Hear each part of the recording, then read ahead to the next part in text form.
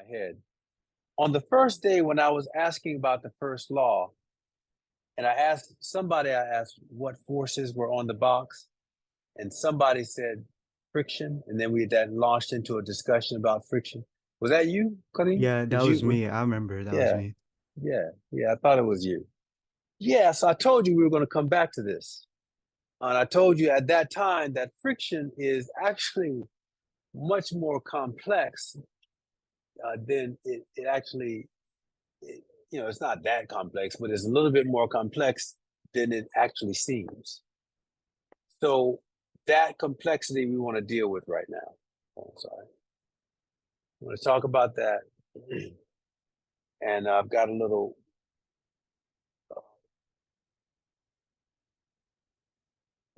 lecture, a little thought experiment that has worked for better than anything else for several years now that I feel to kind of introduce the issues with, the subtleties associated with friction. Let's take one of these things off.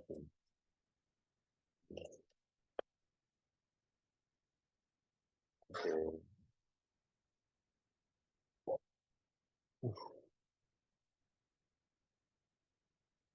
A leg day yesterday.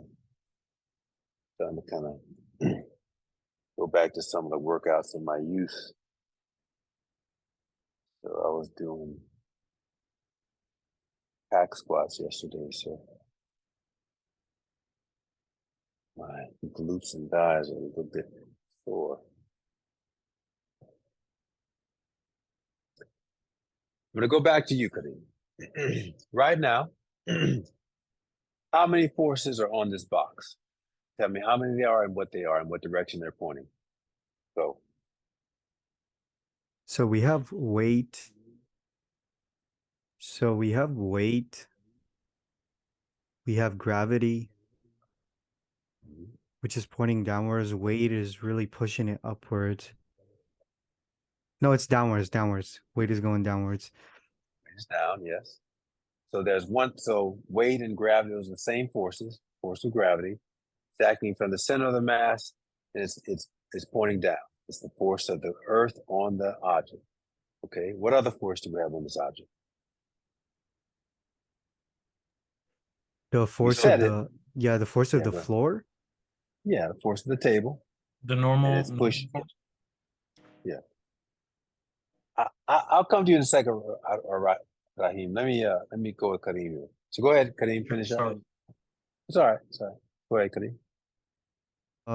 I was saying it's really like the force of the table. Yeah. Its Yeah. weight So, and the gravity, really. I can't really think of other forces that are involved in here. okay. Well, let's just clean up something for a minute. The force that's pointing up is the table, the podium pushing on the table. That has a name, and we've called it the normal force. Okay. Now, it's a separate force. It's not weight. It's not weight. It's a normal force. And it's not always going to be equal to the weight. For example, now in this case it is, but that's just because of the circumstances of the physical situation. When I put this thing at any angle that is non-zero, the normal force is still there, and now it is no longer equal to the weight. What we showed when we looked at these diagrams is that it's now equal to a component of the weight, mg cosine of theta, if theta is the plane angle. Okay. So don't tie it. It's not the weight pushing up, it's a normal force. And yes, in some circumstances, the circumstance in this case, when the object is flat on a flat plane, the value of the normal force happens to be equal to the weight, but it is not the weight. Another case, and you might have already encountered this, maybe start looking at this in some of the problems. I'm sure Wiley might have some problems like this. Back of the book does. But like if in fact, if we were at school right now, what I would normally do is one of the class demonstrations that I normally do is I have a scale at school, and we go to the nearest elevator. Just take the class, walk down the hall. We put the scale in the elevator, and then we just go up and down. And when there's two times when your normal force is actually reading the weight that you actually are. When you're not moving, you get on the scale, it's your weight, because that's actually what you're measuring. When you measure your weight on a scale, you're directly measuring the normal force. And it just so happens that when there is no acceleration, Newton's first law, that normal force, and when you're flat, that normal force equals the weight. But if anything else happens, if you're at an angle or if you're flat and you start to accelerate, the normal force does not equal the weight. So, and your weight doesn't change, obviously, you don't have any more mass on you, but your apparent weight, which is what another word that we use for it, does change because the apparent weight is always the normal force. So when you're going up, it's almost like the floor is pushing up into you more. And so you're compressed on the scale and the normal force goes up. So your apparent weight is greater. And I can show that probably in a minute. We'll do that. Your apparent weight is greater than your actual weight. But if it's a long elevator, for example, and at some point, because what happens, the elevator accelerates and then it goes to a constant velocity and it continues to go up. So if you're on some big skyscraper and you did this, not so much at school because it's only 3 floors, right? So it accelerates and starts to decelerate. So you never really see it very well.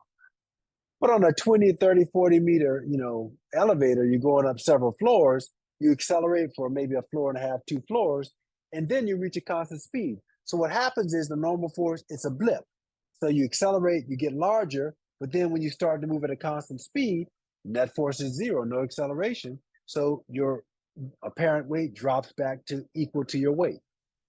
But then when you get to the top floor and it starts to decelerate, it's almost like the floor is dropping out below you. So you kind of rise up off the scale a little bit, and your apparent weight decreases. Right? And you're weighing, the apparent weight is less than what you actually have because you have a negative acceleration. And we'll clearly show that. I'll do that problem a little bit later.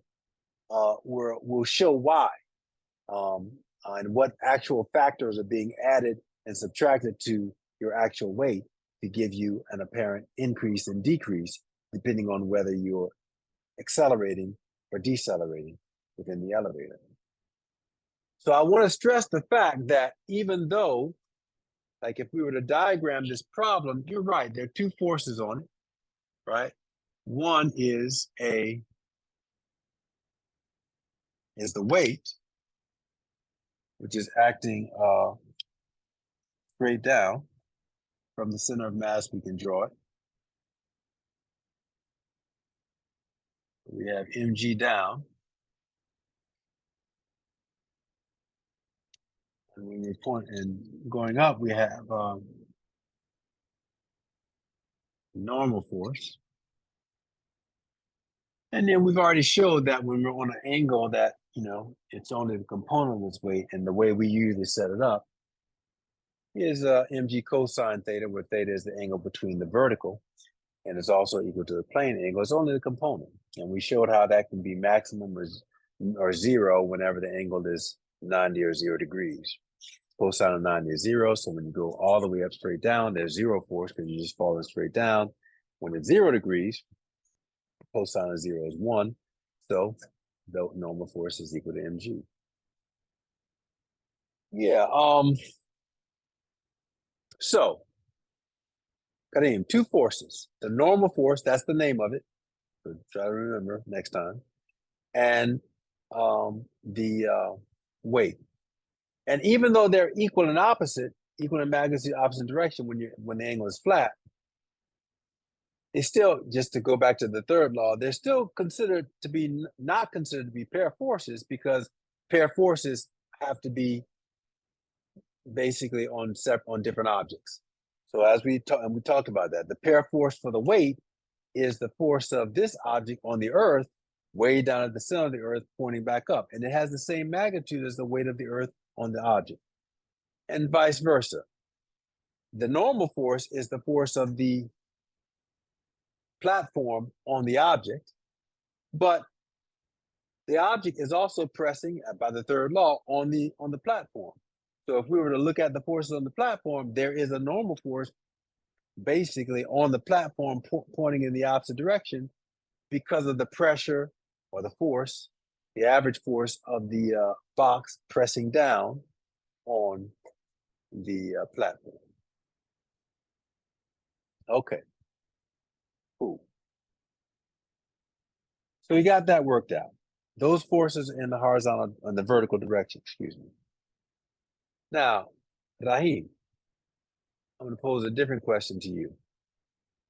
Because early on, when you asked me that question, Karim, the other day, you said there was a frictional force, and then we corrected that. And now we're back. Now, Rahim, I guess I said it wasn't a frictional force, so I guess you already know that. But can you tell me, Rahim, why there is no frictional force? There is not a frictional force on this box. Why not? Because there's no acceleration, the object is at rest, or there's no angle either, so it's the vector is straight down. There's no like lateral movement. No component of gravity down the plane. That's what he's saying. So insightful, yeah. And I would say that you're very, very warm, but yeah, the first part, sure, even when you're right. But even when there is no acceleration, like right now, there's no acceleration, but Yeah, there definitely would be. friction. Yeah, there would definitely be a friction force plus the normal force. Okay, Yeah. okay. What direction would the frictional force be acting on this object in this case?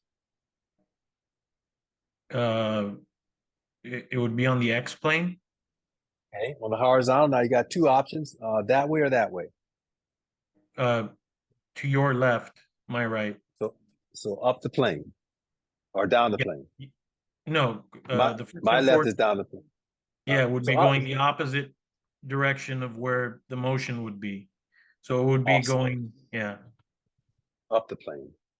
Okay, good job, good job. So I think you got it. I think you understand inherently what how a force behaves. So what I would say is that we call friction, it's in the class of contact forces, okay?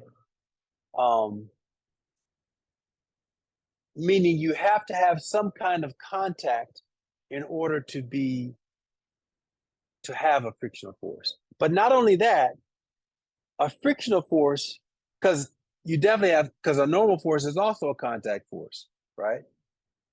But in addition to that, I'll get to you in a second, Mikey. In addition to that, a frictional force is a reaction force. It only arises whenever you have motion or the possibility of motion. So right now, since there's no, if I'm going to take my x-axis and make it horizontal to the plane, right now there is nothing that is potentially causing the object to move on the horizontal direction. But if I shift the axis so that it's at an angle, well, now what we saw is that there is now a component of gravity, namely mg sine theta, down the plane. Now, it's clearly not strong enough to cause acceleration. So you don't have to have acceleration. But potentially it could cause acceleration if that component got large enough. And it will get large enough whenever the angle is large enough to increase that component. And at that critical point, then you will see motion happen. Okay. Mikey, question. Our friction. So I'm assuming friction and like air resistance are different, right? Yes, they're similar type of forces, but they're fundamentally different in the way that they affect an object and, well, how you quantify them. They affect an object in similar ways, but the quantifiable description is different. Yeah. Okay, gotcha. I was just curious. Yeah. I would say the functional form of those forces are different. I probably won't get to drag today, but I might actually even just, I keep telling you I'm gonna post stuff like out, but I might actually do that because I think I want to kind of keep it moving along. And it actually is a kind of a long problem because we have to get in, it's more mathematical to derive it, but I do it every semester. But this time I think I'm going to use the module and just give an addendum lecture probably on Friday. And I'll post and make an announcement. It's worth going through because it's something that you're gonna. It's worth for you to learn how to do because if you haven't done it yet, you'll do very similar problems in when you get to differential equations. It may not necessarily be with drag, but I'm kind of getting on a tangent now. But it turns out that what comes out of that a drag problem, it's the same mathematics as anything like population, using differential equations to solve population growth or plant growth or a lot of things that, because it turns out it's an exponential function. The frictional force is not exponential. Still drag force causes things, retards motion, but it's fundamentally different in the way that how it quantifiably how it affects something. So I'll let that, I'll talk more about that whenever I post that lecture. But the idea that it's a retarding, it retards the motion and it's a reaction force because it's opposite the direction of motion. In that way, friction and drag are the same, and they're considered. We'll talk about that next chapter. I don't like to do it this chapter. Something called conservative and non-conservative forces. So we distinguish between certain types of forces. I'll just say there's a couple of ways we distinguish, but the easiest way is a non-conservative force would be a force like gravity, where nothing has to touch the object for gravity to cause it to accelerate. It has to be no touching. For a normal force, for a drag force, because the molecules are actually touching, for a frictional force, the surfaces, again, molecules and atoms are touching. Those things, there has to be some kind of sort of contact in order for those forces to be applied to an object.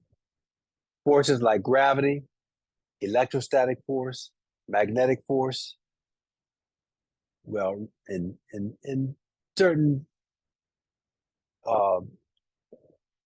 those are considered conservative forces. And we also make an exception, which we'll talk about in a couple of chapters, of a spring, because a spring, if we assume it's massless, and the contact is small compared to when you're attaching a spring to something, to a ball, there's not much contact between the ball and the spring. We kind of assume it's negligible. That also turns out to be a conservative force as well when we look at it. So, bit of a tangent, but useful because it foreshadows something that we're going to be doing.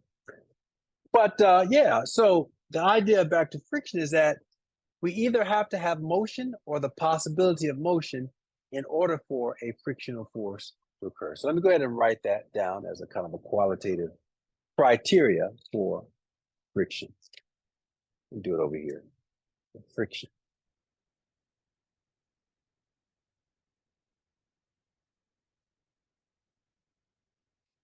So I went through and I don't know what's going on. I did refresh these things, but I guess I didn't put enough in them or something because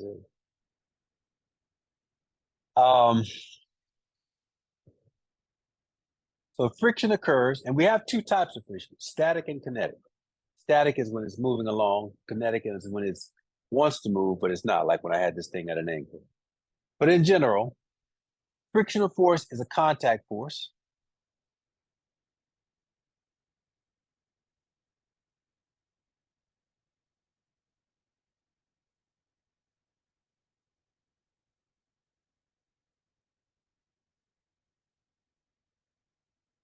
Friction occurs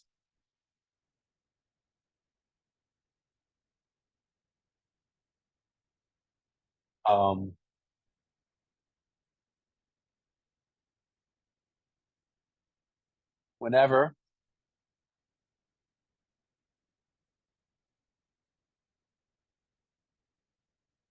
motion occurs or the possibility of motion.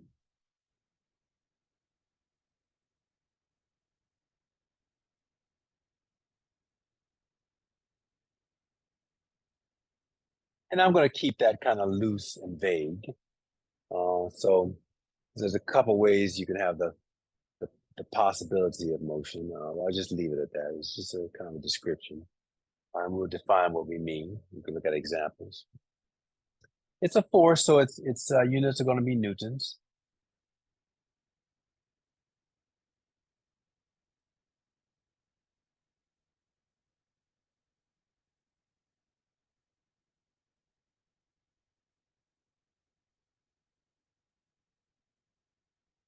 And we can look at a couple of things. I'm gonna just keep that there. We'll look at it. I'm gonna play around with some thought experiments here and see if we can figure out more about friction just from an organic point of view. Now, let's consider the possibility of motion from a different point of view. So that scenario, I'll put it over here, was when we just graph what Raheem was talking about. I think it's a really good example, illustration to start to quantify. So right now, gravity is straight down. So it would accelerate it down, but it can't, go through. We're not the Flash, so we can't vibrate ourselves and then fall through the table. So right now, from a macroscopic point of view, the net force is zero. And by the way, Kareem, that's why the normal force in that particular situation is equal to mg. It's not because it is mg. It just so happens that in this case it's equal because we apply the first law. There's no acceleration. And we've done it several times. Ultimately, we'll see that because of that, n minus mg equals zero. So n equals zero. That's just a coincidence of this particular situation. It doesn't mean, even though, and that's what happens. We get in the habit of that, right? Like we do so many problems that n is equal to mg, n is equal to mg. At some point, it fuses in your mind. You think, okay, n is mg. It's not. And that's what I think the confusion was. Now, as we expand to other scenarios, where we got this thing on an angle now,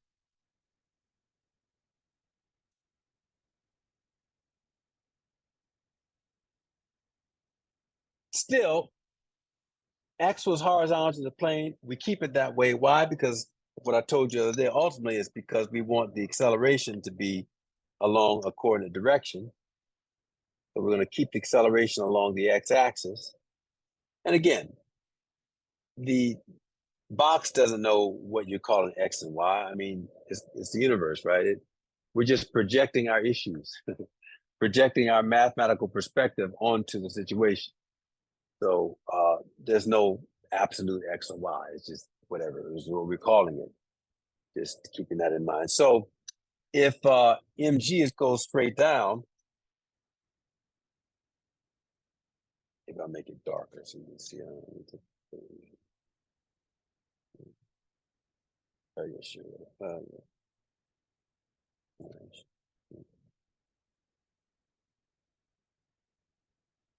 So it turns out that, as we showed, that thing is theta as well, right? So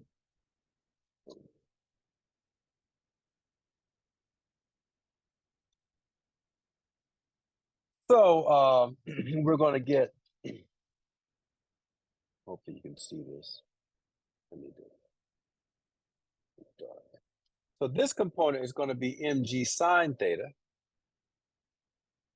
And this component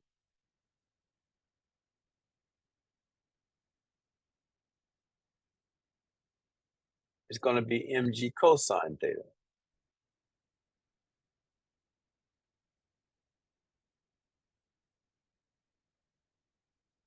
So that's what I was saying, this component here. So whenever the angle is flat, whenever the incline is flat, the angle is zero, cosine of zero is one, and you're back to this situation where mg equals normal force equals mg. As it stands along the y direction now, we have to call it that. Well, I guess we call it that here. But still, you got the first law, the net force equals zero. Why? Because even as this thing accelerates along the x direction, it's not even moving along the y direction. So clearly no acceleration. So again, the two forces are the normal force up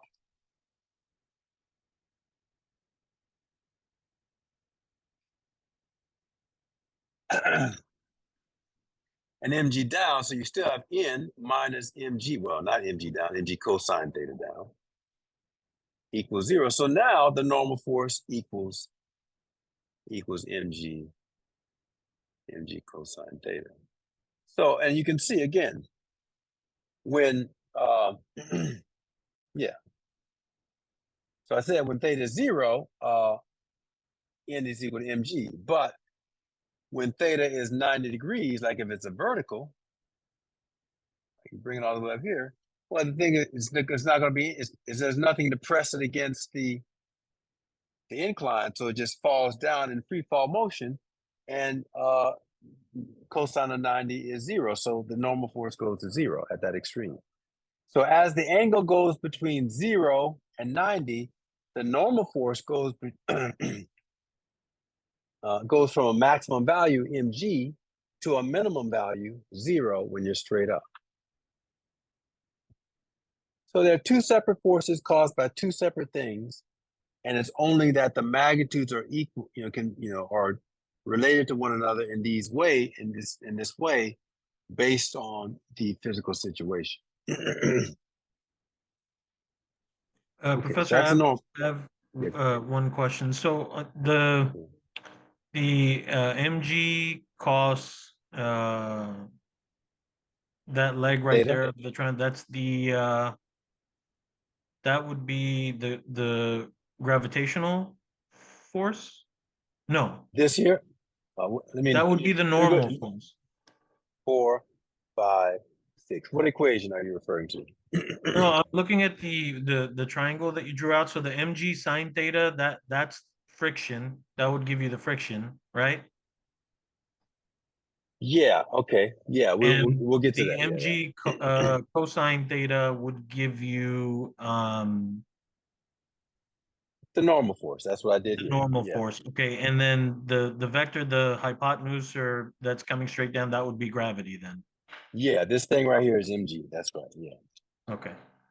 So good. Yeah. So you're working ahead now. That's good. Yeah. So I didn't put any other forces there, right? Because that's where we were. That's what we did the other day, where we had a frictionless surface. Okay.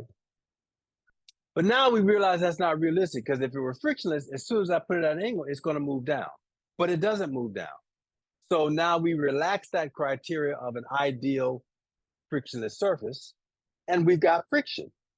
So as I told you, what friction is opposite the direction of motion. Early on, Raheem said it acts up the plane, and it does.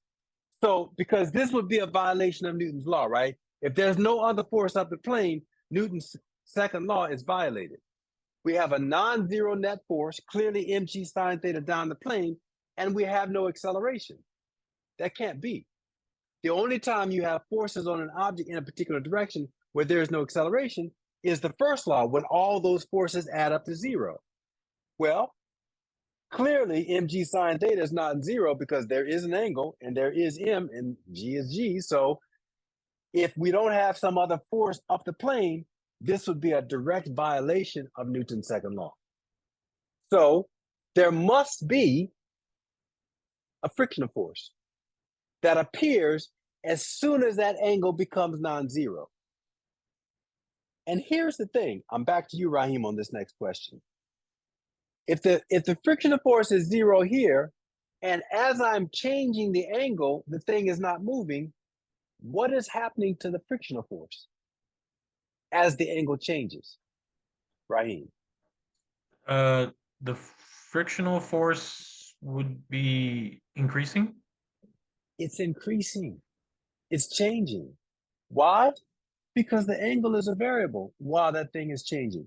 M is constant, G is constant, but the frictional force, it's increasing. Yeah. It's increasing to match, because this force is also increasing. Why is it increasing? Because the angle is increasing. Right? It's that force is actually 0 when the angle is 0. Why? Because sine of 0 is 0. But when that angle is 90 degrees, that force becomes mg, because sine of 90 is 1. Right? So yeah. So these forces are kind of, opposite one another in magnitude. They're not equal, because they're not along the same, they're not opposing one another. But because of the nature of the cosine, sine and cosine, right? Cosine squared equals 1. and multiplying the thing by the same, it's like, they add, at every point they add up to 1. Like if you and what would they add up to? Mg, because that would be, right? Because in other words, it's just the apparent weight. The actual Mg is not changed. That's another way to think about it. So whatever the value of, it's like splitting the weight between two components, but they can't add up to be less than Mg or greater than Mg because that doesn't make sense, right? So it's really nice to kind of see that symmetry in there. And if you look at those, the way the weight splits between the two components in the way that you're describing it.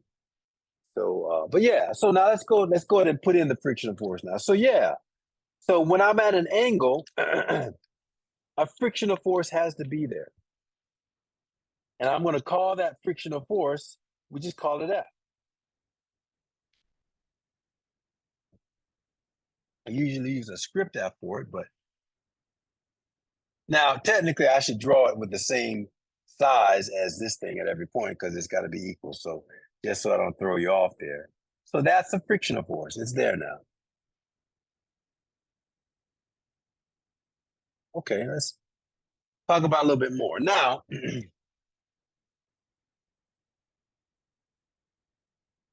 let's illustrate that in a different way now. Right now, this thing has changed the scenario. We're back to the block, angle is flat. I've got a string on it, on the object. Now, right now, as we said earlier, there's no frictional force on the object because there's no potential, there's nothing causing it to possibly move. Right? There's no component of gravity trying to move it along the x direction or the horizontal direction, and there's nothing else there. However, if I come and I attach a string to the object and I tug on the object ever so slightly, it's not accelerating, and I am pulling on it. So if this, and let's call it a tension force. Let's say that there's a non-zero tension force trying to pull the object to your left. Is there friction on the object right now, and why? So let me go to someone who hasn't answered yet. I don't know. Joe, are you there? Oh, sorry. Joe, are you there? You want to give it a shot? Is there a frictional force on this object while I have a tension force on it? No, there's not. No? Okay, let's take a look at this. If I diagram this thing,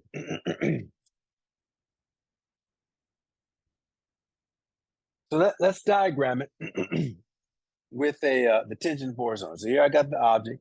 I'm gonna put all the other forces on just so we know that they're still there. We got mg down. I'll put them in black because we're not worried about talking about them right now. Normal force up.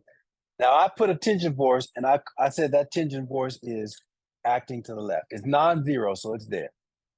Okay. So, which law applies to that, Joel? The first law or the second law? On the horizontal direction, in the x direction. Which law applies, the first or the second? Is it the first? Okay, let's apply the first and let's test. Let's see. All right, so we got, and you said the first because it's not moving, right? And not just not as a moving, it's not accelerating, right? Yeah. That's why you said that. Okay, I agree. I agree. It definitely is not acceleration. But let's look and see what happens. So the first law says that the net force on the object equals 0. Okay, what are the and this is the x direction. Let's be specific. What are the forces in the x direction? Joe? I'm not sure. Well, look, this is the x direction here. This is the y direction. What forces along the horizontal? Just look at the object. Like I got it. I'm gonna draw there. So do you see a force in the x direction? X or Yes. negative x? And, Yeah. okay, what is it? I'm not sure. Is it gravity? No, it's that thing. What did I call it? T. T. You know what that represents, right? Vector T. Well, yeah, it's what we call, anytime we have a string attached to an object, it's a tension force. I said Okay. that earlier, like a week ago or so. So yeah, anytime we have a string, it's always a tension force. That's what we're going to refer to it. So yeah, so we've got a tension force. It's actually acting in the negative x direction. So we can put that in if we want. So we got to list the forces. So look, I'm going to list the force negative t, and that equals, well, there's clearly no acceleration, so it's got to equal 0. Is that equation a valid equation? Does that make sense? Can you see it, or is this thing blocking? I think you see. Yeah, I can see. What's the problem with equation 2 here? There's a problem. What's the problem? Is it because it's negative? No. Um, Now again, I'm pulling on the thing, so there is a force. It's non-zero. is What's it the because it's problem with equal that? to 0? Yeah. How can it be equal to 0 if that makes no sense? It's non-zero, and but I do have 0 acceleration. So think about it, Joe. How can that be fixed based on the context of this lecture? What does that have to mean? That means you had to put a force on the other direction. Yes. What kind of force has got to be there?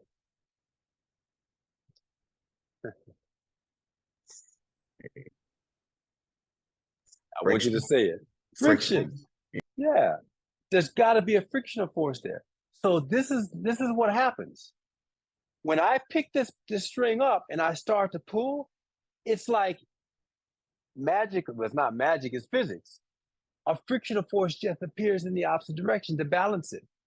We can't see it visually, but if I could have like a friction meter and I could turn on some, like it represented as a vector, as soon as I pull this thing, we would see friction pop out the other direction. And if I pull it harder, it would get longer. It would get longer up to a critical point just before it's about to move. Yeah, that's how friction works. It's just there, right? And the way we know, and again, I have to go back to Isaac Newton, because there's one thing to have the equations and then figure out how they work. It's a whole different ball game to just create this stuff or realize that it's, discover it, I guess, like and just make all this stuff work with the laws. It's just, I won't go on that soapbox again, but I have to get, every time it comes up and we have these little things where these little realizations, I have to go back and give some props to Newton, because it's incredible, that he was able to figure this stuff out like this. So, because you can't see the force, right? You got to define it, quantify it. What is it, Mikey, go for it. This might be a little bit off topic, but is there like something that okay, so you know how ice has less friction? Is there like something that you have to play around with in order for it to make sense? I've got a great explanation for that. We'll get to that when we get to static friction. Yeah, the kinetic friction. Hold on for that. Yeah. So we got to have another force there, and it must be the frictional force. And at every point, as long as there's no motion, it's got to be equal and opposite to whatever other forces are there on the object in the opposite direction. Yeah. So that's what the problem is. And it's positive F, so we put in positive F equals 0. And so up to a critical point, up until we have acceleration, there is going to be a frictional force, and we call it a static frictional force. We say that it's the force of no motion, frictional force of no motion, and it is, so I'm going to put a little S on here. And that means that the tension force is equal and opposite to the static frictional force, the magnitude of the static frictional force, as long as there is no acceleration.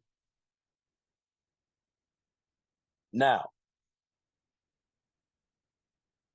going back to our class demonstration, I pull on this thing and I start increasing my force up until a point, and then at that point I get motion. Now, it's hard for me to demonstrate it here, but let me try a different way with going back to the graph, because that's the same thing that happens here. Now, going back to this problem. As I put this thing at an angle, the frictional force pops out equals, and as that angle increases, mg sine theta increases with no motion up until a critical point, and then after that critical point angle, basically critical angle, we get motion. Now, what I want you to do is see if you can figure out what type of motion it is, whether it's, and we got two types, constant motion or accelerated motion. Let me get a bigger little thing here I have for this part.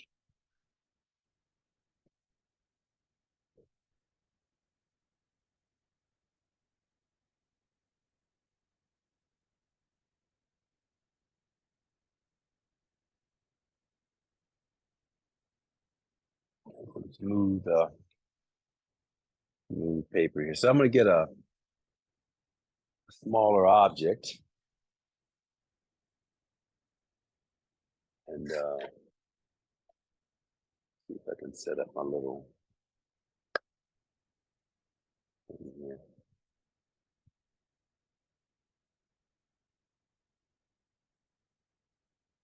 Well, that's not going to really work very well. I feel like this.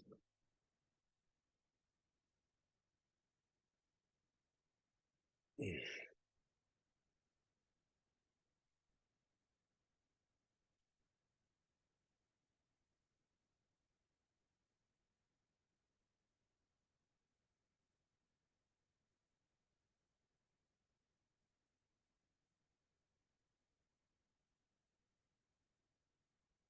need something a little smooth. So I'm gonna get a, actually that's white, so you might not even see it. I got a little pod case here. And that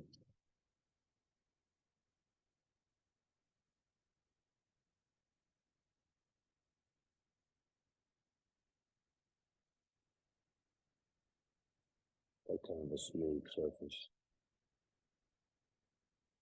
This will work pretty well.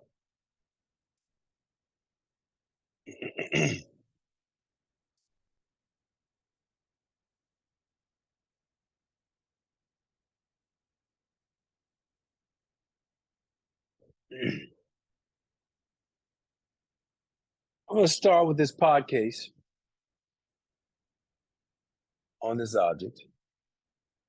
And maybe I should go in the opposite direction.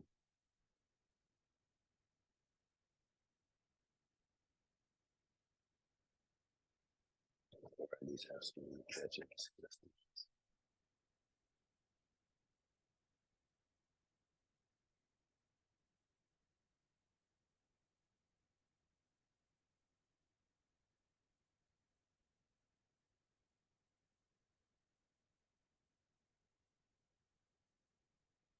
What's happening here?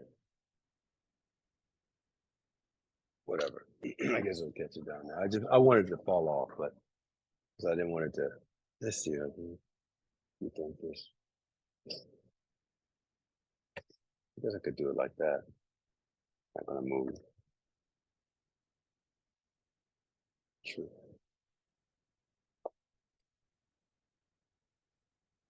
I wanted to start at angle 0 too, so.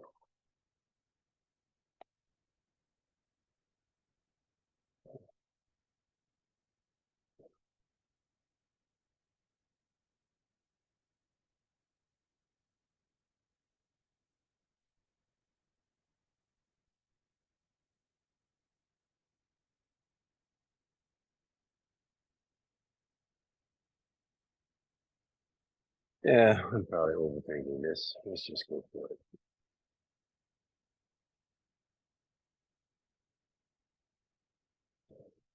So we're gonna put this here, and I'm gonna, so assume we're at angle 0. And I'm going to increase it up to a point. And so what's gonna happen is what I said. Right now, there's no frictional force. And there's no component mg sine theta down the plane because there's angle to 0. But as I increase this thing, so right now, oh, that actually happened pretty quickly, didn't it? Because this is a smooth, this side has got a little bit of, it's not as smooth. So I need it to happen at a later angle. So right now, there's definitely an mg sine theta down the plane. So there's a frictional force up the plane, and it's keeping it from moving. So what I'm going to try to do is go just to the point where mg sine theta overcomes the frictional force. And I want you to tell me what type of motion you think that is.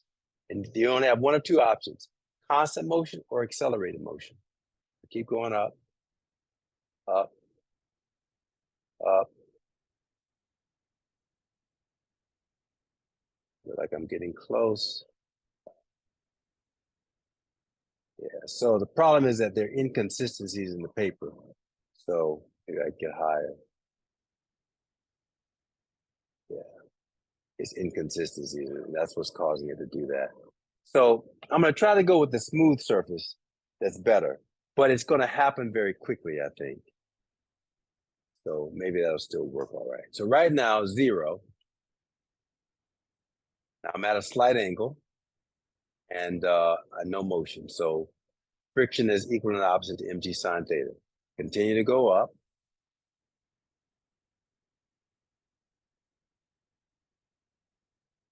Oh, that's beautiful. Yeah. Now, there's a slight slope in the thing. I was trying to keep it, balanced. So we saw it kind of, well, you tell me, what type of motion do you think there's? I'm gonna try to make it a bit more, maybe I should put both together so it doesn't slope out a bit thicker. Is that constant motion or is it accelerated motion?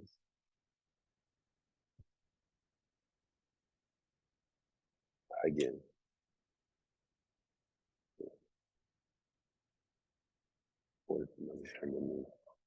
Go up.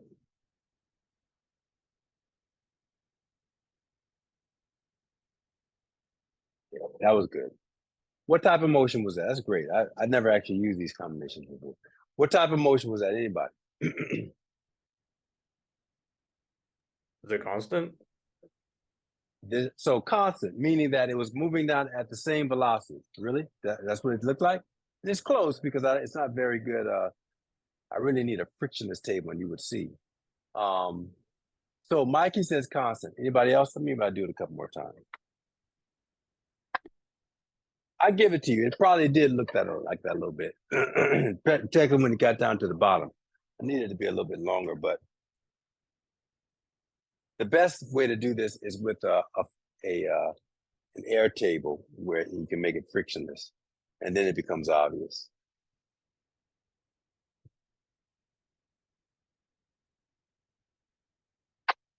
Okay, that was better. What kind of motion was it, Mikey? Does that look like constant motion to you? No, it's accelerated motion. It's accelerated motion. Yeah, it's accelerated. So as soon as it breaks, so somehow it went through constant motion. Now let's see. Let's look at this again. We'll try to go to that angle and hold it. Okay, maybe right there. Definitely accelerated. Now, what I'm going to do is I'm going to drop the angle a little bit, just a little bit. And then I'm going to put this thing back on. I got to go a little bit further. Drop it even more. Put it back on so it's not moving. But now I'm going to touch it. Close, because it's kind of hard for me to find the angle. But it's definitely lower than it was before. If I give it a boost, yeah, it's kind of hard to find because there is a little bit of slope in it. Try it again. That's a little bit better, but there is slope in it. So I guess what I'm trying to illustrate is that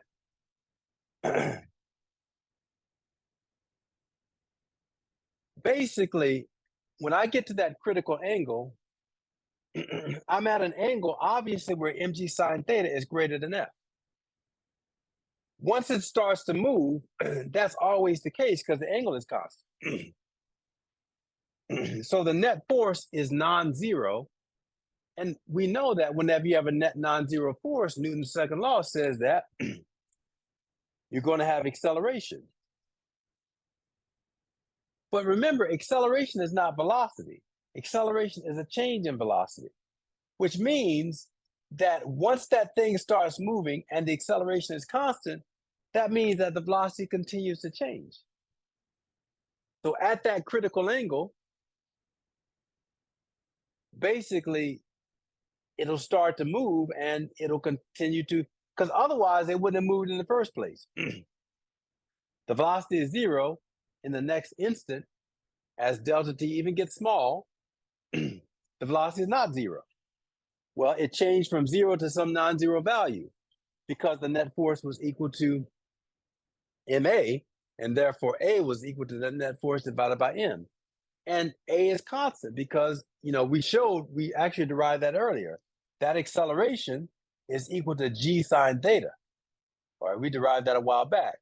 So as long as theta is constant, g clearly is constant, the acceleration is constant, which means that even though the object has moved from 0 to whatever non-zero velocity it is in that first instant, in the next instant, it's going to go from that non-zero velocity to some larger non-zero velocity and just keep doing it. So it's definitely accelerated motion. But there must have been an angle that I actually went through where F was equal to mg. And it's a lower angle, less than that critical angle. So if I were to give it a boost, and the reason that it didn't move is because it's the first law. F equals ma, so there's no acceleration. But I told you early on, there's two types of motion that occur when that are associated with the first law. One is obvious, no motion, but the other is constant motion. So essentially what happens is I can go back and find that angle where the force down the plane was equal to the frictional force up the plane. And if I give it constant motion, it should just keep moving because there's no net force to, remember, first law, an object will remain at rest or in motion in a straight line unless acted upon by a net force. Now, I did tap it and give it a non-net force to start it moving, but once I'm not touching it anymore, the net force is 0. So whatever velocity I accelerated it to, in an ideal situation, it should maintain that velocity sliding down the plane, which it kind of did. Now, the reason it didn't so much here is because my surface, even though it's smooth, it's not consistently smooth. And there's probably little dips and things and stuff. The smoother the surface, the better you can see that happen. And we actually have some really great experiments. There's one classic experiment in class where you have blocks on planes. So it combines all the stuff we've been doing here. Blocks on planes, and you put on a little pulley at the end, and the thing that pulls it down is a force pulling it down. And you basically go through and you get data for different angles and map out the frictional force per angle. And what you see is that it's a linear relationship. It basically gives a way for you to derive what I'm trying to derive from you right now, the formula for friction. And here we're going to kind of do it empirically, just by observation of some things. But there, you can actually do it, you can quantify it, because you can graph these points, and the slope of the graph is going to end up being basically something that we'll call define as the coefficient of friction. Basically, there's a relationship between, we're going to say it right now, between the frictional force and the normal force. So I'll get to that in a second. Right now, I just want to establish that we can now we know that the frictional force, at least the static frictional force, it has a range. It ranges from 0 to, at least in this particular case, some maximum value that was associated with the plane angle of the plane. In the case where there was no angle involved, still we saw that scenario where we started with a certain friction, and I pulled on it, and at some critical point, it moves. So again, we're starting from 0, and there's a maximum value at which it overcomes the frictional force and it starts to accelerate. And even in that scenario, it's hard for me to do it because I'm not like, I'm not a robot, but I couldn't, once it starts to move, if I kept the same amount of force applied to it, you would see it accelerate. And at some point less than that critical tension, if I tap the object, it would move along. And if I kept the same force, it would move at a constant velocity. So in that case, not so much, it's really a critical tension that would cause the natural movement. And if I gave it help, it would be some value less than that, such that the tension would be, would give rise to constant motion as the thing moved along. So does that make sense so far regarding our understanding of friction? So far, so good. Now, a lot of this, I think you probably had an intuition for, but we got to organize that intuition. And, we ultimately have to quantify that into these relationships that will describe mathematically the friction. Another point we got to come up with. Let's go back to this experiment where we're pulling on the tension. Now everybody's going to get this, but still I want to go through the process. Now, right now, if I were to have like a little spring scale, I could attach a spring scale to this thing and I could figure out what the value of the tension that would cause this thing to accelerate. We can figure that out. Let's say that it's some value, T, tension, T1, let's say, T1. And every time I do it a couple times, probably there's some error there, but I take an average value, I'll get an average value of T1. Now, I'm going to take another, so this is M1. So I'm going to take M2, and I'm going to place M2 on top of M1, so that now the total mass of the thing is M2 plus M1, which means the weight has increased, which means the normal force has increased. Before, the normal force was Tm1, but now the normal force is Tm1 plus M2. That should be pretty intuitive for everybody. What happens to the critical tension that causes acceleration to happen? Does it stay the same? Does it decrease? Or does it increase? Anybody? Someone who has a comment today. Esperanza. Does it become harder for me to cause this thing to accelerate, to move it? Does the difficulty stay the same? Or does it become easier when I place another mass on top of this thing? I would assume harder. Harder. Okay, Joel says harder. Let's go even more. Let's say I take a bunch of other weight and I place it on top. These are my little pads for, place a bunch of it on top. In fact, if I had a car that I placed on top of this box, all this stuff on top of the box, all that crap. Yeah. We can't put all of it. There you go. Really interesting. I can feel it here. Yeah. You can probably see I got to stretch the string out. Still not going. Look at that. Can't even pull it now. Yeah. So I do need to get a spring scale. This would be a great, never done it like this before. This would be a great demonstration. Yeah. So we would clearly see that the spring scale would stretch out very visibly in the amount of force that caused the accelerator. Okay. So Joel, since you're going with this, when we diagram this problem here, the only force that we're really working against is friction, right? Yeah. So as I put more mass on this thing, what is happening to the frictional force? It's increasing. Gotta be. This is what Newton's law is saying, first law is saying, right? That, well, it becomes the second law whenever it starts to move, but until it moves, it's the first law. So what it's saying is that I want to try to figure out what's causing what is its mathematical form? What's the function of it? And it turns out that it actually is pretty simple, different from drag, as you were asking about, Mikey. If we do a set of experiments, and the experiment that we usually do in class is you can either there's two ways, basically these two experiments I talked about. You get to the critical point and you put different masses on the object, and you then can measure the value of the acceleration, or you can put it at different angles to see what the acceleration down the plane will be. And then you can graph things. You can graph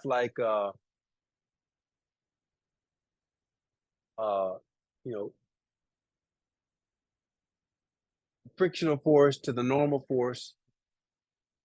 And what you find is that it's a linear relationship. There's a linear relationship. So yes, as the normal force increases, the frictional force also increases. And there is a linear relationship between the two, meaning that there's just they're proportional to one another, and all you need is a constant of proportionality to define that proportional relationship. And that's where the definition of friction comes from. That the frictional force is proportional to the normal force.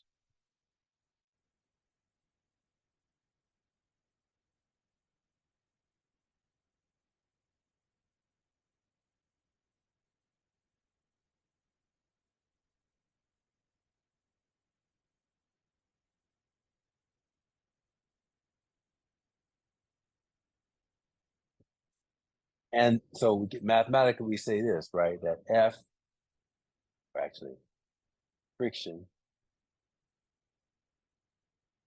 is proportional to the normal force. And the constant of proportionality is something called the coefficient of friction. Because, you always have to have a constant to define the, it essentially kind of sets the value of the force, but that's a more advanced way of thinking about it. I don't think I need this anymore. So yeah, keep these properties of friction going.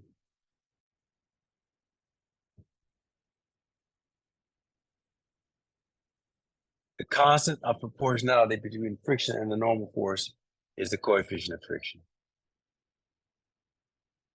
Coefficient.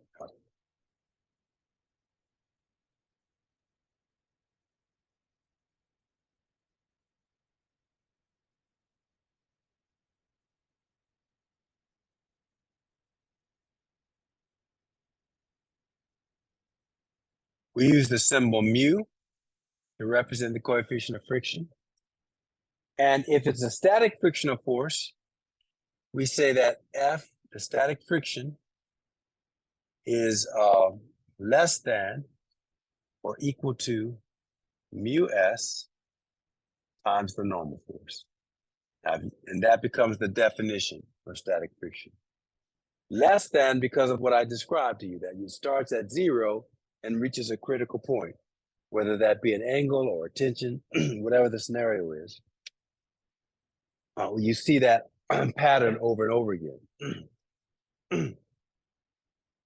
That you have to reach some sort of critical value for the motion to occur. And at that critical value, the motion, it is accelerated motion, kind of skips through the constant motion, and will always be accelerated motion for the reason I described.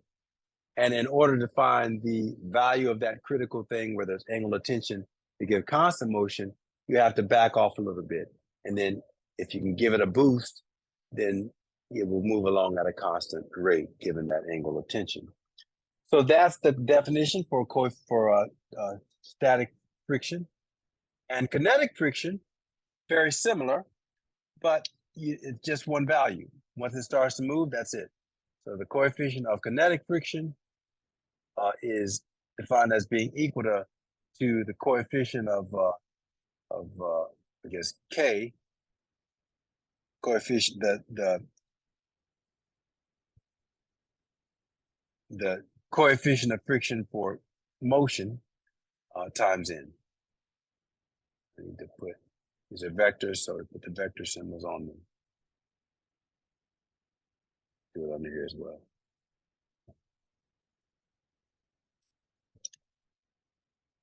All right.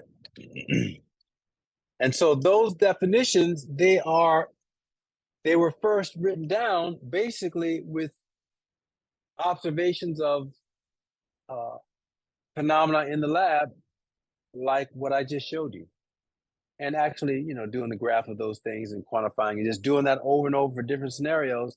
And what they all found is that if you plotted the normal force versus the frictional force or any variation of that, like we'll see when we get into what these things, that you always get that relationship. So that's how friction was ultimately defined. That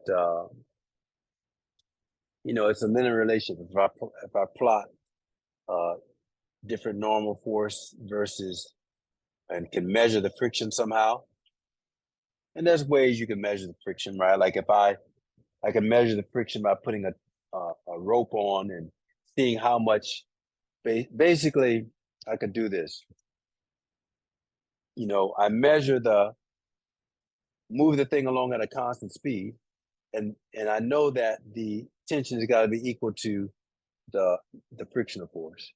But then I put a mass on, change the normal force, and now when I do that and pull it at a constant rate, I know that tension force it would have changed, and so the normal force would have changed. So you can basically get a set of data points for normal force essentially versus friction, and so you plot that normal force versus friction. What you always see is that you get some sort of linear relationship. You get a line, but then the slope of that line is going to be what?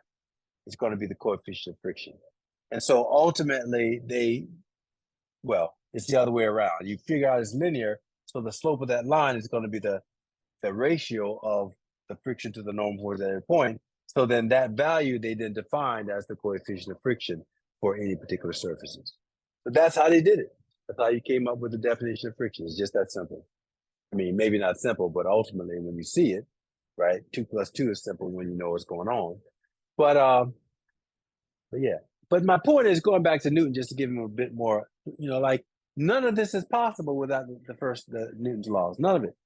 Because you got to have it to set it up, right? So it's just, yeah. So that's it. That's friction. That's what friction is. And so it's kind of a long discussion. I try to be comprehensive with friction to introduce it. But then the fun part is actually now applying it, using it now to go back and now we can go back and put that on those problems, right? Because whenever something is moving down a plane, we know it's accelerated motion when it starts to move on its own. So now we can go back and do all of those problems with blocks on tandem, but put in frictional force and see what the result is. And again, as I told you, whenever the mu goes to 0, whenever we relax the criteria to a frictionless surface, that resulting equation has got to reduce to whatever the combination of equations you had before when you weren't considering friction. And that's how you know you got it right. Because we know those things are right now. We've been doing that for a week and a half or whatever. So yeah, so now that's what I'm going to do. I'm going to go back and pick a couple of those problems, and we'll work them out, see the solution we come up with, see how it's changed. But then we put in the term where mu is 0, it'll reduce back to whatever that situation was without friction.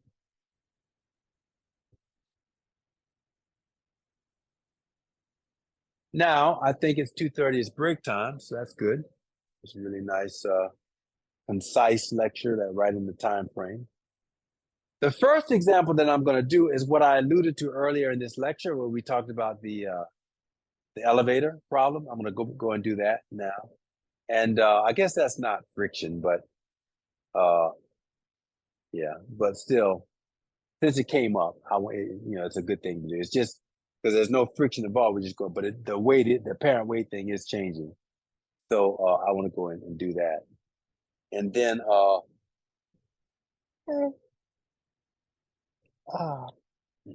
then we'll start basically the rest of the class. I'm just going to work friction problems and basically go back all those problems we did, or some of them with the blocks on planes. We're going to now put in friction. So that'll be the class.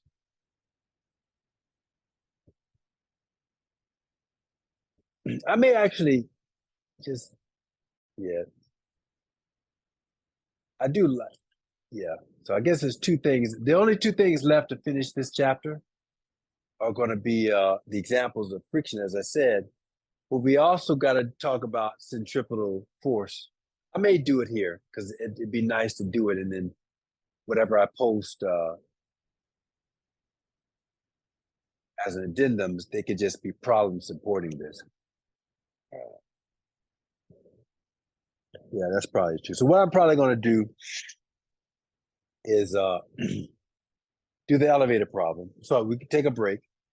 come back to the elevator problem, switch to do maybe one, definitely one, maybe two of the blocks on plane stuff with friction. Maybe one, maybe do the flat plane with friction.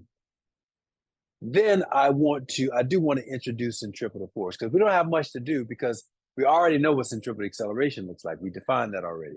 So we just now need to talk about what centripetal force is that causes that motion.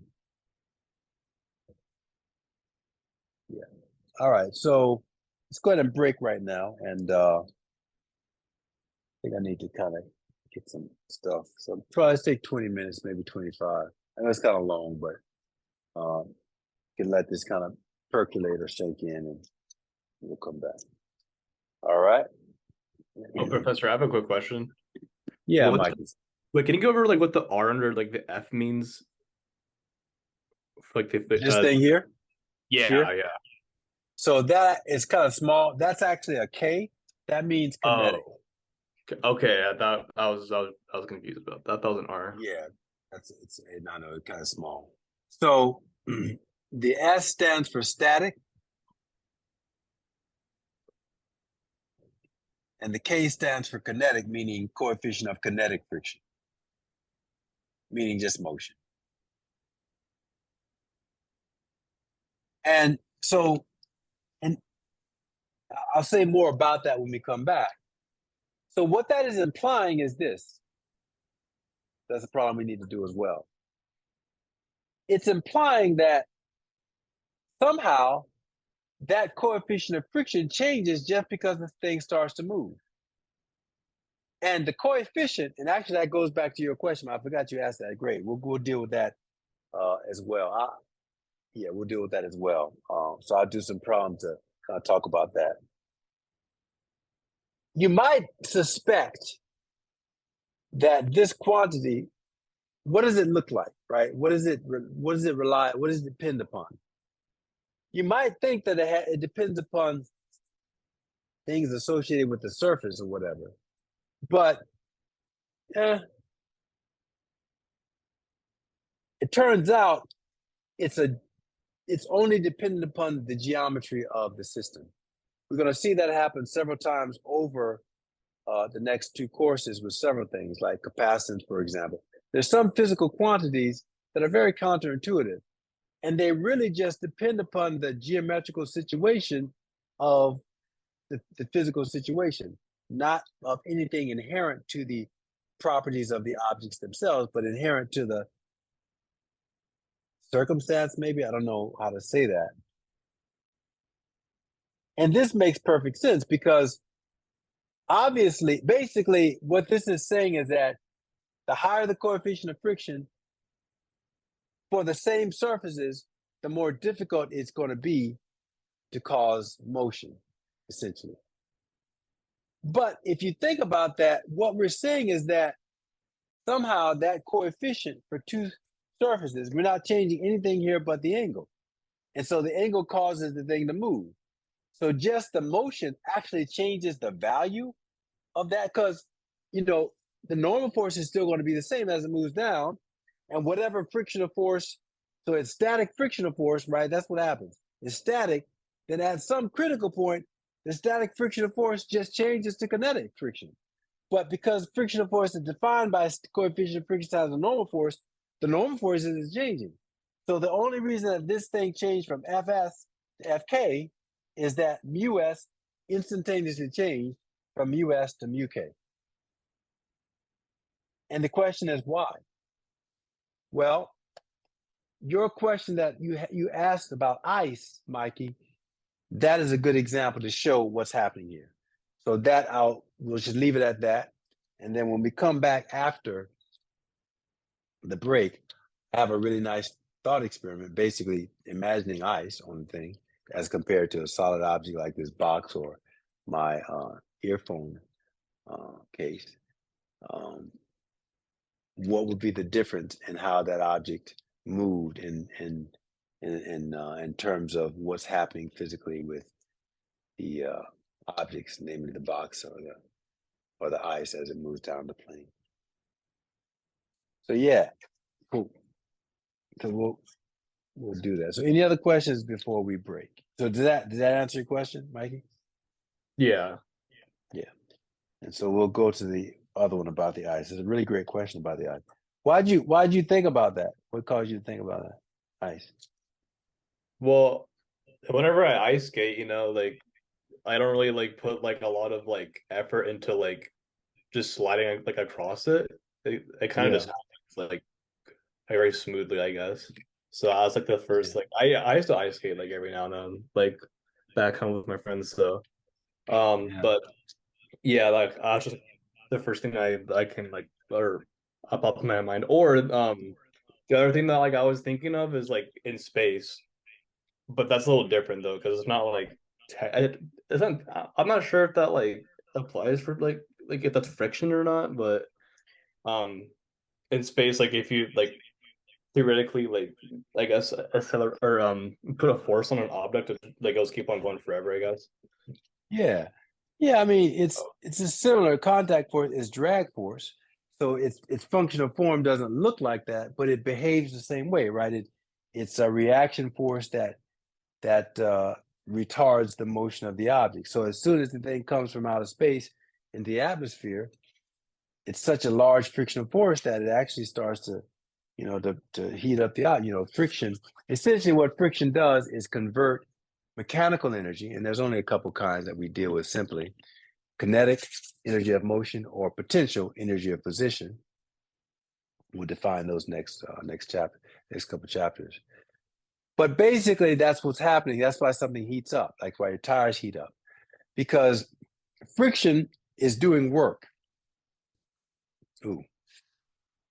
On the objects, and when it does work, it takes some of that work as energy.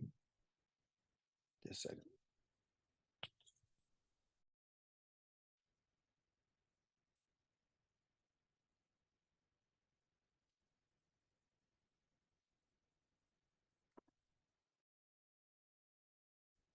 Back. Can you hear me again?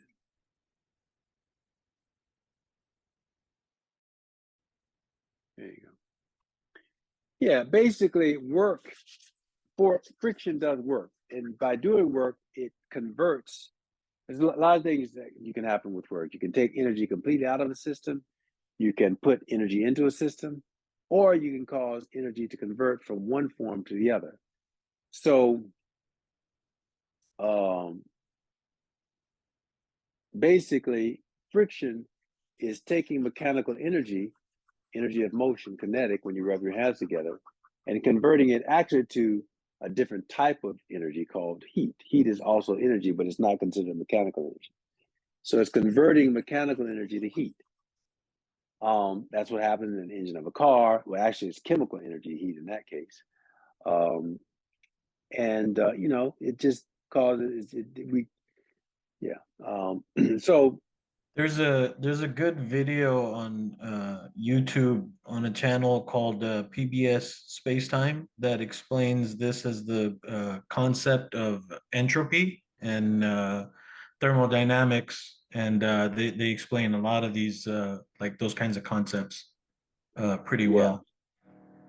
Well, can you maybe post the link in the chat and also give me, or if you can find it, and Yeah, also I'll give you the channel. It has a lot of like interesting physics and thermodynamics and that kind of uh, like quantum physics and astrophysics, stuff like that. what's it called? What's the channel called? PBS Spacetime. Okay, yeah. When you because I want to. Sometimes I forget to get the thing off in the chat. Can you email that to me also? That was Yeah, you, Rahim. Yeah. yeah, So that yeah, I'll. yeah. Yeah. Yeah. Yeah. And so that's good. Good. Yeah. So that's and entropy. It's a bit more advanced term. It's something we'll talk about in Physics 39 at length. But you remember how I told you that perspective is a theme of the course? That is one example. Is why I'm not explaining the work that friction does in the concept of entropy because it's more of an event. But it's a different perspective of describing what's actually happening here. we'll deal with this. But yeah, entropy is kind of a honestly, I think entropy is probably the most difficult, one of the most difficult concepts. Difficult, one of the most subtle concepts, physics concepts in the all three courses that we have here. And it has to do with entropy is defined as it's actually defined in the negative, which makes it kind of difficult. It's defined as the amount of disorder of a system. Yeah. And anytime something is defined in the negative, just that alone is a little bit, off-putting, because we usually define things in what I call the positive. And so what Rahi, just because it came up in class, I'll mention it. Disorder, what does that mean? Well, go back to the Einstein model. The Einstein model, the atoms, everything, it has a certain order, a very basic order. And I showed you what the basic order is. Well, you can imagine, right, when you're rubbing on something, and if you could look at a microscopic level, there's stuff going on with the atoms, like they're feeling all this energy coming in, it's like just, it's disrupting things, right? So the idea of entropy is that in general, the whole universe tends toward disorder. We have order, and as the universe expands in the Big Bang, it's becoming less order. That's the overall astrophysics. That's why it becomes kind of a big topic in astrophysics. But as above, so below. So on every level, these things apply.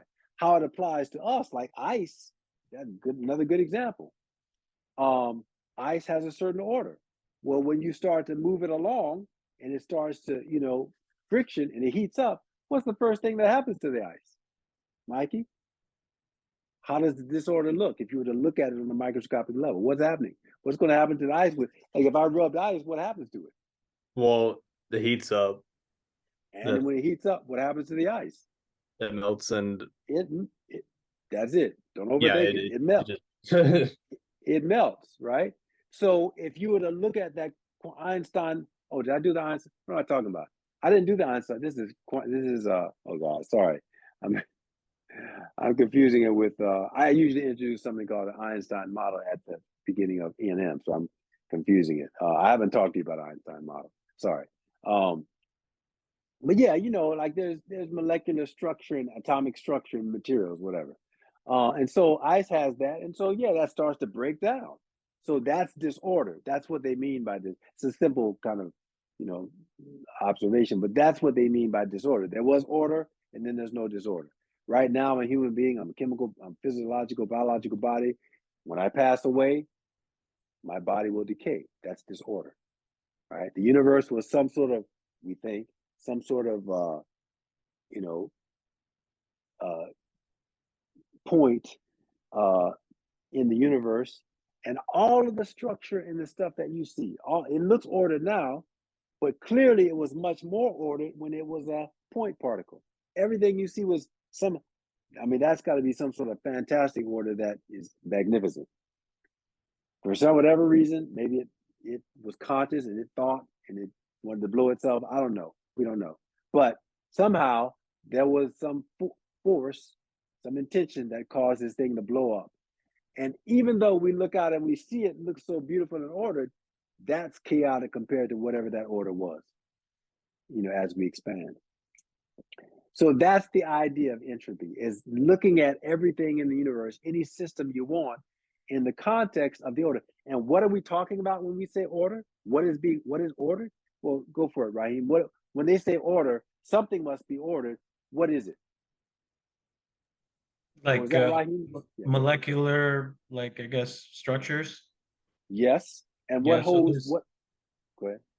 Yeah. They say that the entropy that's increasing eventually will make it so the order that allows atoms to exist won't be there either at a certain point. Yeah, so that's that's actually the big debate, and I'm not an astrophysicist, but yeah, that's a certain trajectory of theory implies that, and that's called the big freeze. right? Because ultimately, what we're getting, the real answer I want from you is that yeah, molecules, but what's in molecules? What holds molecules together? The atomic bonds. And what is the stuff that causes the atomic bonds to be the force? But what's associated with those bonds? Like when we do things like fission and fusion, we're getting stuff out of that are the alchemy or whatever that causes those bonds to even be there. So what am I getting at? What do we call that? There's Are you referring to the atomic force or the? yeah, but you know, and we haven't really, I guess, because we haven't talked about it, but we sure force, but I think it's kind of like what comes first, the chicken or the egg, the force or this thing. You know, there's something else associated with force that we kind of describe it in context of potential. I guess the word I'll just tell you what I'm getting at is energy. Energy. Ultimately, it's like what comes first, the chicken or the egg? Was there energy first, or is there force? Well, you know, Yeah, that's a which tough one. temperature is kind of a measure of that energy, which is that ice example, how the atomic structure of water changes where it goes from liquid to a solid. It's a measure of energy in a system. Temperature Yeah. is a measure of energy in a system. So yeah, Raheem hit on something else that I want to just say a word about. In mechanics, the ultimate independent variable is time, right? Velocity versus time, position versus time, everything versus time. Power is force per unit time. So the ultimate independent variable in mechanics is time. When you get to thermodynamics, the ultimate or the primary independent variable is temperature, because temperature is a measure of basically energy. It's a measure of the kinetic energy of the molecules. That's really what temperature is. Because as you heat something up, like water, a good example. Ice is ice. You start to heat it up, the molecules get that energy so much so that they break the bonds that they have and they become water. You keep putting energy into it, the molecules vibrate even more, get so much more that the molecules can't even stay together and they pop away and become independent. Well, I guess water vapor is still molecules, but I guess, yeah, I guess it becomes so yeah, I guess the compound, I guess water is a compound and the molecule is the H2O molecule. So something going on, I don't know, I'm about to get my chemistry there, but whatever the difference in that's bond keeping the water bonded, that's a compound bond, but that bond breaks and then it breaks apart and then the molecules are free and they become gas, right? But then we also know, from technology that so we think of those three states of matter: solid, solid, liquid, and gas. But if we were able to contain that water vapor, that gas, and we were to keep able to put energy into it, it actually achieves another state of matter called a plasma. And it's when I guess the atoms, well, ultimately I think they would break apart and they would become independent. They wouldn't become water molecules anymore, but it would be H2O and whatever.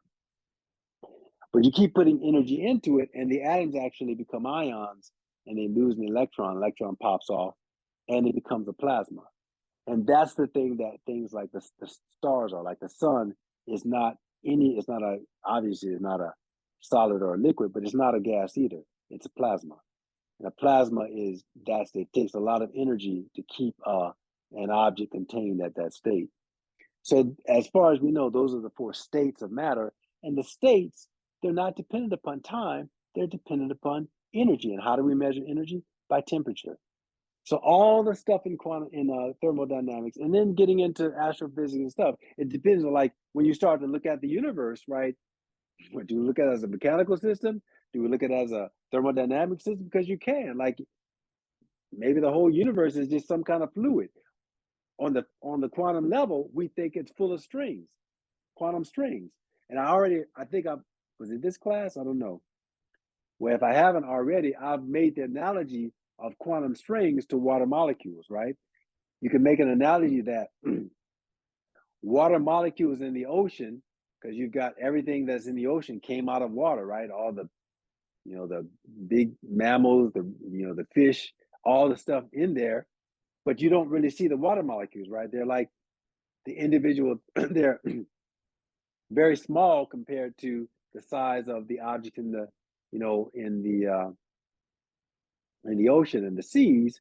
But obviously, however long ago, hundreds of thousands, I guess millions of years ago, 65 million, the dinosaur was there. So I don't know how, I don't know, a couple hundred, I don't know how, whenever, what the timetable is for when the first multi-cell mechanisms were formed, but we definitely needed water for that to happen. That's my point.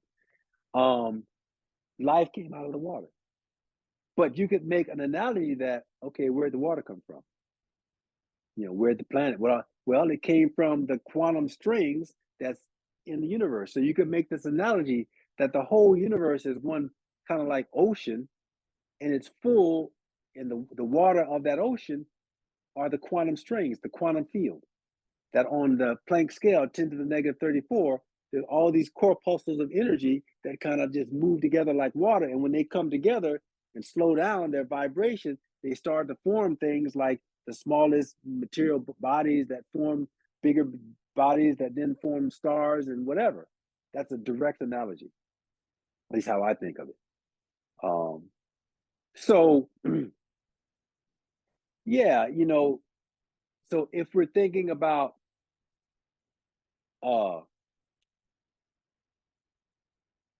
physical things that then break down and go back to, atoms and molecules, compounds and things, and the physicality, maybe in a sense, the whole universe might, I don't know, like it basically breaks down. Everything is just energy. Everything is just energy. So ultimately, even though it makes sense to think of independent objects in mechanics, the class that we're in now, and measure them relative to time, at some point, nothing is really matter. It's all energy. So maybe what people are doing now, I don't know how far they've gotten, but the astrophysicists now are beginning to, the reason that it probably came up in those diagrams is it starts to make sense to take the physics of thermodynamics and apply it to astrophysics, to think of the whole universe as one big thermodynamic system as opposed to mechanical system. So maybe when you start to think of it like that, temperature is the ultimate independent variable, even trumping time, because everything is really just energy interacting at different energy levels, different energy states. And the ultimate way to determine the state is by the temperature of the system, not necessarily about how it's evolving in time, but how its energy states are changing relative to temperature. So so that's ultimately where we're going to go. When we get to physics 39 and go through all these things, it all comes together, really. And it's really just, again, why perspective is one of my course themes, because it's just fascinating, right? That you could take something like, throwing an egg in a water and then looking at how it comes to an equilibrium temperature and working out the thermodynamic principles of that and compare it to, like, some galaxy, or I don't know, universal concepts. Well, there you go. Let's take a look at that. Maybe we can pull it up now online. Sorry, I put you on this segue. No. Yeah. It's okay. It's okay. I don't know It's if great. you've seen these channels, but the three of these are really good, and they talk about a lot of the concepts that you've been mentioning here, and they go into quantum mechanics and thermodynamics, and some of them they'll even get into the equations involved. So they're pretty interesting channels on YouTube if you're into that kind of thing, and they're kind of fun to watch too. They explain it in a way where there's some technical aspects of it, but I think it's easy for anybody to just watch. So if you haven't seen them, definitely take some time. Yeah, so the Veritasium, I am familiar with that. That guy, I think that guy's I think he's well, clearly he's a physicist. I don't know where he studied or anything, but he's really good. Like they do break, and they take some pretty complex, but they usually a lot of times very complex concepts, but they don't really get much into quantifying it. He talks kind of qualitatively and does these really great experiments and goes out of his way, does really great experiments, to demonstrate a lot. So I am very familiar. I'm subscribed to that, but I didn't know about the other one. Yeah, Vsauce and the PBS spacetime, they're both good. I think PBS spacetime is the one that gets into some of the equations a little bit more. Yeah. So yeah, those are all three of them are definitely interesting if Yeah. you're into that kind of thing. I am, yeah, yeah. So that's good. Thanks for sharing that. And if you would, just so I don't forget, could you send me an email, Raheem, with those things on directly to my Yeah, yeah, inbox and camera so I can, yeah, I yeah, will. cool, cool, cool. No, this is great. You know, we want to have class discussion like this. It kind of makes it relevant, right? Like, because that gives a kind of good motivating point perspective to understand why we study these things and the relationships that are not obvious at this point. Because you guys are still building your foundation. I mean, you guys, everybody's still building a foundation. I mean, it's the universe for crying out loud, right?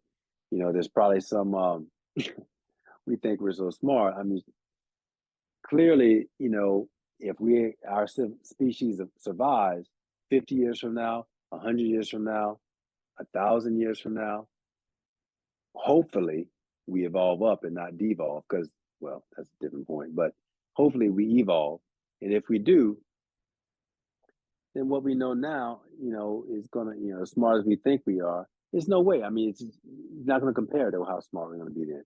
But, you know, I personally, you know, and you don't have to get into that now, but yeah, I don't think that, you know, we're the only species in the universe. I think that's kind of ridiculous to think that, but whatever. If we're not, then there already might be species that are millennia old. And so, you know, it's the universe. So no matter how much you know, I don't think that you'll never know as much as you know. Otherwise, you'd be like, you'll be very, very aware. And yeah. So the point is that there's always going to be more to know, and there's always much more to with which to evolve. So in that respect, no matter how much you know, I think there's a certain humility that has to go with it's foundational, it's relative, right? Like relativity doesn't just apply. Actually, that's a good point. Relativity doesn't just apply to velocity. And when we get to talking about relativity, that is one of the fundamental points that we'll stress. We don't really see that a lot because when we talk about Einstein's relativity, he's always talking about the speeding car. But no, relativity is a universal, basically quantum mechanical principle. It says that all concepts of physics are relative to one another. Everything. Everything means everything. So if I'm a physical system and I have something called consciousness or awareness, and I project that into understanding mathematical or physical concept, still, whatever I understand, it's got to be relative to my point of view, which means that there's probably like tertiary, secondary, tertiary, quaternary levels of understanding that I can't even see that I might see if I'm lucky enough to evolve to a point, which means that they're probably already, you know, if there are civilizations, they're already there somewhere in the universe, somewhere, right? So you start thinking about these things, you know, they become real very quickly in terms of, you know, not just some sort of socio-political argument about it, does it or does it not?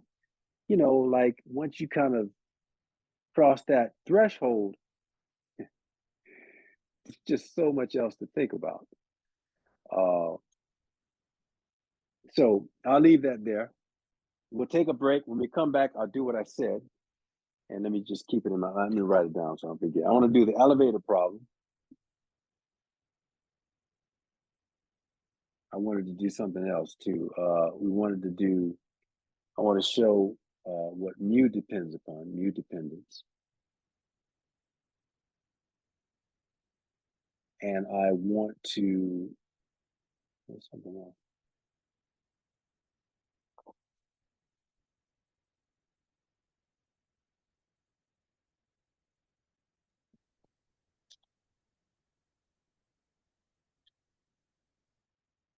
Oh yeah, I just want to go back and do some of those old problems with blocks on planes and friction. At least one of them, or two. Yeah, all right, cool. So it's 3, we got time. It's 3 o'clock now. We go to 4:30. Let's take about 20 minutes right now and then we'll come back. Any other questions or anything before we break? But great commentary. I really love the class commentary. We're at a point where we can have great commentary. Yeah.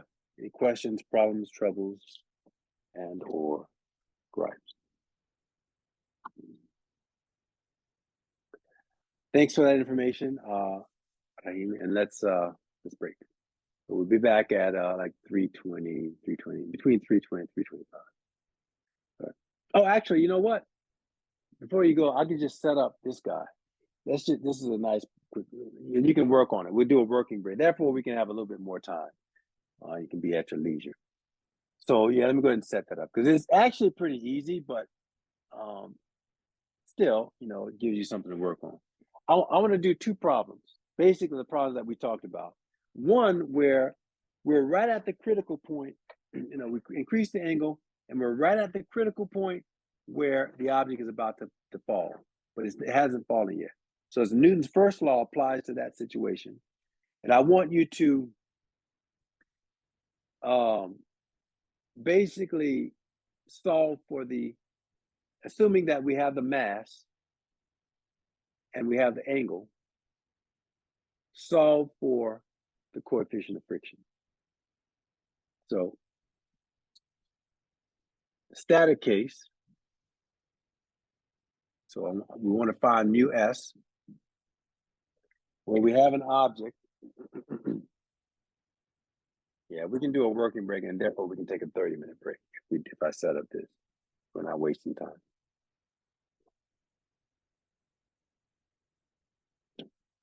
So we've got a mass, and we have the plane, so that's m is given.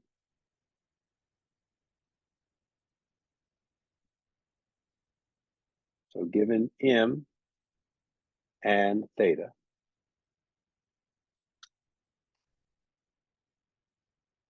apply Newton's laws to figure out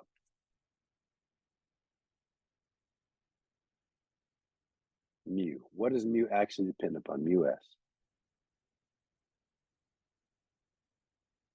Here we'll say the velocity is equal to 0. It's static.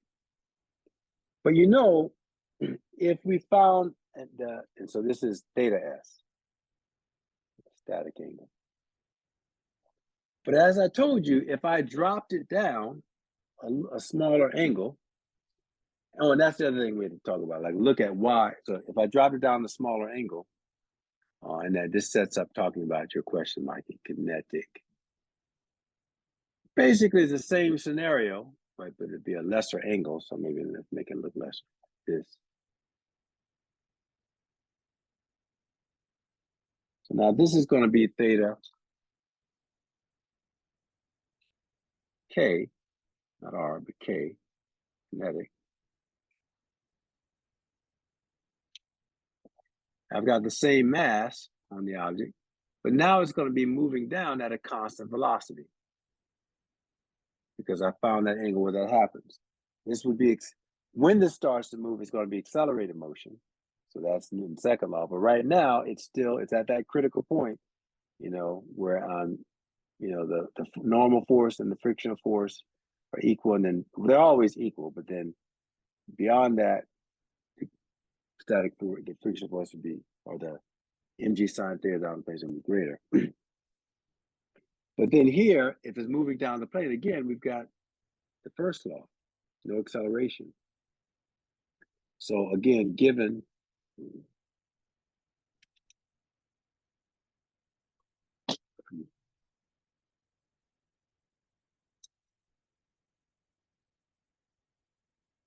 given m and mu k, find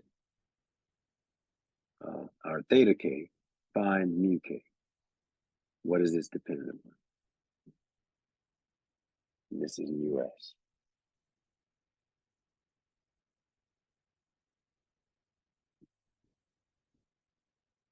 All right.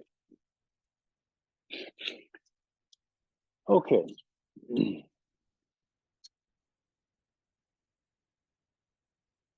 All right.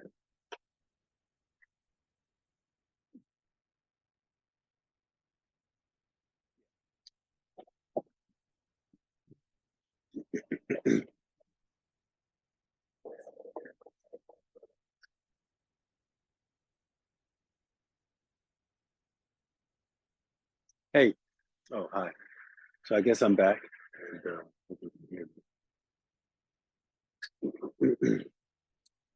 So I guess I'll start by asking, pretty concise solution once you get it here.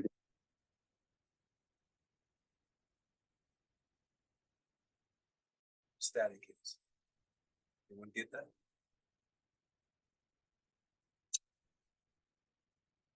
In terms of given quantities, what are the possible given quantities? What are the? Anyone find a solution? Ratch, come on. Tonight. Are you there?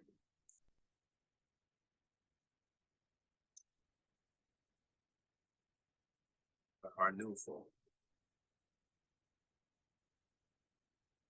There are new. Hayek, Esperanza. Hi, Esperanza. How are you today? Are you there?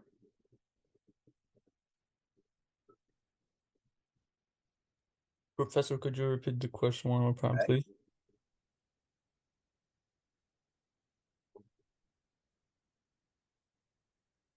I can't hear you, Professor. You cannot? No, now it started. Now it started. It's just with the interruptions, your sound is. Yeah, other students say that. Okay. Let's see what's up with that. Just a second.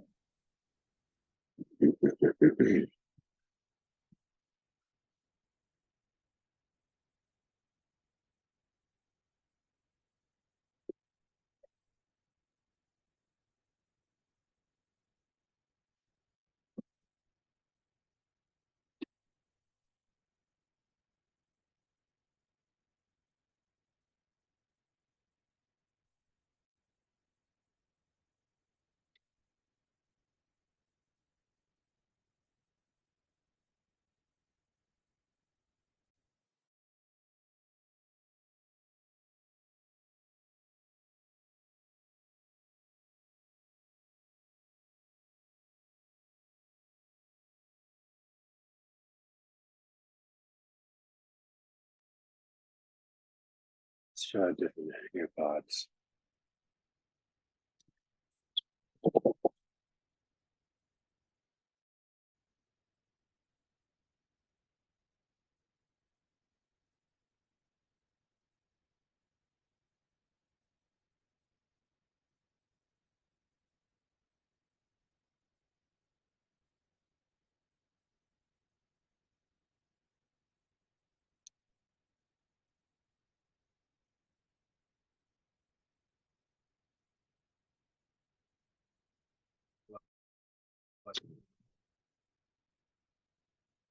Is that better?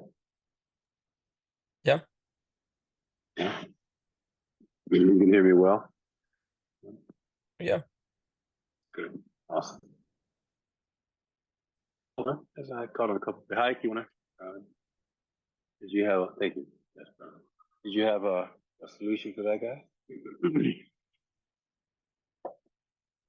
Or know how to approach the solution?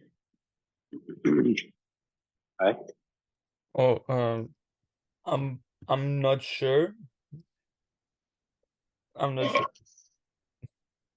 Okay. What about you, Esperanza? Did you make any progress? I did not yet, no. Let's take a look. I'm gonna come over here.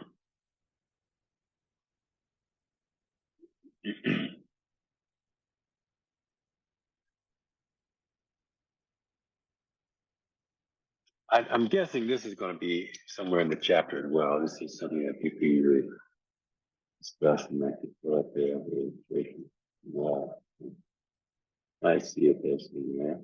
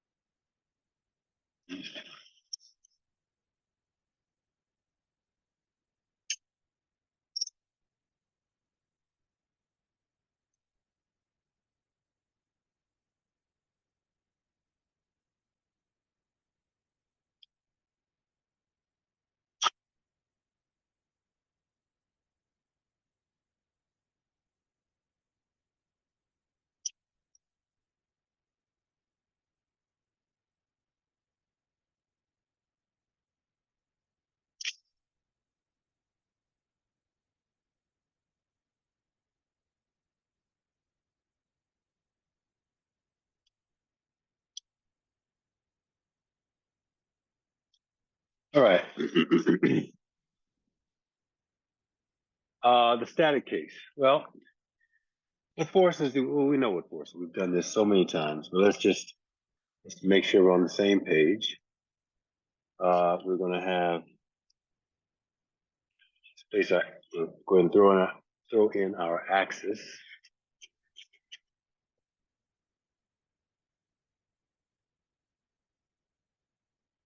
So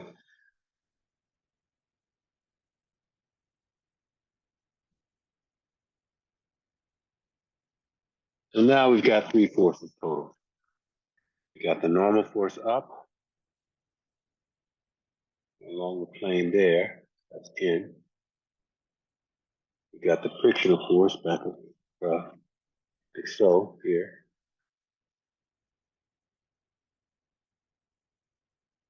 Static. And we've got gravity straight down. Mg is straight down, so then we're going to have along here, we'll have mg sine theta. And of course, back along here, we've got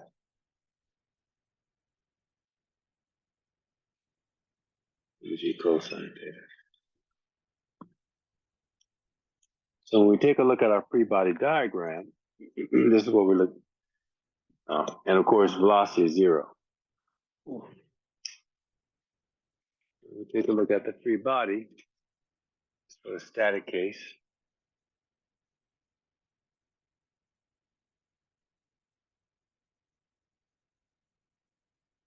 Normal force, frictional force, mg cos, mg sine.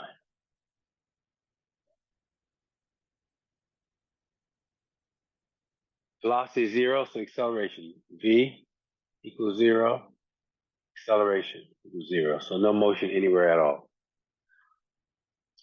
Well, it's the first law in each direction. In each coordinate direction, we got the first law. Well, we're accustomed to doing that for the y direction. Let's go for it. So net force in the y direction equals 0. So what does that lead to? Well, we've seen so many times. N minus mg cos theta equals 0. So N equals mg cos theta. Let's go ahead and box that in as a preliminary result. We see that with all the things. I told you the other day that we're going to have to come back when we do friction. We're going to need this. Just several of the problems the other day. Now, the y direction. It's also, I'm sorry, x direction. It's also the first law in that direction. So the net force in the x direction equals 0. What are the forces? mg sine of theta minus f equals 0. Okay, that says that they're equal, right? But now, I can show that the frictional force equals mg sine theta. Okay, fine. What I'm asking for is mu s. But now I have to. Now the thing is, remember how I told you how many unknowns technically do we have? We've got the normal force, the frictional force, and the coefficient of friction. I think those are the 3 unknowns. Yes, those are the 3 unknowns. So we've only got 2 basic equations: the sum of the force in x, sum of the force in y. So I could figure out the frictional force, but I need another equation in order to get the coefficient of friction. I got the normal force. And that equation is going to be the definition of friction. I erased it. But now I know that the static frictional force is equal to mu s times the normal force. So basically, I can put equations, all 3 equations together, right? I substitute 6 into 5, and then substitute 3 into 5 into that result, whatever. So basically, putting them all together, I guess, equation 6 and equation whatever, putting them all together, yeah, just do it here. So 6 into 5, I guess we'll do the steps. We've got that mu s. So now I guess I could box that in, because if I actually wanted to know the frictional force, the value of it, then that would be it. So go ahead and box that in. But now to get the coefficient, 6 into 5 mu s times n equals mg sine theta, okay? But n is equal to mg cos theta. So mu s mg cos theta equals mg sine theta. Well, the m's cancel. M's go out, and I have that mu s.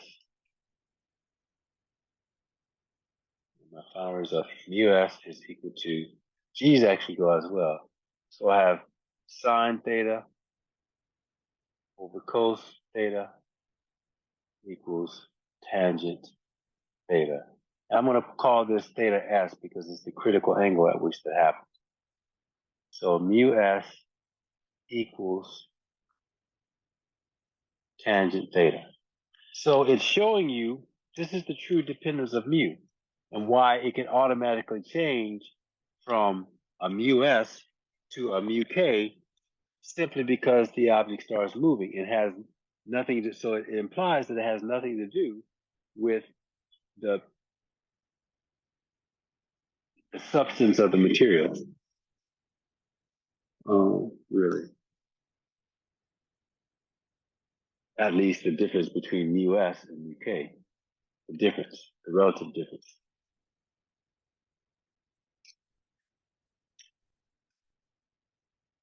It's better. One thing I like to use a certain kind of language to describe this. And what I say is that this shows that the coefficient of friction is a purely geometric quantity. You can say that about other quantities in physics, but this is the first time that you're seeing that kind of thing. US is only dependent on the geometry of the system.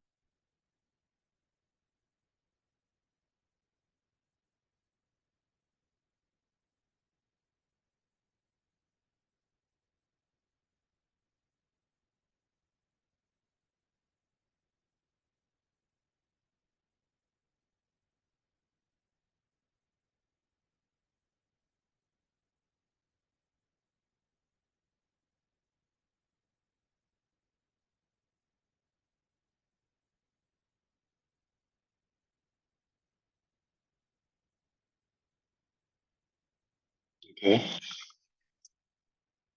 The US only depends on the geometry of the system. It's a purely geometric quantity. Tangent theta, geometry.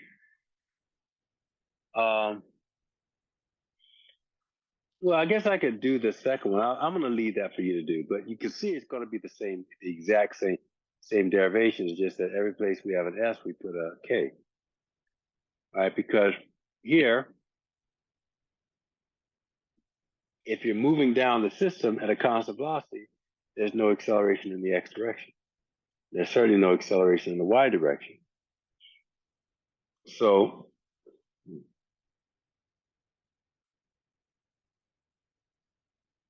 the free body diagram associated with that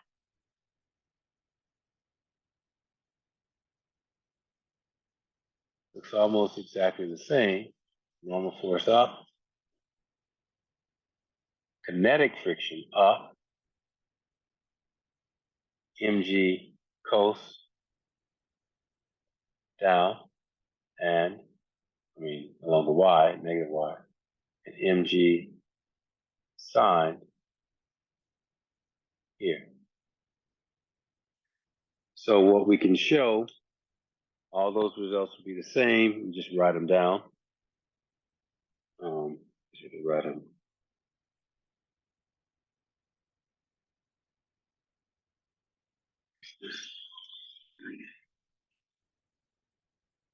Write the results here that again n would be equal to mg cos theta, k. I guess I should put a theta s from all those because that's just that specific angle where it's definitely the critical angle for these, like for mu, the definition. So yeah, and then Fk is equal to mu k times n. And you put them together, you're going to get that mu k is equal to tangent theta k. And we can therefore say that what this shows, and you do experiment and you show that consistently, mu k will always be less than mu s. Always less than mu s. And that goes back, as Mikey said, yes, that goes to answer, let's now deal with Mikey's question he asked earlier on about ice.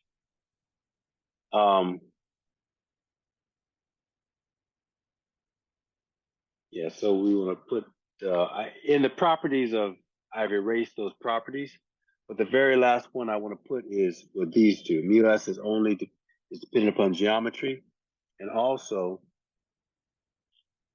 well, actually mu in general, mu s and mu k. So I just say mu because both of them, mu s and mu k, only depend. The coefficient friction mu is only dependent on geometry. It's tangent of the angle theta, whatever critical angle you talk about.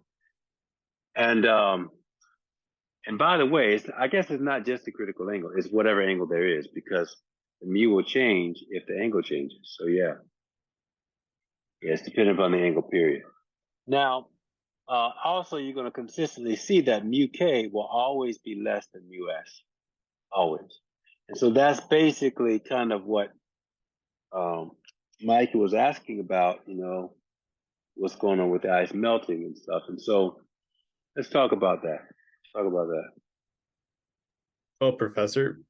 Yeah. Can you move the camera slightly to like towards the board because the free. Yeah. Okay. Thank you.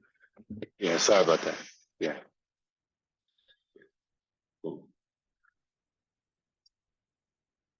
All right. So.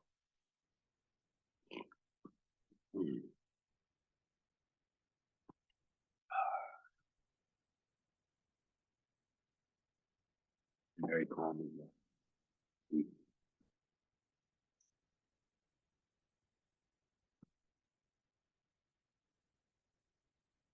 What was I doing? You asked blah blah blah. Oh yeah. So let's talk about that. I'm gonna erase all this. I hope I can now. Actually, you know what? I'll give you a little bit more time. I can erase this. You couldn't see the board.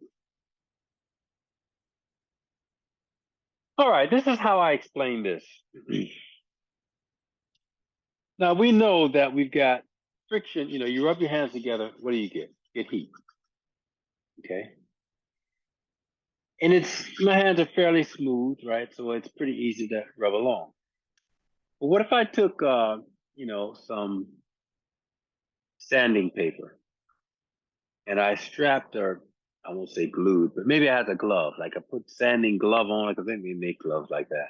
It's like sanding stuff on the glove, and then, but maybe I had two different types, like one coarse and one thin. Doesn't matter, but they're different. But in the end, I put them together and I rub. Okay. Well, it's going to be harder to do that than if I have on smooth gloves or whatever. Different, maybe the same consistency, two coarse rubbing together, then put two fine, might be a little bit easier for obvious reasons.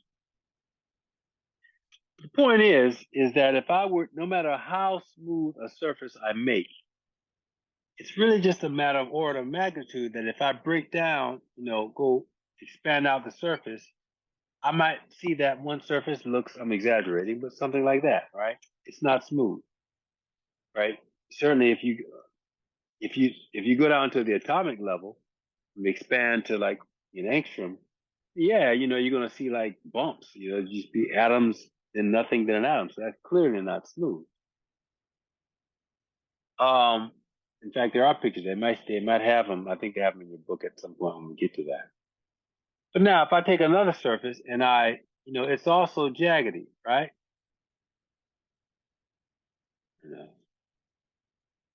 Like that. So if I take these and I start to rub together, well, think of it like if it were Velcro or something like that. It's stuck, right? Like it's hard to push past. The only way that I'm going to cause the thing to smooth down is somehow if I can break these, the atomic structure on the little edges that are popping out there. I have enough force to do that. Now, once I start the process, the mechanical energy of the motion, because of friction, is turning some of that mechanical energy into heat. And just like any person knows who shaved, if you heat up the hair and the hair molecules are full of, it's easier, you have a smoother shave because it's heated up, and I don't know, it's easier for it to break and to break away and to cut it away from the skin. So the same thing is happening here. Once it starts to rub, it heats up, so it'll be easy, that heat in that very close area, it softens basically the material, weakens the bonds a little bit. It's external heat because it sees it as external heat, and it's just easier to break down, right? So the more you rub, the more easier it is. Now that's just for any material, but certainly if you had two pieces of ice and you start to move, well, not only does the ice, that's an exaggerated effect because ice melts the water, breaks it down, but then it melts. And the melting makes it even smoother a situation to slide along. But, whether it's ice or no ice, ultimately that's a very kind of macroscopic mechanical way of describing, what happens. And because that will always be the case for two different materials, that is why mu k is always less than us. Because the higher the coefficient, the harder it is to move it on the surface. So it's always going to be easier once you have two given surfaces and you're rubbing them once they start to move upon one another, simply because of mechanical heat causing the materials to be, bonds between the materials to be weakened on a microscopic level. So that's my explanation. Does that satisfy you, Mikey? Does that make sense? Yeah, I mean, I kind of figured it was that like anyways, but I was just like asking like if there's like a mathematical like representation to I guess like depict that, and well there is. I mean, like that's what we're doing like right now. So Yeah, that's it. Now, I think there's probably more complex, like This is considering macroscopic, like you're not on a quantum level considering any quantum considerations of energy exchange or anything like that. I actually do believe that thermodynamics handles this differently. Doesn't necessarily do it specific to friction, but what does it look like when a system, I have it right here, Tell, Thermal Physics, the classic book on that. What happens when a system takes on energy? Basically, when I'm saying breaking down, it's a little bit more complicated than that, like an absorb, because the way these molecules are formed are based on states, energy states. So when something takes on a certain amount of energy, on the outside, it can look the same, but on the inside, it could have gone through a phase change. The phase change meaning the energy structure and all other kinds of parameters associated with that structure have now changed. It could be a completely different material. One good example of this is, I think you've heard of superconductivity. How many people have heard of superconductivity? Yeah. Can you explain, Mikey, to the class what superconductivity is? Oh, geez, I don't know if I'm gonna do it very well. Or if I honestly, I'm not even sure if I know what it means, but I've definitely heard of it though. Okay. Does it like have to do like something with like magnets, or is that something else? No, it has something to do with that. Yeah. Basically, it's not the. It's how we exploit superconductivity. It has to do with magnets, not necessarily. Magnet doesn't have anything to do with causing it. But let me just tell you. So, well, you know enough because we'll get to NM. We'll talk about resistance and current and something called Ohm's laws, a basic equation and concept that describes current as it flows through a metal. And it's basically the energy per unit charge, the voltage equals the current times the resistance. Okay. But the thing, the quantity resistance in metal, and we'll talk about what that is, where it comes from, but you all know it because it's kind of the same thing. It's like when current is moving through a material, it's hitting stuff, kind of like, what do you call those games? Not a ping pong ball, but a machine where you pull the thing, you know, what was it? Those old school things from the 50s. Pinball. Yeah, it's kind of like that. You got these electrons and they're flowing through a copper wire, they're free charges, and they're bumping into atoms, they're bumping into themselves, you know, and that's actually what causes heat. When you turn on your eye, you know, because like a regular stove, you just turn on an eye, just running current through this eye. Well, then it heats up. Why? Because there's a lot of friction associated with all that bumping, literally mechanical friction. That's what it is. But you know, in copper, you got 10 to the 23rd particles, free charges per unit volume. 10 to the 23rd. Now, 10 to the 12th is a trillion. Okay. Sorry. Yeah. A billion is 9, 12 is 10, a quintillion is 15. You've got 20 to 20, 10 times 10 to the 23 free charges per unit volume, per meter squared in copper. That's how many charges are moving along when you turn it. So get a big piece of copper, like a big piece of metal, whatever, like your eye on your stove, and there's a lot of friction. So that's where the heat's coming from. But the problem is the heat is actually the electrical energy in the current that's been converted. You're losing it, right? Conservation of energy. It's got to go somewhere, right? So you're converting. In this case, I'm converting mechanical energy to heat. But in the case of a conventional stove, you're converting electrical energy to heat. Where did that electrical energy come from? Well, when you pull your stove back from the wall, it's plugged into the wall. Now, here is why superconducting and why it's something we've been trying to find, you know, perfect for at least since it was discovered, I think maybe in the 40s, 50s.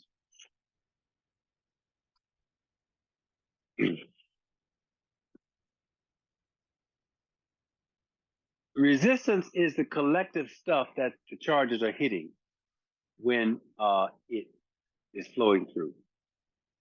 Now, it's not as quite as simple as just hitting things because it's on the quantum level. So on the quantum level, even though we come up with these mechanical analogies like the one I just made, it's not just quite the same. In on certain circumstances, that becomes very obvious. So in the same way, stuff is flowing down a river and you got resistance because in a river, maybe there's bicycles and cars on the bottom. Even the banks themselves are, you know, trash or debris on the edge of the banks. So it impedes the flow of the water. Well, in this analogy, the free charges in the middle are the water molecules, and the gunk and stuff on the sides, whatever, those are all the stuff in atoms, that the charges are hitting. That's impeding their flow. That's impeding, which causes friction. Now, certain materials, we found that, again, temperature is the guiding independent parameter. You can imagine that as you heat up a material, the amount of current should decrease, if you think about it. Because if you heat it up, just like if I put all you in a room and turn the temperature on, your particles, you're sitting at your desk, but then you start to squirm because it's hot, right?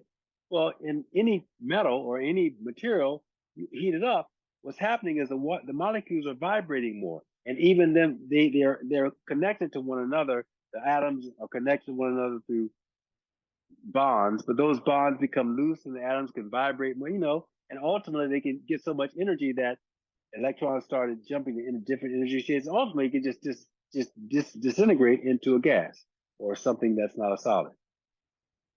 But if you go the other direction, even at the normal state, like room temperature, what we consider normal, it's vibration and stuff going on, but you can keep going down the other direction. So as you take the energy out, stuff slows down. It's not vibrating, right? Vibration's slow. Well, as it turns out, in the way that breaking into a gas is disturbing the state from when it's normal, its room temperature state is, we're only calling that normal because this is normal for us. This is the temperature that we normally exist. What if we're on some world where the normal temperature is 5 degrees below Celsius and there's beings walking around and everything are walking around? I don't know, maybe for them it's normal. I'm just making that kind of silly example, not really silly, but the point is that normal is relative. So as I go down in temperature, there might have been other states of the matter that can't exist because the normal room temperature state, there's so much vibration that it changed it from whatever that original state was.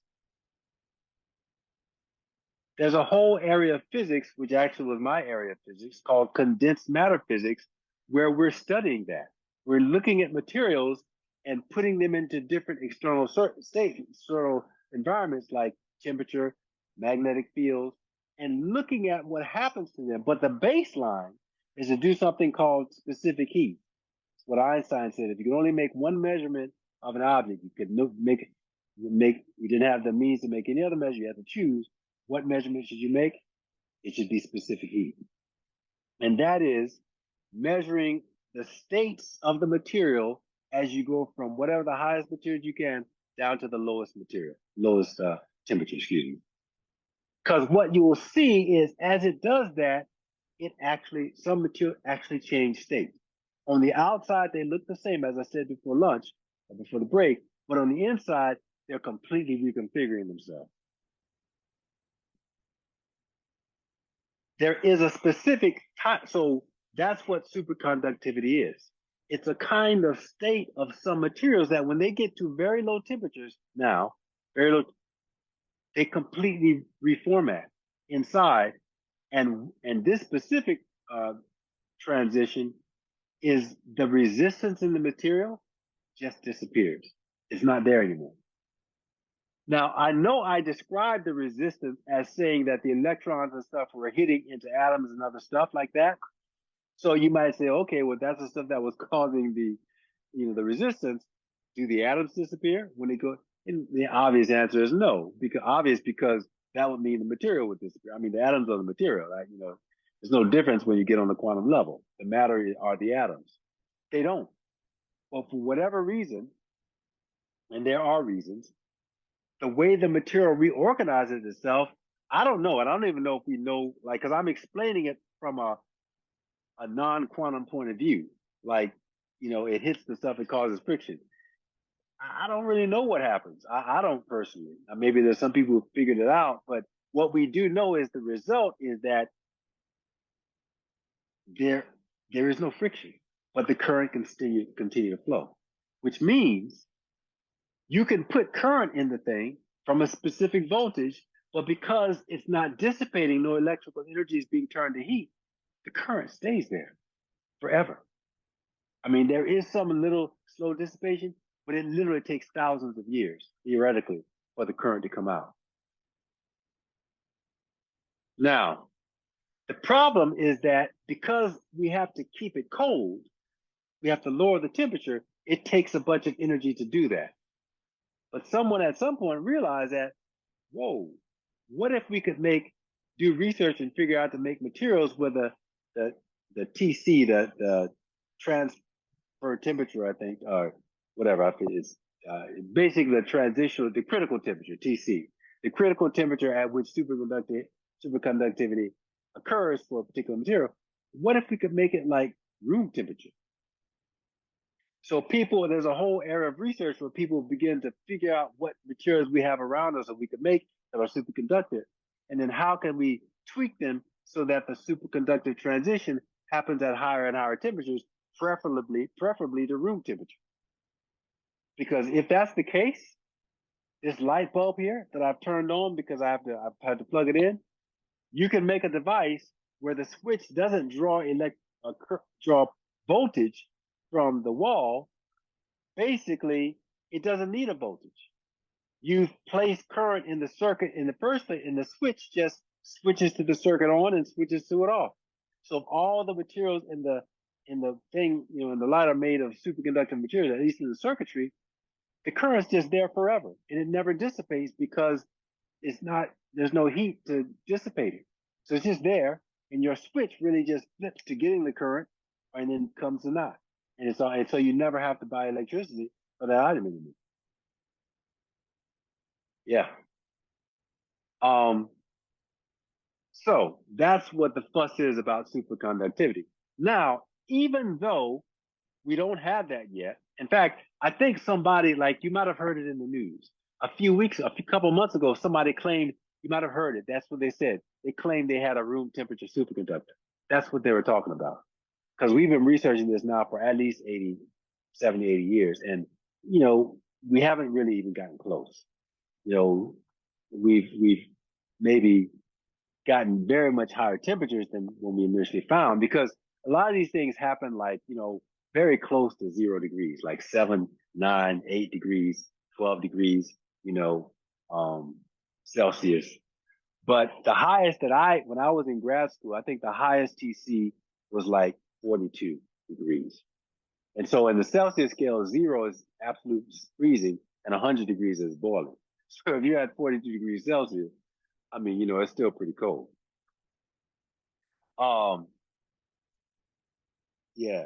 And so, but it does it's really expensive to make make devices with superconductors. But there are places where it turns out economically is feasible. And the one place I can think of is the bullet train in China. I've never ridden it, but it's a bullet train because it's fast. Why is it fast? Because the rails and whatever you call the things under the train that hold on to the rails, they're superconducting. And when you have a superconductor, you can put very high currents in it, because I don't know, you may not know what causes a magnetic field, but let me just tell you. This would be good for next semester. The thing that causes magnetization is moving charge. And it can move several ways. It can translate. So if I run a current in a wire, I get a magnetic field. It's just, why does it happen? We don't know. It's just how it works. It's like saying, why does gravity make something fall down? Why is it an attractive force as a repulsive force? I don't know. That's just, you start somewhere, and that's empirical observation. That's what it does. This is one of those things. why when you run when a charge moves, it creates a magnetic field. That's the basis. That's there's no why beyond that. It's just that that's what happens. We observe that, and we build up our formulas and our understanding from that empirical observation. Just like we did friction, right? It's an empirical observation, and things, electromagnetic, it builds up from that. So that's how and they're created anyway. Like translation, if you rotate a magnet, it creates a magnetic field that looks like the Earth. That toroidal type figure. If you make it straight, it makes circles. Like the magnetic field of a wire is concentric circles around the wire. If you can see them, and they get dissipated as you get farther away. So the point that I was trying to make, I almost forgot the point. What was I talking about? Superconductivity. Oh yeah, bullet train. So when you run current, if the in order to create really high magnetic fields, you need a lot of current, right? And you can but if it's a conventional metal, you run current in the thing. Now, well, you got a stove now. You don't want your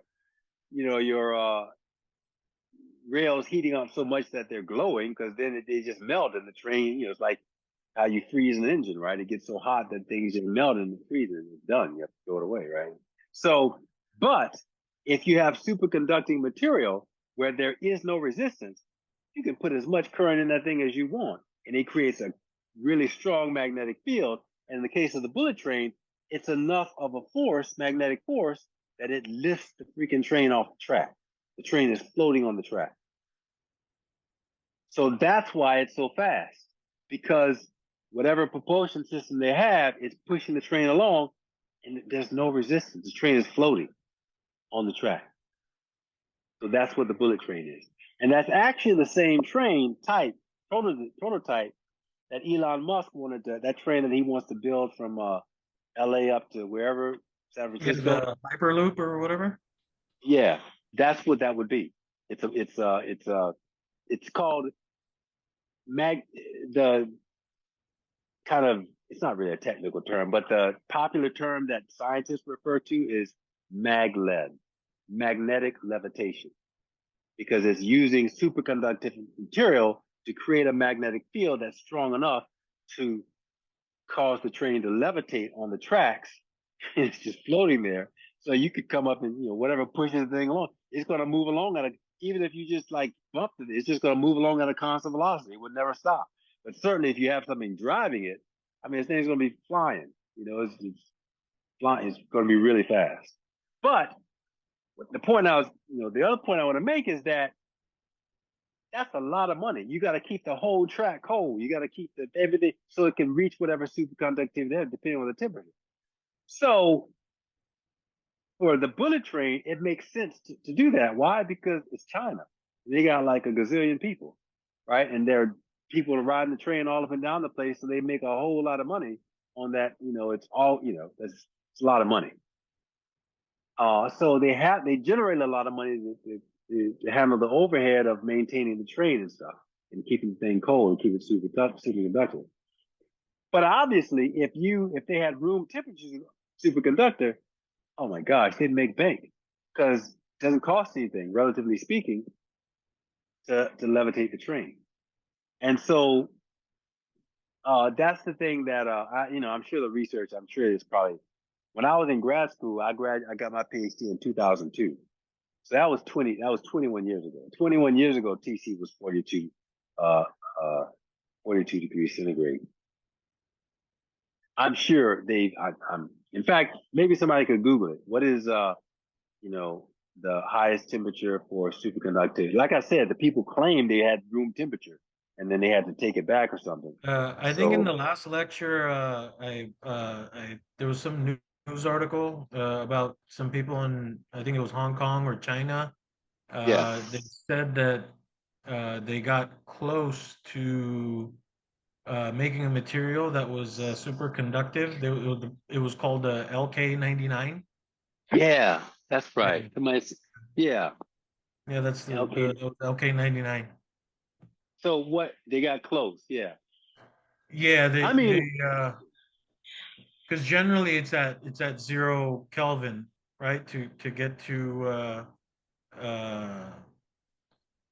the place where a material can be superconductive, but they said that they were able to do it. I think it was it's still in the minus degrees in Celsius, but it's not nearly as cold as 0 degrees Kelvin. hmm. Yeah, I think So it's that negative 23 Celsius. Celsius.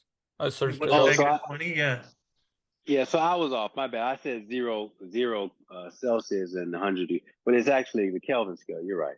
Yeah, so I don't know what that is, and so I guess in Kelvin it was In Celsius is like minus 270 something. okay. Yeah, yeah. Could you convert? What's the conversion? I forget the convert. I forget the formula. What is it? Just plus. So what is it? Celsius is equal to Kelvin plus, or is the other way around? Celsius is equal to Kelvin plus 220. I think it's like Kelvin's equal to Celsius plus like 273. 273, yeah. So do Um, that quick and yeah, go ahead. yeah, I think that's right. Hold up. Let me just look it up real quick. Yeah, it's 273.15. Oh, okay. Yeah. Yeah, 273.15. And so what was the Celsius was minus what? I think he said minus 20. Wow. Okay.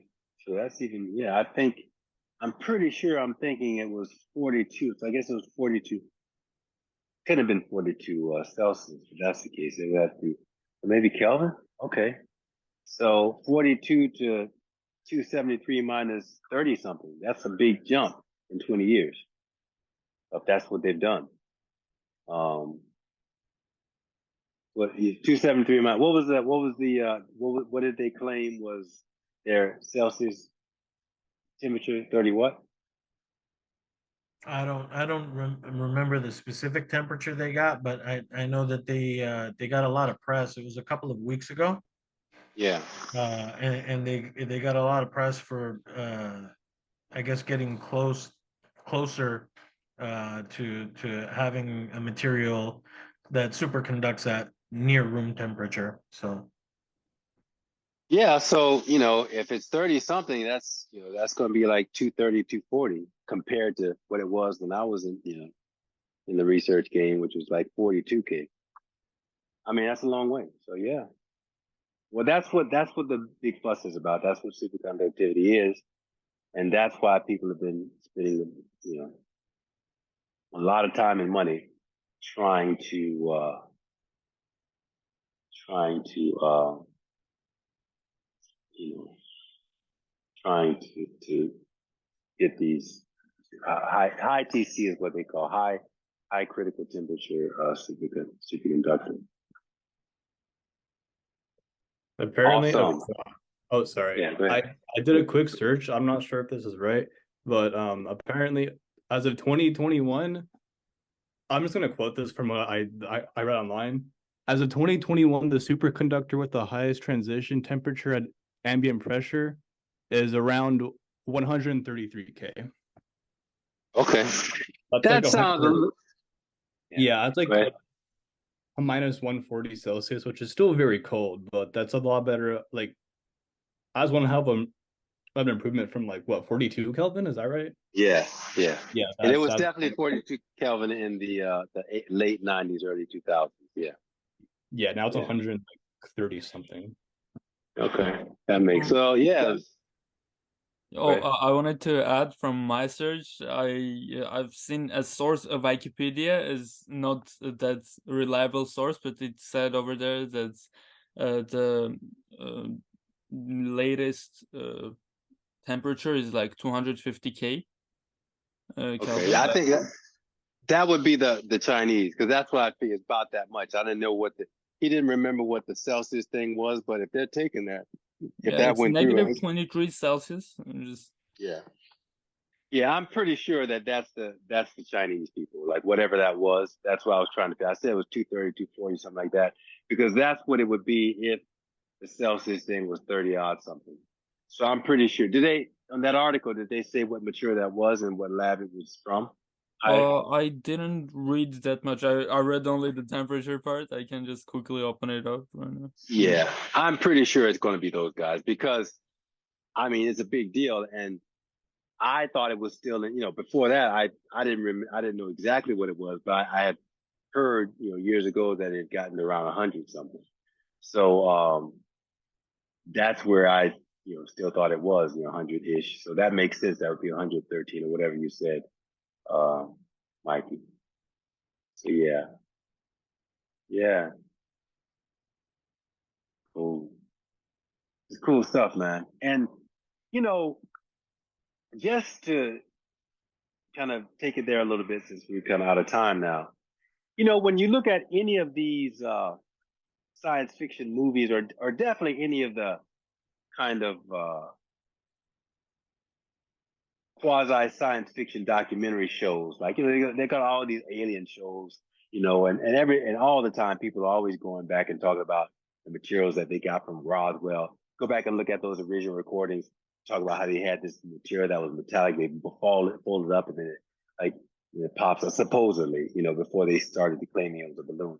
Any of these shows, but not just that specific thing, but materials in general. It's a big deal. It's like an undercurrent theme in all of these science fiction movies, right?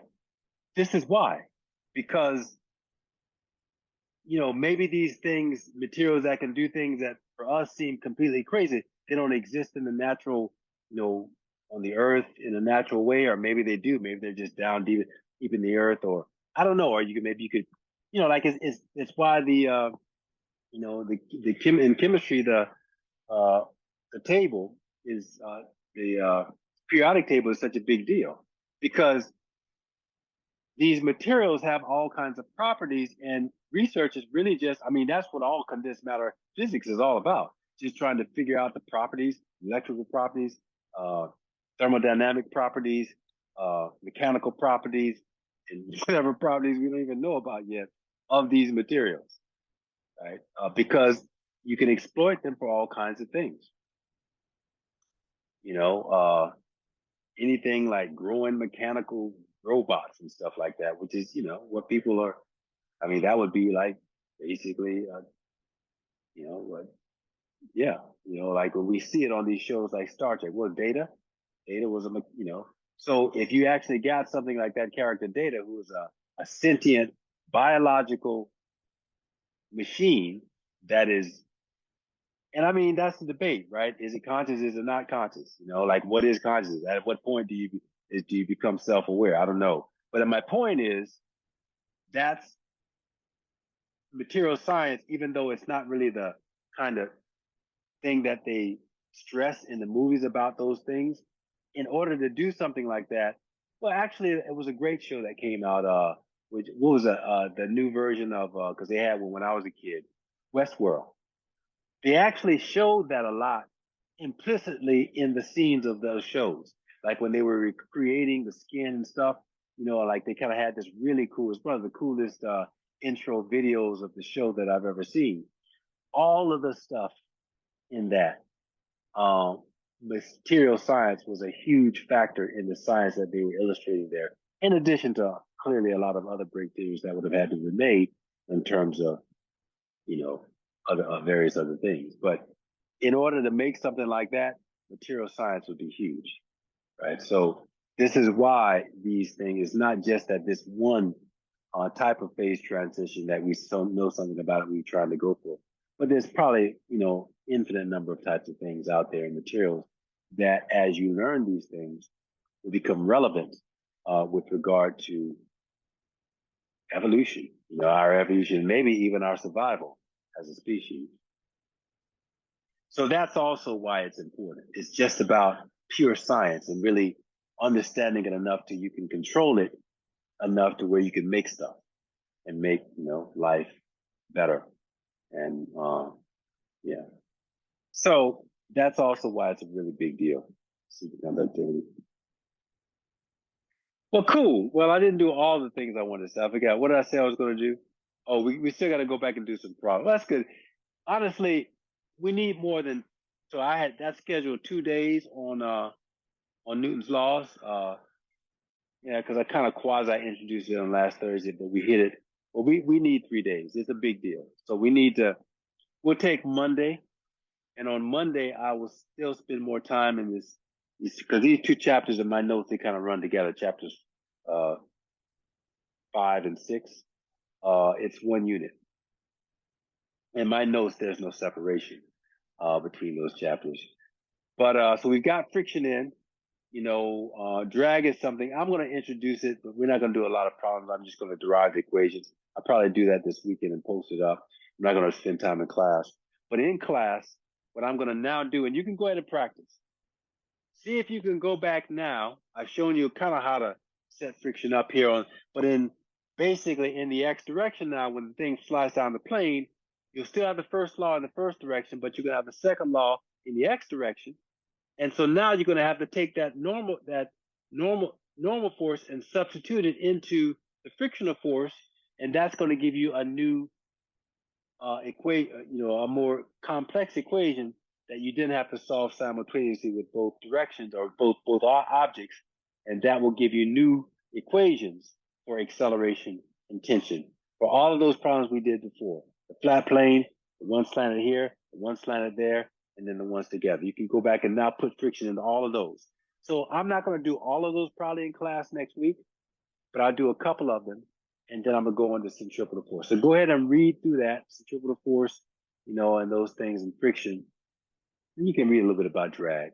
And, so by Monday, we're going to finish those 5 chapters, and then I'm going to post the test. So the test will come maybe maybe I'll post it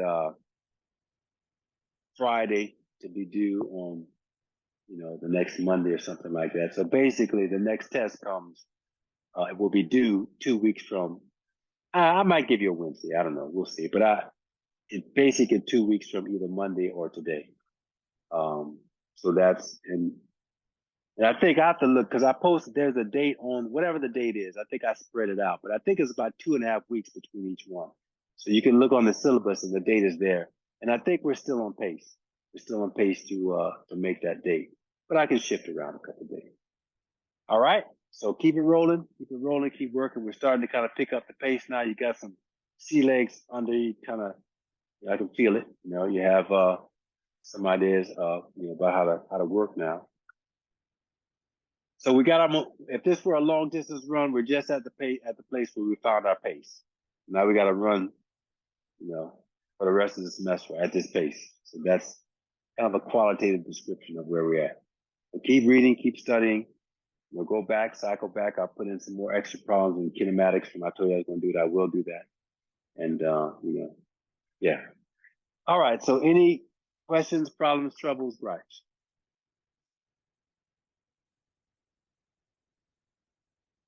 All right. Well, keep working hard, and we'll have a great weekend. Be safe, and I'll see you at 1 o'clock on Monday. Thank you, All right. Professor. Have a good weekend. All right. Have Have a a good good- weekend. Professor? Yeah. I didn't hear the last part. You said yes on 1 o'clock on Monday. Yeah. I just said we just start up again on class. I'll see you class at 1 o'clock on Monday. Ah, right. I'm just forgetting that our class was at 1 o'clock. I just thought it's 7 o'clock. What? Oh. I just thought our class was math class. My math class. It starts at 7 o'clock. Oh, in the morning? No, the evening. Oh, at I'm night. just finishing this class, and in 2.5 hours, it's math class starting. Which math class? Calculus 2. That's pretty rigorous, dude. That's a rigorous schedule. Yeah, it's only the Mondays and Wednesdays, so I'm just having the rest of the days to get rest from these classes. It's a good combination, though, to do it like that because you want to immerse yourself. Once you kind of get, it's kind of, again, a marathon is a good example. Once you get used to the pace, it's actually kind of good to do it, really intensely like that because you have to focus so much that sometimes you end up learning more. A lot of times you do if you're able to keep up with it. Are you taking any other courses?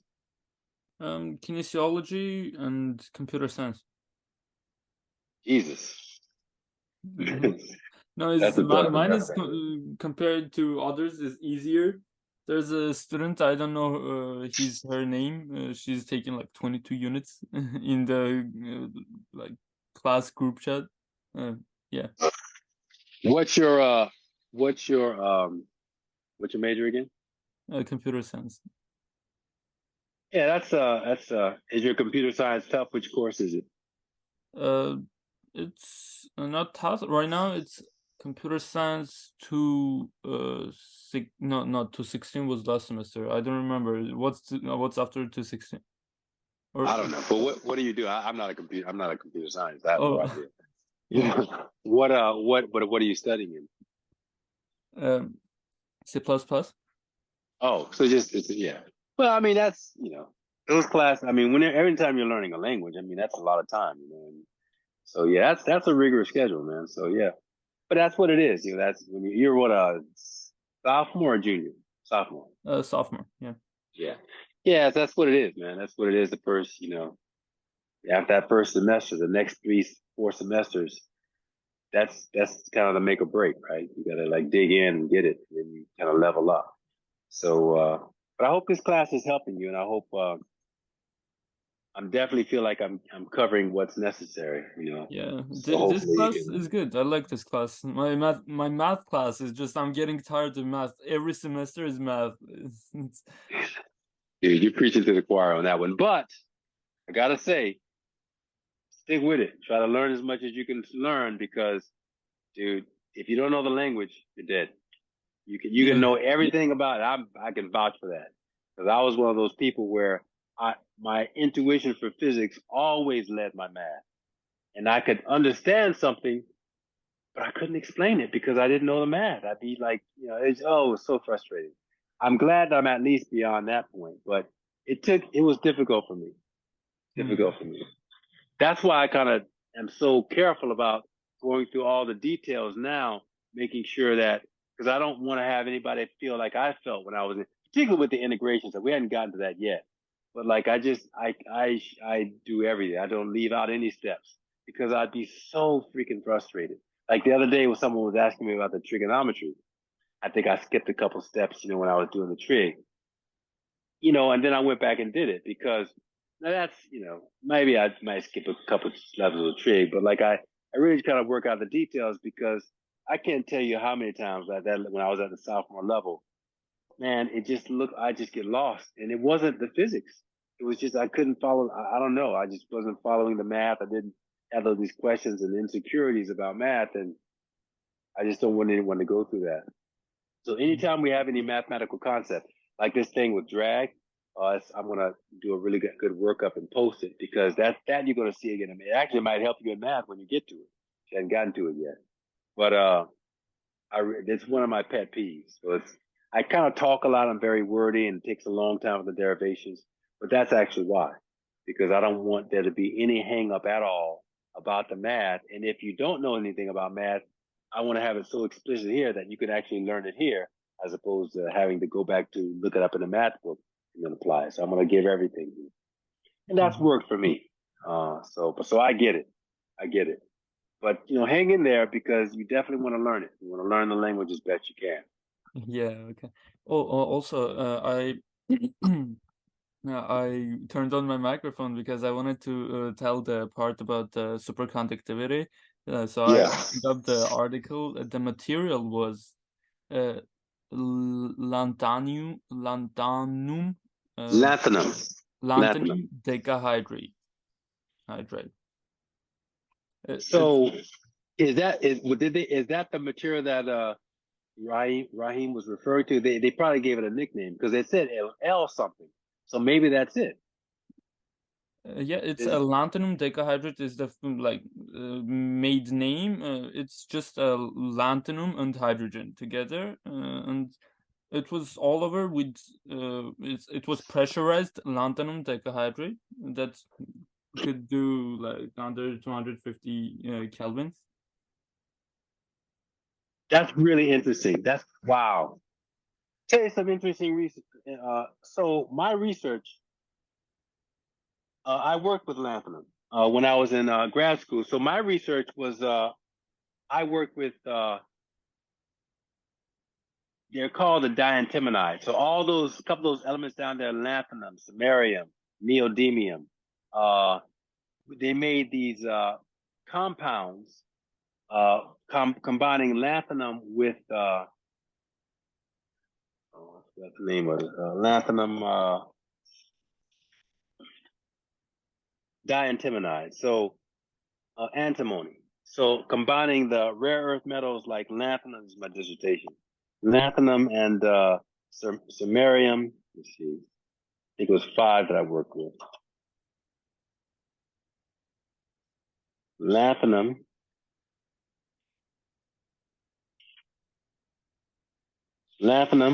praseodymium, I said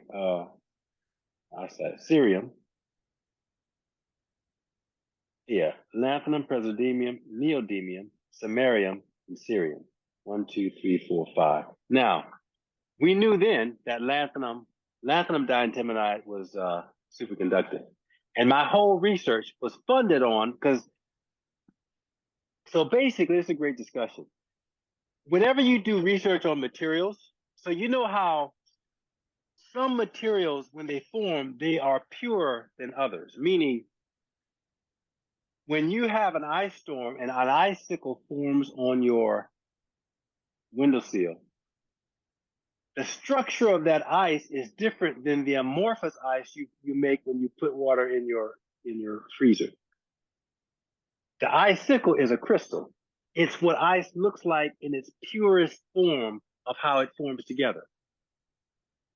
You want crystals whenever you study materials, because when you make an amorphous compound of that structure, you could have things in it that look like they are physical things, but they're just fissures and inconsistencies because it wasn't a crystal. But it is very difficult, as you can clearly see. You need, when you need certain conditions. Ice can freeze all the time, but it won't necessarily freeze like a crystal, because you need certain conditions for that to happen. Well, that's the same for any material. So when you're studying materials, you need pure substance, pure samples of them. And the purest sample is to make a crystal. But it's difficult. It's difficult to make crystals, especially if it's some new material that you're making up, but even the ones that you know about is, in nature, it's hard to make pure crystals of those substances. So I was lucky enough when I did my research that the connections of my advisor, they had a guy. We had known that lanthanum was superconductive for years, since the 60s. But they had been trying to make pure crystals of, and I'm saying lanthanum, I mean lanthanum diantimonide, pure crystals of the other compounds. Just so happens I was in the right place at the right time. I had my advisors, some kind of big wigs, relatively speaking, and they were able to pull some strings and get some materials from this grower, this physicist who made his living as growing materials for everybody in the world, for these new crystals of the diantimonides. And the reason that they were kind of like, I could get them, is because the people had made them, right? Because they thought if lanthanum diantimonide was superconductive, maybe because they were looking for high TCs. So they just you just play, right? You just like in these Frankenstein movies, that you just get in a lab and you just put stuff together. So they knew lanthanum diantimonide was superconductive. I said, okay, well, maybe if I get the other rare earth metals and combine them with antimony, maybe we can get a higher TC. So they started doing that. So they just went down the list. All the ones that were not that were stable and not radioactive or whatever, they just put them together. And so the most stable ones were the praseodymium, the neodymium, the samarium, and the cerium. Turns out they weren't superconductive. And that was the only test they did, because that's where the money was. So then the interest wanes. You go to something else. But those materials were just sitting there and nobody had done any research on them, any other research. So that's how I was able to get them, is because, then for those people who are concerned about the money and stuff, well, they're not superconductive. I'm not going to make $1 gazillion, so screw them. So they just went on to find some other stuff, and the materials were just there. So I was able to get them, and just basically doing basic, research, standard research, like what is the transport properties? What is, what's the resistance? There's stuff like that hadn't been done. So that's what I thought was just going to be the research. I get these things, man. I can get, do basic, and just, measurements, get some really good, the first data that comes out, and that's a dissertation itself.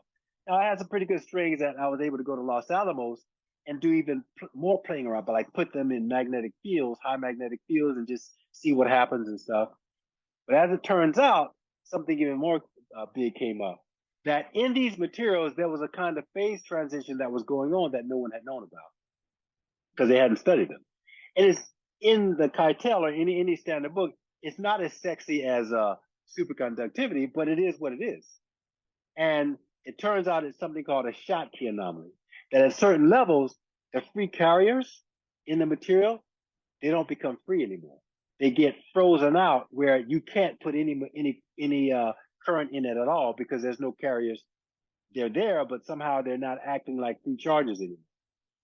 And that phase transition has a very characteristic signature, and all of the materials except lanthanum had that. Well, actually, lanthanum had it too. Had it, and also they were magnetic down at at very low temperatures. There's a certain kind of magnetism that occurred down around 10 degrees K or whatever, but they weren't superconductive. So that was like golden, dude. Nobody in the world had done this, and I'm just some dude, and some graduate student, and it didn't turn out to be something. I'm not famous or anything, but still, it's pretty wild to know that you're the first person to find something in a material. Period. And the problem is we didn't know that they were there, so it looked like my data was off, like I had made a mistake. So it turned into this big drama and controversy. In the end, we realized that it might be we had just started trying to test different theoretical things to see what would match what was happening in the data, and it turns out it was a Schottky number, and it matched perfectly. So so I'm very familiar somewhat with the idea of lanthanum, because I worked with it. And I didn't know that. I hadn't done any reading. I didn't know that lanthanum was that. But that's probably the L, and maybe the other stuff. I don't know what. I can't remember what he said, but it sounds like it was H something. It might have been just combining lanthanum with water, some sort of sexy popular anagram for it. But that's really interesting. Yeah. Wow. So it's lanthanum. Okay. Yeah. Well, that's sorry I did go on a tangent there, but pretty exciting to realize that that's actually a material that I work with. So I'm familiar with, with that process. Well, yeah, they might have gotten it. That's really interesting. And isn't that something? Just water, combining lanthanum and water. What's the name of the compound again? Can you tell me the name? The lanthanum decahydrate. Deca. Huh.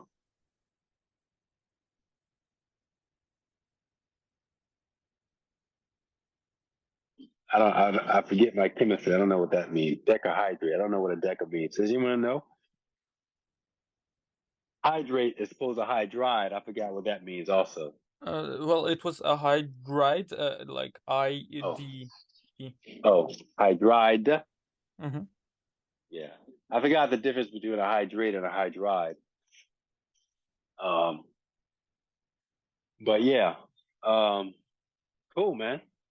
Oh, Professor, may I ask a question about Oh yeah, Esperanza, I'm sorry, I was just rambling on. What's your question? Oh no, you're fine. I was interested in hearing about your research actually. I wanted to ask you, I know that you had opened the assignment for me to submit some of those answers, but I saw that it was still closed by September 22nd. Would it be possible to just reopen it for me for a day so I could submit that? Yeah, so let me make sure I understand. It was open when I opened it, but you just didn't have enough time. That's what you're saying? So it still shows for me that it closed at September 22nd, but I'm not sure if I read your message late and it was open for a period of time. but from my end, it just says September 22nd. Okay, it might have been because I might have, like, there's the way it works is I can open up a register when it's open late, but then after that date, I might take the person's name out and put it back in the normal, so then it would just go back to that. And it wouldn't matter if you would have gotten in time. But it doesn't matter. I can't, it might have been because I know there was some I was switching back and forth. But can you send me an email with the specific homework that you're talking about? And yeah, I'll give you another day. Can you do that? Send me an email so that, because I don't remember what homework. I know we haven't had that many, but just, I don't want to get it twisted in my head. So can you do that? Can you send me an email? Yeah, I can do that. And do you mean through your like actual email or through Canvas?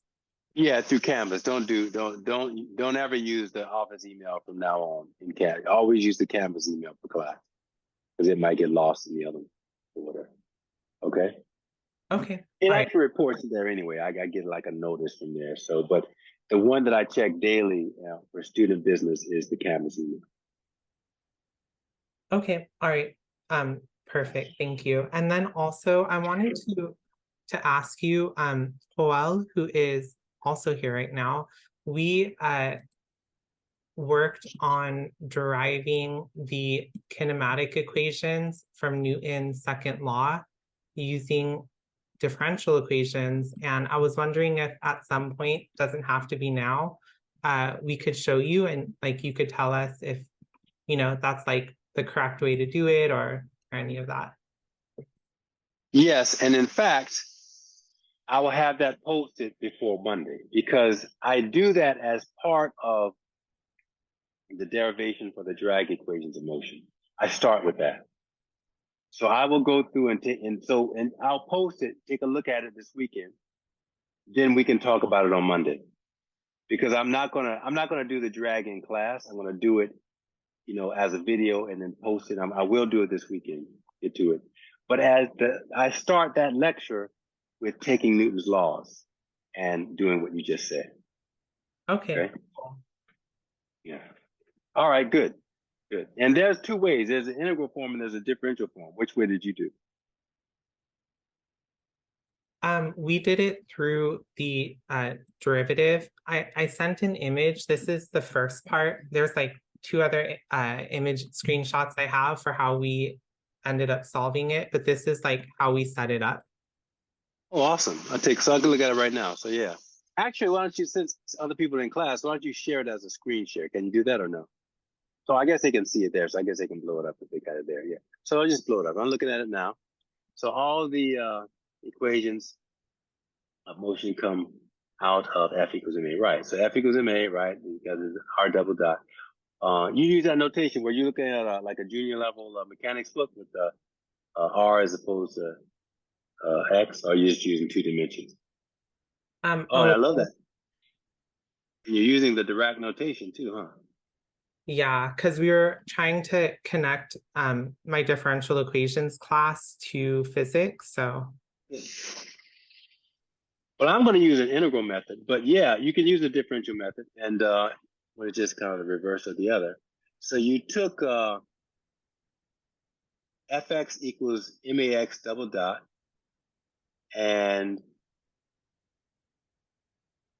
but how did you go from the equations are numbered? It looks like you have an arrow going from fx equals max double dot to, I don't know you have prime there, I'm gonna say double dot. Prime is, by the way, prime is for derivative with respect to x. Generally, that's what it means. So I think I don't know if you got that in the book, but I'm thinking it should be x double dot as opposed to x double prime, because double dot is derivative with respect to time. Anyway, that's just a notation thing, but keep that in mind. So how do you go from that? dot? Yeah, like this. It's so in math, if you have a function f of x, and then you take the derivative of that function with respect to coordinates, you have a function that's dependent upon time. So df of x dx is defined as x prime. It's just a symbolic definition of what that means. So of course you take a double derivative, d squared dx squared of f of x, that's f double prime. But it's the derivative with respect to coordinate, x, y, or z, or something like that.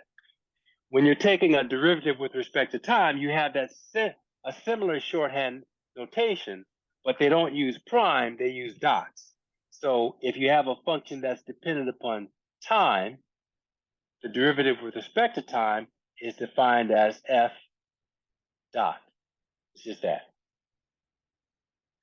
That's all. It's just a definition. So then d squared dt squared of f of t is defined as f double dot. So an acceleration, which is defined as the second order derivative of position, you use dots, not primes. Oh wow, I have never seen that notation. No, a lot of mathematicians, I don't, in a math book they might have that. I don't know, but all physics books will do this, all of them, when they're talking about that. If they use the shorthand notation. A lot of times at this level, I don't think it's in our book because I think they just write it out like this. But in like a junior level mechanics book or senior level mechanics book, they're going to use the dot notation. Okay. Yeah, even Leibniz notation is a little harder for me than Newton's. I don't know why, it just gets kind of confusing for me. Now, remind me, this is Dirac notation, or this is not Leibniz? It's Dirac, right? Like with so go ahead. Oh no, sorry. What were you going to ask?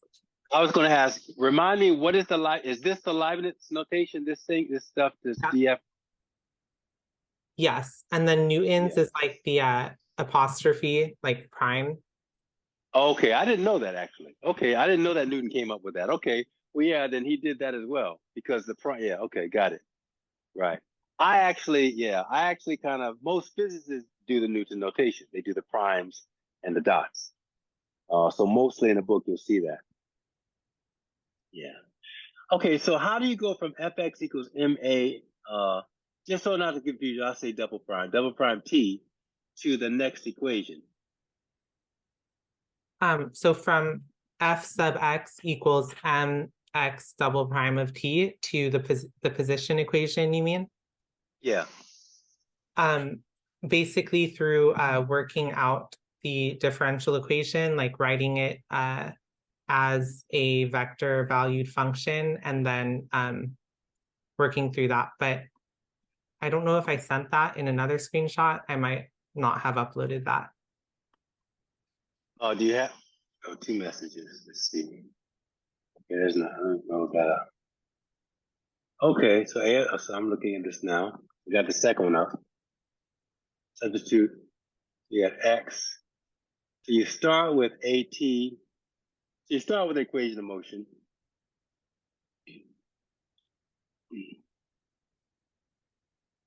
Solve for t. Take t, plug it into the x. Okay. So all that is algebra. You're going down.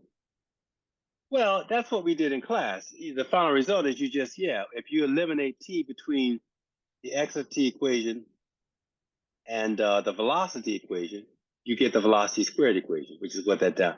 That's not really a derivation, but that's good though. But that's actually what we did in class. You know that, right? Yes. Yeah. I was just trying to look at it as a differential equation. I think that was like the only difference. Okay. You know what? I'm gonna help. Yeah, this is good. This is good, but this is not what you're saying you're doing.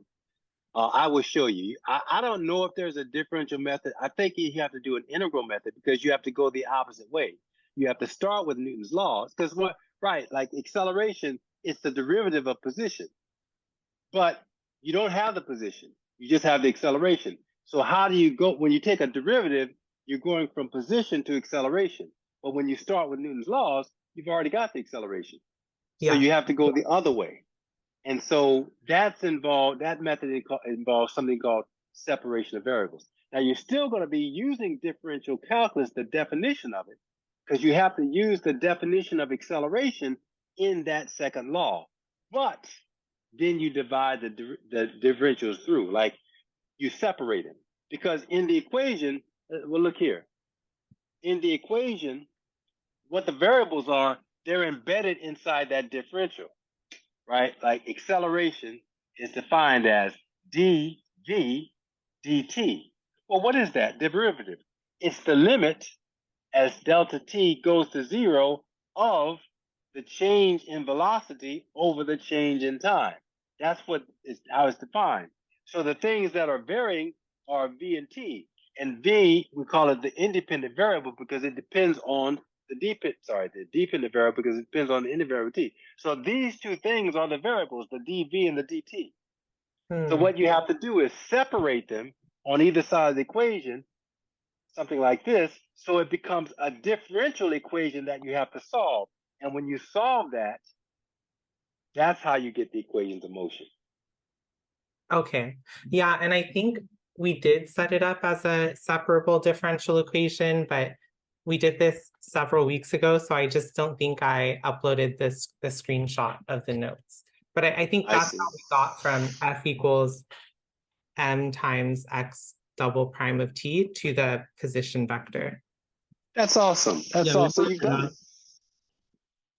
Go ahead. Oh, I said, Somebody yeah, says we worked it out like Esperanza said.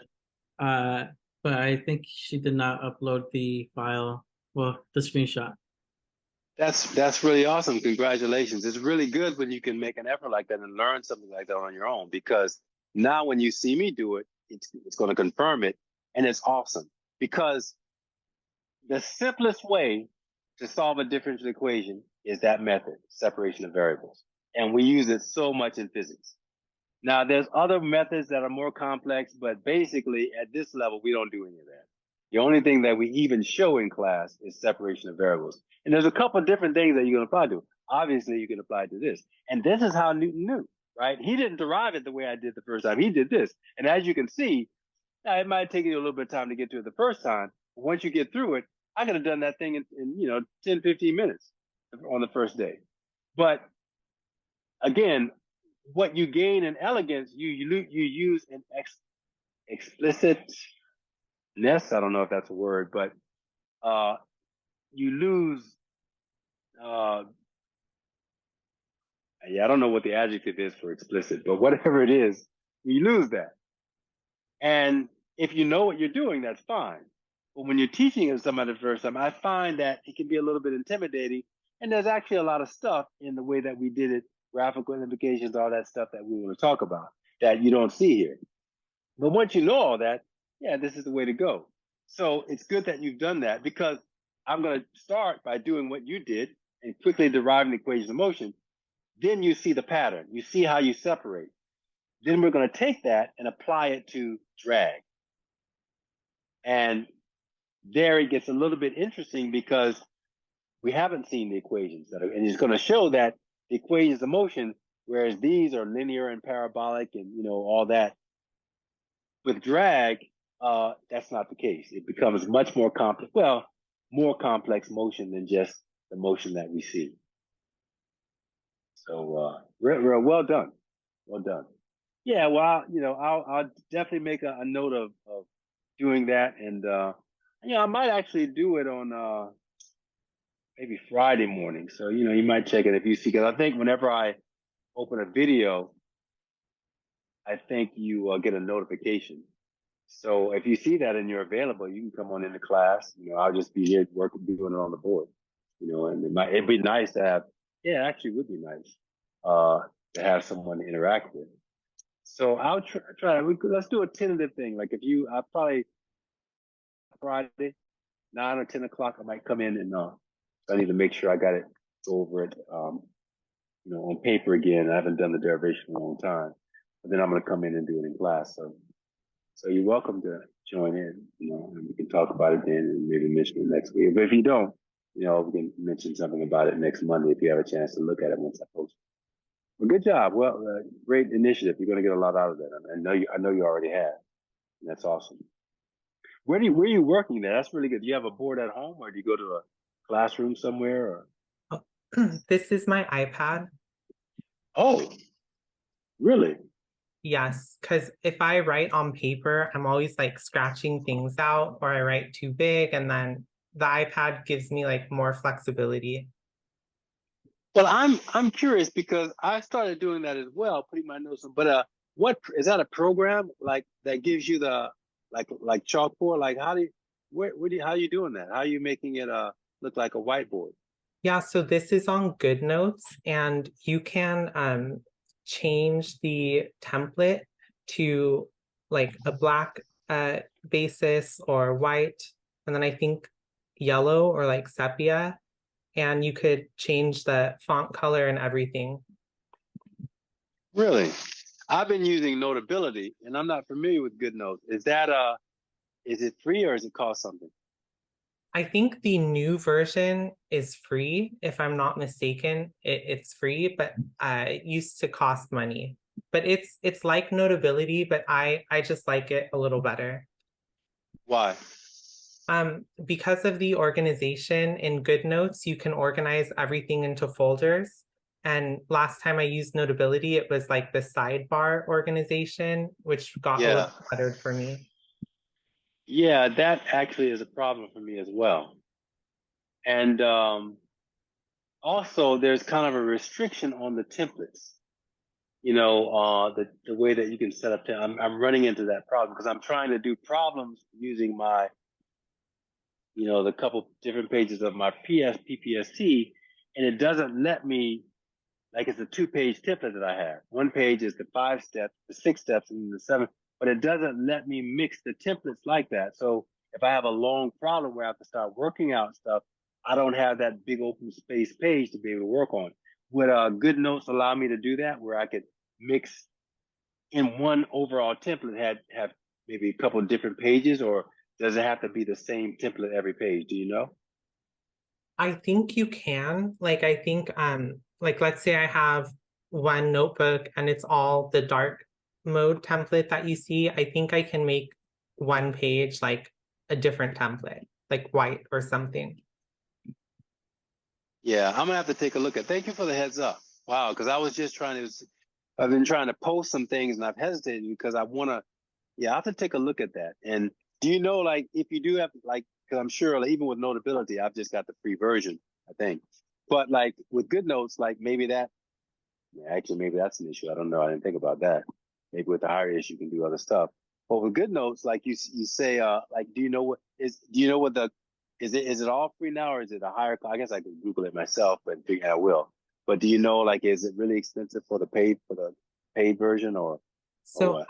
I'm looking at their pricing page right now. Their free Yeah. version gives you only 3 notebooks, but their paid version is either $10 a year or $30 one-time payment. $30 one-time payment for period or forever or Lifetime access. Yeah. really? Okay. Yeah, I'm So, gonna check that out this weekend. So the things that Esperanza mentioned about customizability and the questions that you're asking, also Yeah. you could do that in Notability. You just have to work around it. I know because I like using Notability a lot. So that's how I know. So yeah, you could change the background too on Notability. You change the fonts. The good thing about GoodNotes is the file management system. I even think they have like the old version, GoodNotes 5. So each version is a standalone application. So there's GoodNotes 5 and then there's GoodNotes 6. 6 is the new one, which there's not much difference to version 5, actually. And it's probably even better to get 5. I know that GoodNotes 5 cost like $9.99. Okay. And that's per year. No, that's life. Oh, really? Because ever since they came out with GoodNotes 6, that's the new version, they went to the subscription route. Oh. Yeah, so they took their business model as, they went to the subscription business model route.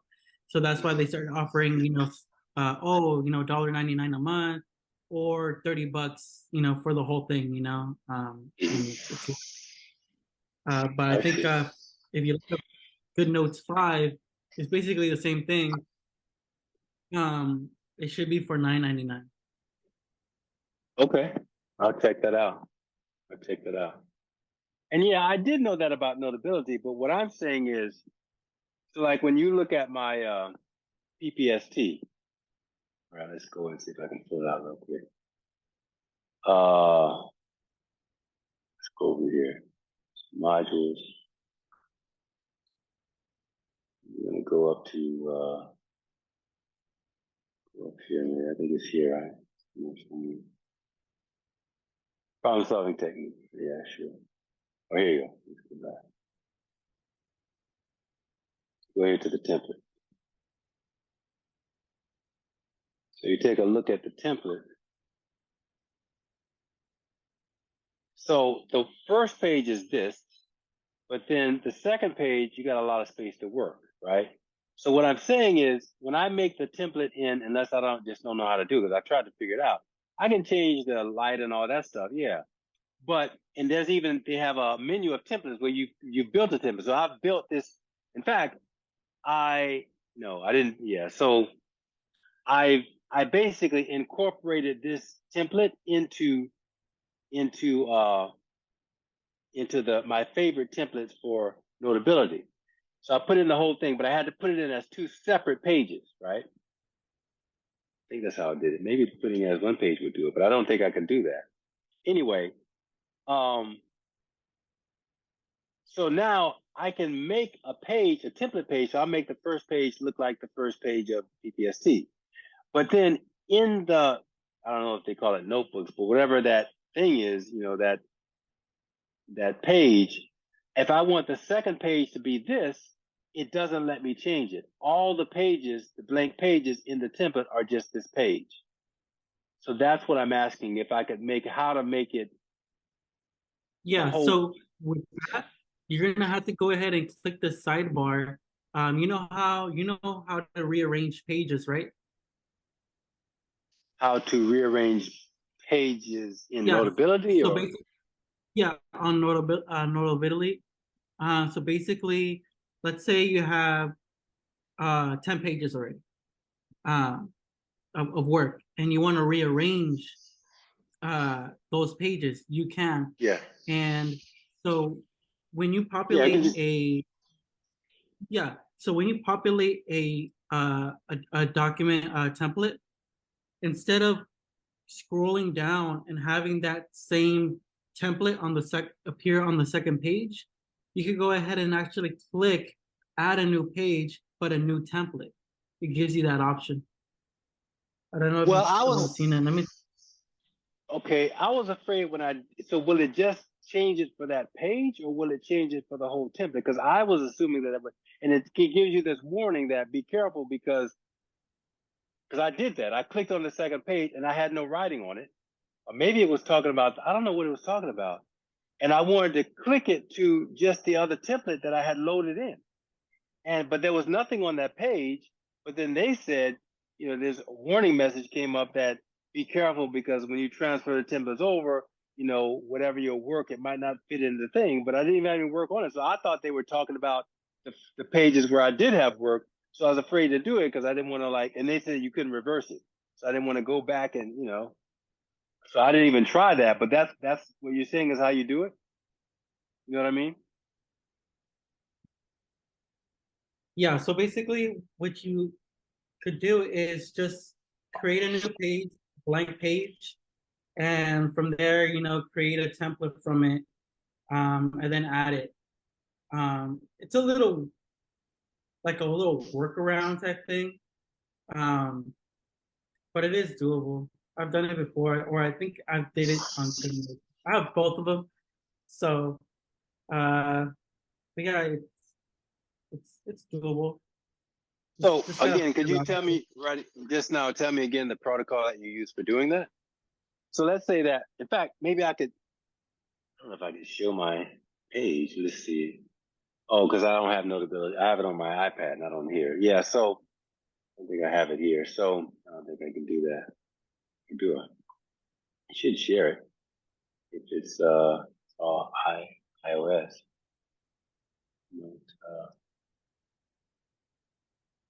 It doesn't look like I have it on here. I just have it on my iPad. It didn't come up. So, yeah, can you just explain verbally how what you did? So, like, let's say that I'm in a, you know, I don't know what's called a template, but I'm in a project that I'm working on. Let's say I got 3 pages. So I put, I'm working a problem and I got the first page filled out, and the second page looks like that first, the same template as the first page, but I want to change out that second page to the second page of my problem solving technique. So what you're saying is I go to that page. I think there's a little button in the left hand corner. You can click down there for different options. And then it gives me an option to change the template. And when I do that, it'll just change the template for that page and not for the whole thing. Yeah, it should. Let me go ahead and try and do it right now. Let's see. I'm gonna go ahead and new one, template settings, change the template, go like that, write a little bit. So then that way my second template, my populate the third and fourth pages, go from there, add a new page. Add a new page. Okay, now I change the template. Let's see.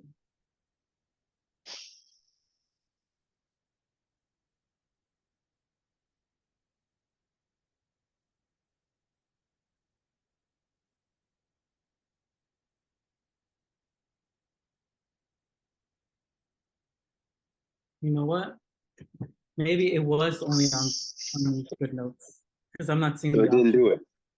It didn't do it. Yeah. No. So all the templates changed then, yeah?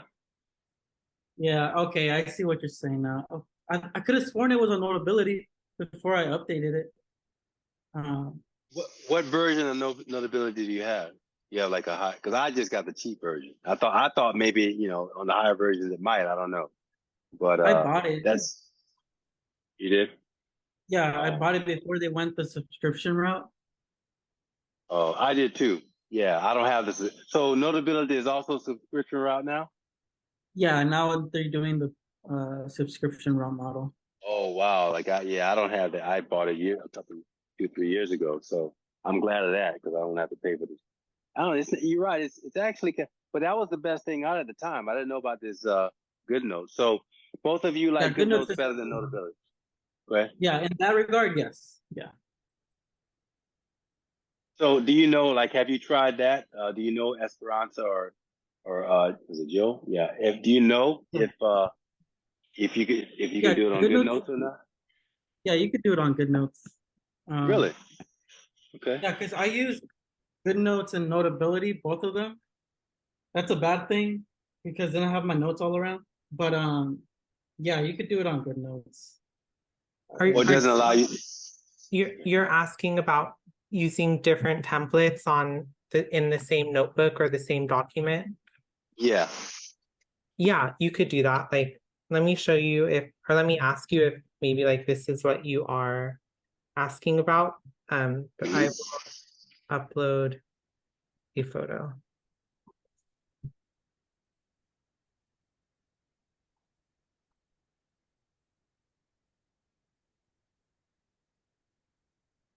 So in this notebook, I'm using the black background template with white font, and then I could just insert a page and use whatever template I want, and then, so change it to white or another color.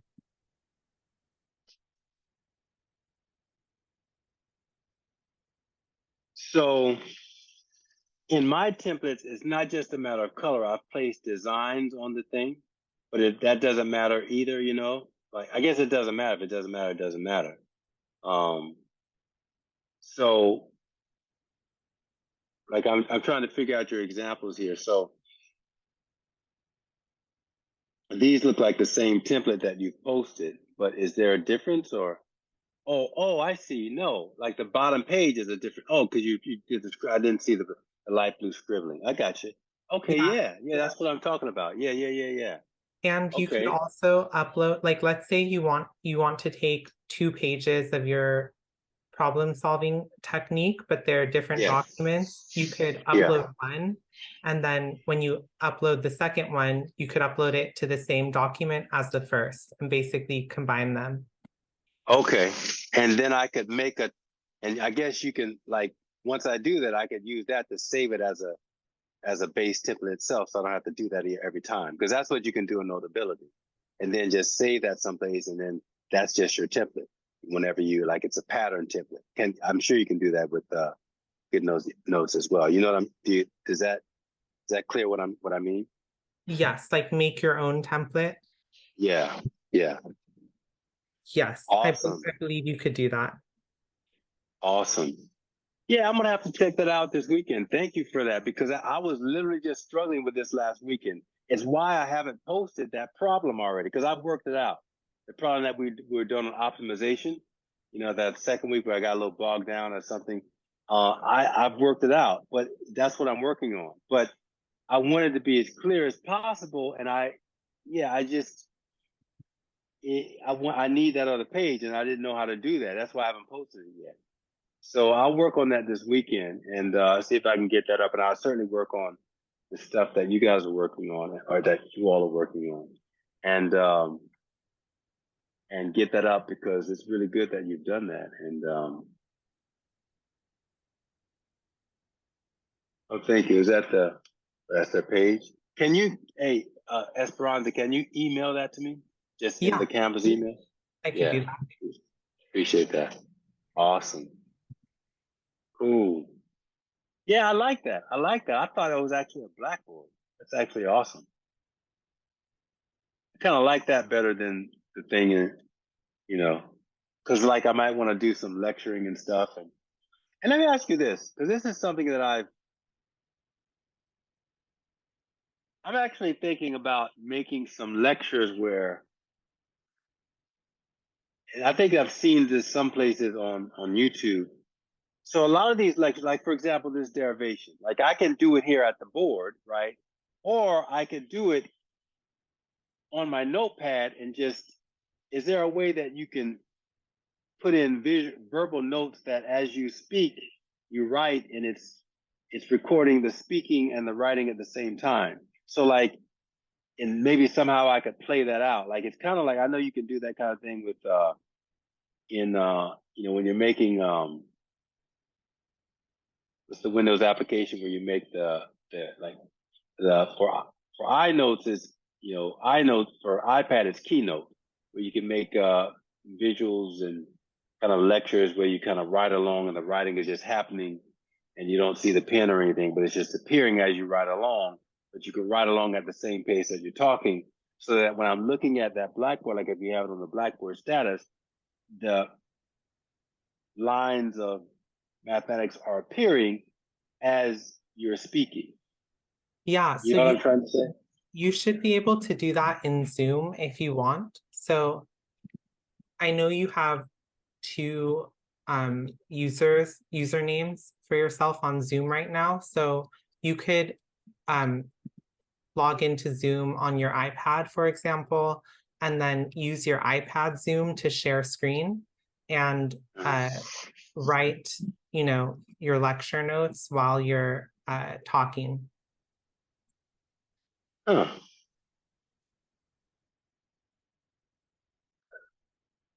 On the iPad. Yeah, that's how one of my other professors has been doing it. Basically the exact same thing that you're doing, but she talks through her computer Zoom and then shares screen from her iPad Zoom.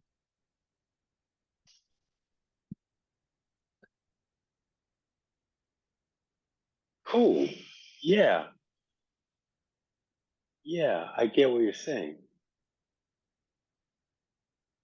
So you're just writing on the iPad, but recording it, and the Zoom pad is.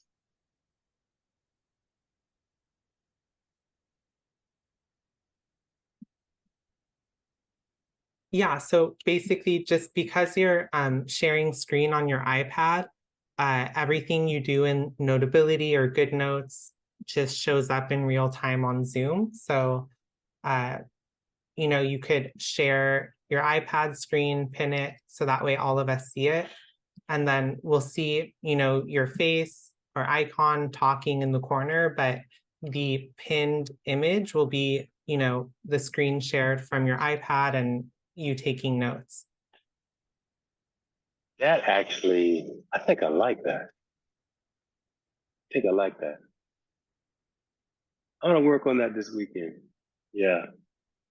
Yeah, it's a little weird for me too, because like growing up in school, we didn't have iPads, smart boards, like barely switched from chalkboards to whiteboards. So it took me a little while to like get used to taking digital notes.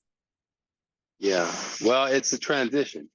And I'm actually out of the loop because I was never in school when we did that. So I'm actually trying to level up, just making my read, because, you know, my notes are falling apart and it doesn't make sense to redo them on paper. So that's actually why I got the notability in the first place. But it was very cumbersome and it was kind of difficult to really do that in a way that was equitable with what I do on the board. But I'm seeing what you're doing there. Like I literally thought that's even better than the way what I'm doing on the board. It's more clear. Like I thought that was a whiteboard. So that definitely was not the level of where notability was, and now it still kind of isn't. So I think I want to try that to see if that's going to work. And I don't know if I'll be able to use it for class yet because I probably make a lot of mistakes and got to get used to it. But at least maybe I could start the process, and maybe the addendum lectures work on it that way or something. So which professor does this? You said the math professor does this? Yeah, she is in a different district though, up in Oakland. But I have had a few professors do it at Trade Tech. This is Trade Tech, right? This is no, this is actually Harbor, LA Harbor College. Okay, yeah, sorry, because we could register for classes at all the different colleges, so sometimes I get confused. But at Trade Tech, one of my professors for trigonometry back in the day, he did that as well, using GoodNotes. Yeah, really? Wow. Okay. And you, so in class, how does it feel as a student from a student perspective? Is it as good? Do you like it? Yeah, I like it because it sort of makes it really clear. Whereas sometimes when you're like filming yourself, maybe it gets a little hard to see. Although like right now I could see everything, but it is a little more clear when you're sharing screen and taking notes. Yeah, no, it's an issue, and it's an issue here. That was a big deal at first. I had to figure out because I got a board. It's like low glare, but it's always going to be glare, you know. And I kind of make it dark in here with the exception of the light that I have on, but still, it's not as clear as what you had there. And that's magnificent, and it could still be improved. Like so, if I could figure that out, then and that definitely is a solution. I would love to do it that way. So yeah, I think I'm gonna check that out. See if I can maybe incorporate that before the end of the semester. I really appreciate that. That's kind of get versatile at that, and you know, people are doing that, so that's where we're going. So I want to try to keep up again. So I'll take a look. It's awesome, man. Thank you so much, Esperanza. I appreciate that. Um, that heads up on that. Thanks for sharing that. But yeah, I'll work on that. And, well, you know, well done, both of you with, trying to work out and you shared the other stuff. So did you share the page where you have you did the integral stuff? Is that this last one or no? Oh, I didn't share that yet, but the last image I sent, if you look at it, I think I did kind of work out that equation, but the constants, I don't know why I didn't Yeah.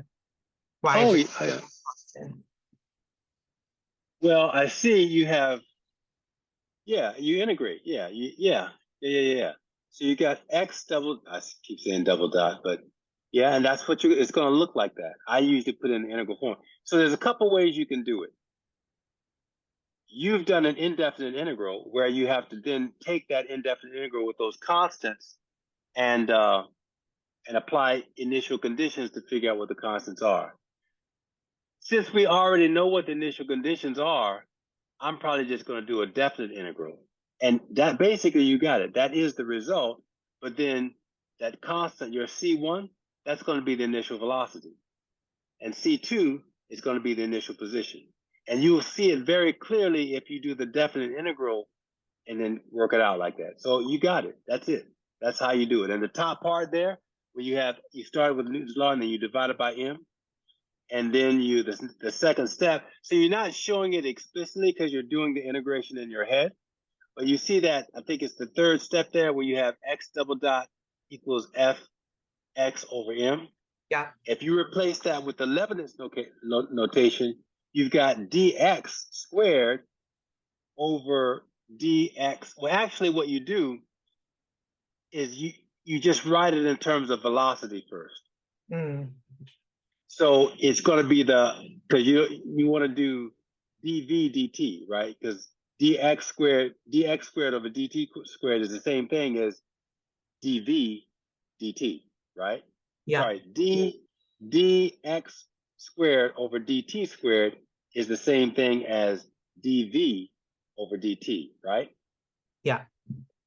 Okay, so if you replace that x double dot with dv dt, then you have something that you can separate. You multiply through by the dt, and you're going to have dv equals f sub x over m times dt.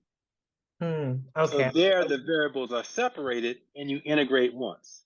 When you integrate, on the left side, you're going to have v of t minus v naught, and just don't do an indefinite, put in the integral sign and go from v naught to vt. Okay. So the integral of that dv is obviously going to be v, and then you put in the limits, and the limits are v of t, v naught to vt. So on the left side, you basically have delta v, but in terms of the specific notation, it's going to be v of t minus v naught. And then on the right side, you're going to have fx over f sub x over m. But what is that? According to Newton's second law, that's acceleration, and it's constant; it doesn't change. So you can just substitute that with a, and then you're just going to have, if you put in the definite limits, it goes from t equals 0, which is just 0, to t. So that integral is just going to integrate to t. So what you will have is v of t minus v naught equals a times t, and that's it. You just then add over the v naught to get all the the independent stuff and the dependent stuff on the same side. So you'd have v of t equals a times t plus v naught, and that's the equation of motion. That's the velocity equation. See that? So you got it. That makes sense. Then to get to your last equation, the position equation, you do it again. You take the definition of v of t, which is dx dt, substitute that in, and then multiply through by dt again, separate the variables, and then integrate again. But do a definite integral, and when you do that, you're going to get the same equation you got down there at the bottom, but the constants will already automatically be filled out. And you'll see that your C1 will be the V naught, and the C2 will be the new constant that comes out of the second integration, which is the initial position, x naught. Okay, yeah, I'm definitely going to try this again that way.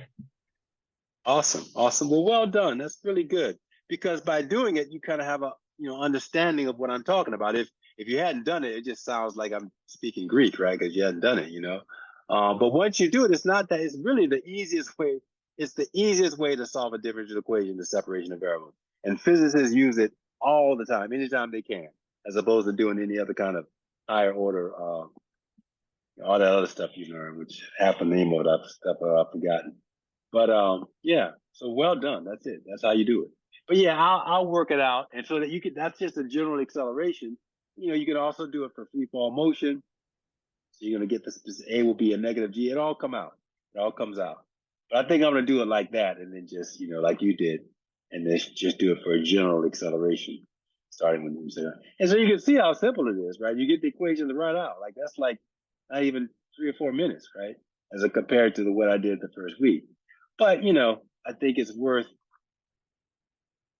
You want to know the foundation for you before you go to more sophisticated and elegant, as they say, versions of things. Because you got a solid foundation. But yeah, well done. That's the way to study. In addition, it's not just doing the homeworks and stuff. It's really, playing around like that. And yeah, I'm impressed. Good job. Yeah, I heard differential equations are really important to physics. It's hard because it's all just like pure math to me, but hoping that I see, how to use it at some point.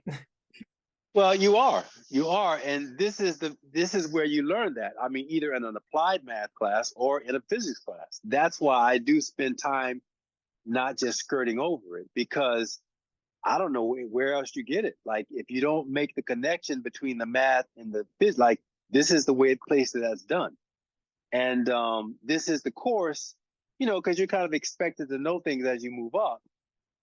This is the course where we want to work on that.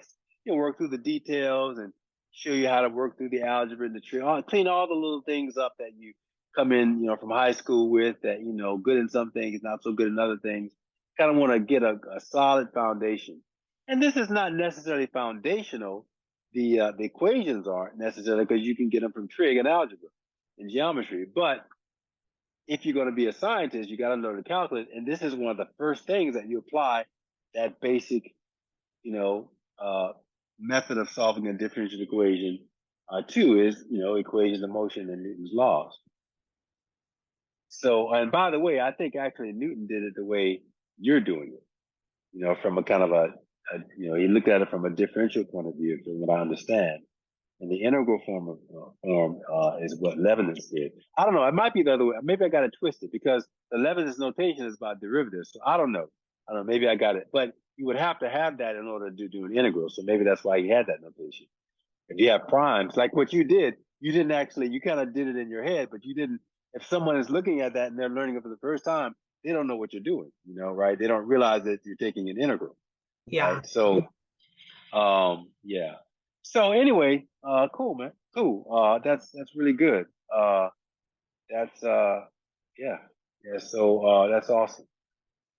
So I will work on that, and I will get that to you, and this weekend, and we can talk some more about it on Monday. You and Joel. So you and Joel are working together. Yeah, we were doing this together, although he has not taken differential equations yet, and this is my first differential equations class, but we were doing this together. Oh, that's right. I think you told me. So you're in differential equations right now.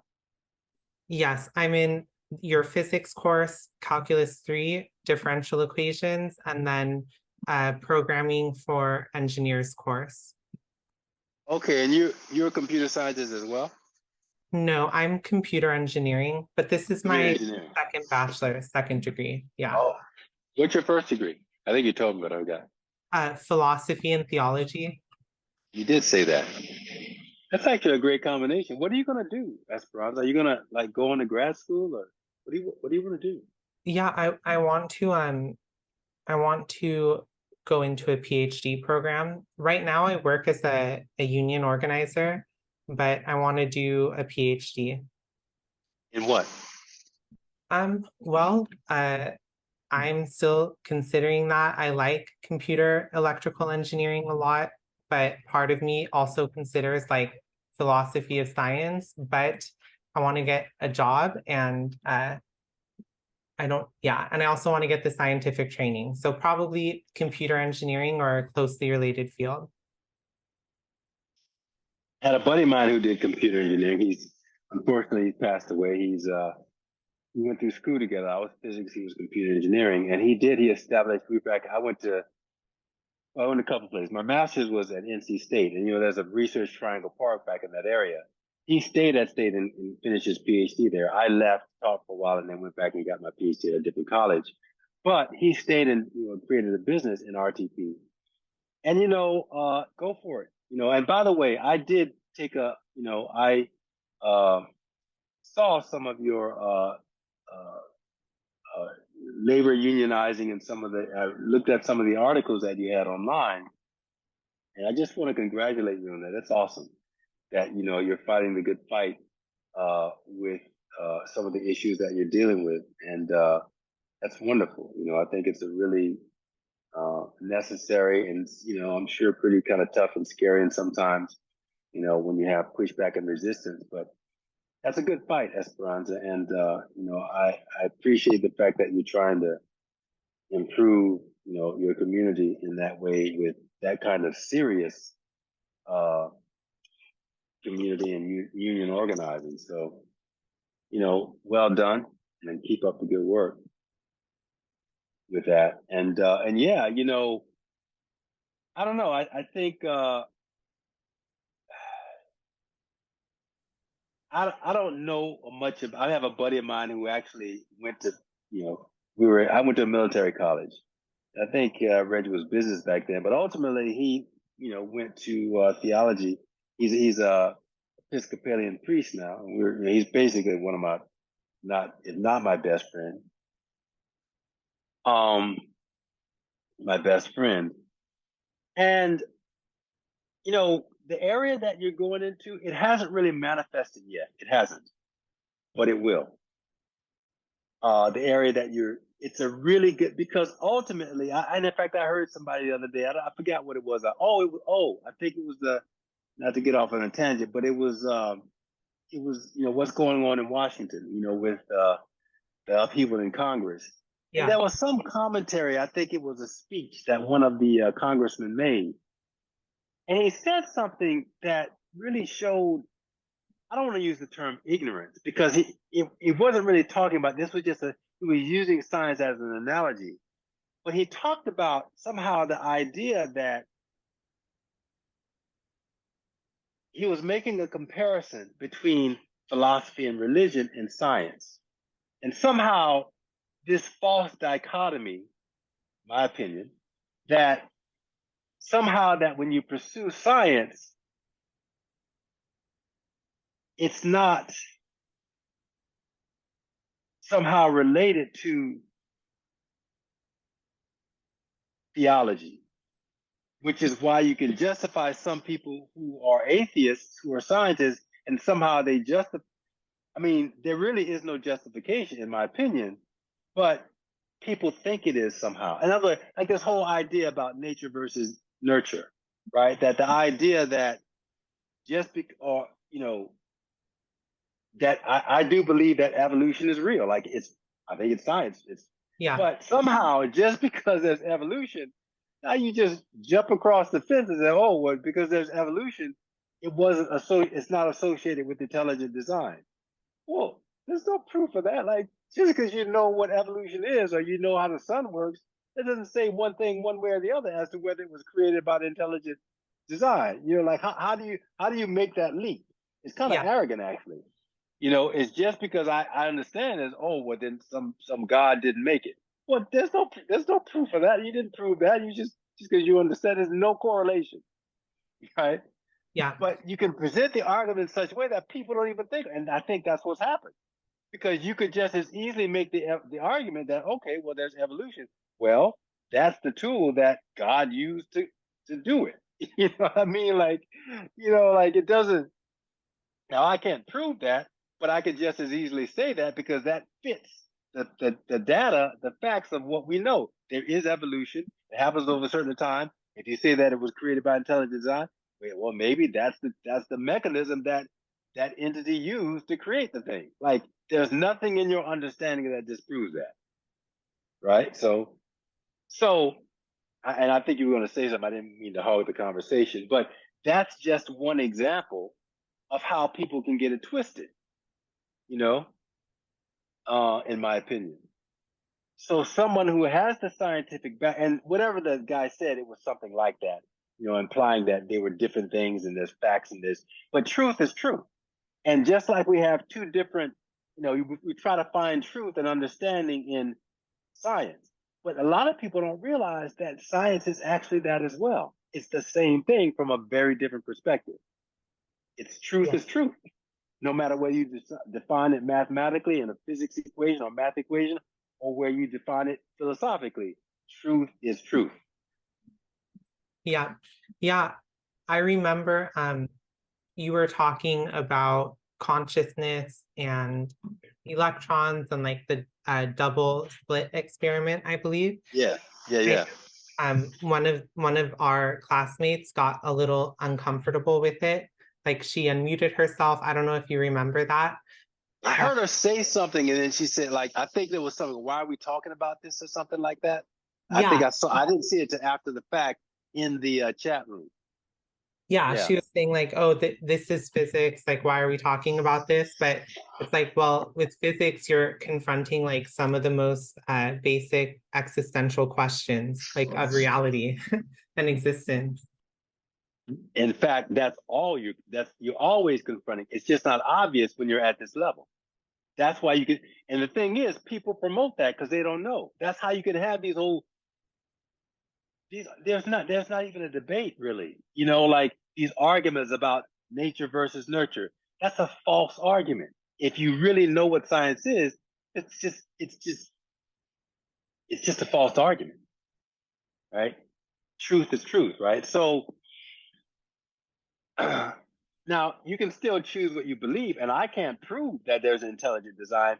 But what science means is that whatever you say, you got to prove it either way. And if you can't prove it either way, then it's just an opinion. And you can argue opinions all day long, right? And then you can say, okay, well, if that's true, then just because you have an intuition or a gut feeling, how does that mean that, why do you use that to even pursue science? Well, if that were the case, Columbus would never have sailed across the sea. When you look out, it looks like it falls off the earth, right? Well, one person, you could argue that all day long, and people did. The earth is flat, the earth is round. The earth is flat, the earth is round. Look, it's a cut. When you see a ship goes over, it's falling off. Like, okay, we can sit here on the shore and argue that all day long. But my intuition says there's a different possibility. The possibility is that it's round, and maybe that's why it doesn't fall off immediately. It kind of slowly disappears because it's going over a curve. Now, I don't know that. I'm not out there, but that's what I think. And it fits the data that we have right now. So the only thing that you can do at that point is to perform an experiment and test it. And your intuition, that's what genius and talent is. It's the intuitive intuition of the person to know where to look. And they might look in a way that's very different than where most people look. And most people say you don't need to look there because it's clearly not there. But if that were the case, we would still be the center of the universe. The earth would still be flat. And all of the many and sundry, hypotheses that have come up where people have had this gut feeling that, that argument is true, but there's another argument that might actually work. So we got to test it. So here again, when we see the double slit experiment, this is crazy. Like, how is this happening? Well, maybe it's some like kind of physics experiment where that's just the way it works out. Or maybe we're looking at some rudimentary aspect of consciousness on a quantum level. Like the thing is, like you guys are programmers, right? You break it down, a complex system is just a matter of a complex decision. You add them up, it looks like the thing is intelligent. Well, maybe that's what intelligence is. Maybe how do we know? We might be biological experiments at some alien civilization planted on the earth, thousands of years ago, and we've just evolved into this. We don't know. That's actually a viable explanation of what we are. We don't know. But it fits. And until you can prove one way or the other, I mean, you have to at least consider it if you're really well, you don't have to, but if you're trying to be a scientist and answer these questions that are incredibly complex, you got to be open to these things. So that's why we were having the conversation, if I had a chance to ask it, because even at this level, everything you're doing, even if it's not obvious, it ultimately comes to who we are, how did we get here, and where are we going? Yeah. So yeah, I didn't, it's a touchy subject, but And I try to, it is practical at this level, and I do try not to get too much into, try to keep it on an even keel with, with practicality. But it's just a simple fact. There is a double slit experiment. These things are happening, and we don't know. We know what's happening, and we can explain what's happening, but we don't know why. And there's other things even at the on the quantum level with what the atom is, and all these dark energy, all these things, they're all going to point to the same place. So I think it's at least important to have an idea of that, even if we don't get that much into it at this level. But yeah. So I'm sorry that she was offended, but I think it's got to be careful because now politics, it was always been there, right? So you never know when it's going to raise its ugly head and people might come in and try to shut you down, But I think it's at least important to stay within the parameters of that kind of safety, so that you can still be justified in what's happening in a classroom or whatever. And we certainly, in my opinion, haven't crossed that threshold. But that's the world we live in, and we've always lived in that world. So this is nothing new. Galileo, he was excommunicated, right? Yeah. House arrest, died in his house. Or why? Because the earth was the center of the universe and everybody knows it. So it's understandable that you would have people who might still react that way because it's just passed on. But that's what education is about. It's about enlightenment and being in a class, and in a class like this, it certainly is a place to at least brush upon some of these issues, if not, with further discussion. Yeah. So, but yeah, I didn't quite catch it fully. I kind of caught it after the fact, because I think I read something in her, but I didn't realize that she left class because of that.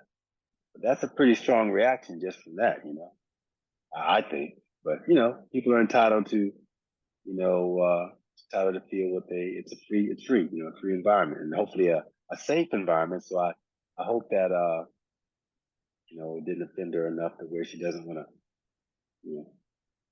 come back to class. But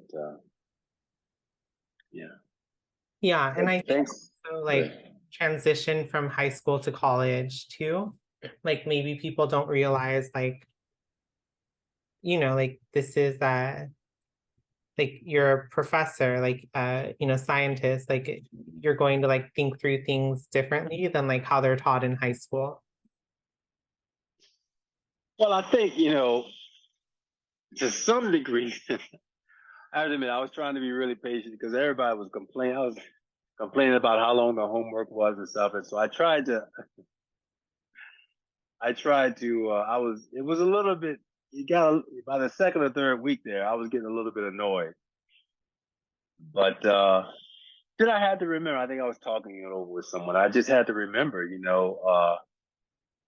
how it was for me when I first came to it. There is a transition period there. And it kind of feels like people are kind of getting it. The third homework was it was only like 10 or 12 problems, I think, or something, one of them. But we're going to get back to that rigor. And that wasn't by design. It was already like that. Because it's I kind of think of those two chapters together, chapter 5 and 6, as opposed to just one chapter. And when I first had it was one chapter. So that's why I kind of relaxed that chapter 5 homework, because I knew I was going to come back with the chapter 6. But yeah, and also just thinking, like you said, just it's hard to change. It's really hard. In fact, change honestly is the only that's the only thing that really exists in the universe, just based on what quantum mechanics is implying. So,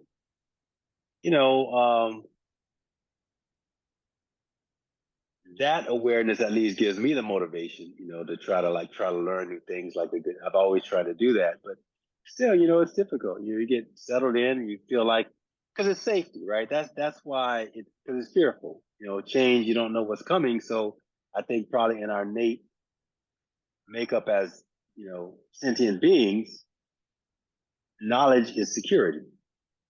And whenever we're in an environment where we don't know, just from our flight responses, it means, the first thing that you question is what I don't know going to kill me. Yeah. So I think that's it's in our genetics, So I get it, I get it. But, science, again, it's about truth. And ultimately, we want to help use that truth basically to survive. When you really get down to it, that's what it's about. It's about surviving. And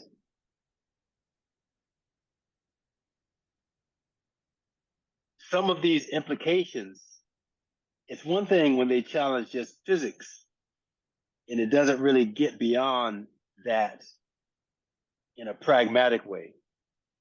But when you things start to, like, what I just said, what if we are biological robots, right? And we really are just seated here. Like, that it makes people uncomfortable because what? Like, and the idea of, you look at and actually it's happening because just a month ago in Congress, they had those retired pilots. When I was where you were, it was anathema to talk about extraterrestrials. Anathema. Now I'm talking about as a physics student. Like this was in the early '80s, mid '80s. Talk about it, you're crazy. We have gone from that to ex-military officers going to Congress and testifying about UFOs as of a month ago, and everybody taking them seriously. Everybody. But it's on the hush hush, right? What they rather talk about is all this foolishness that's going on right now, this stuff, as opposed to aliens in Congress. Yeah. So I guess the point that I'm making is that everything we're doing here is pointing to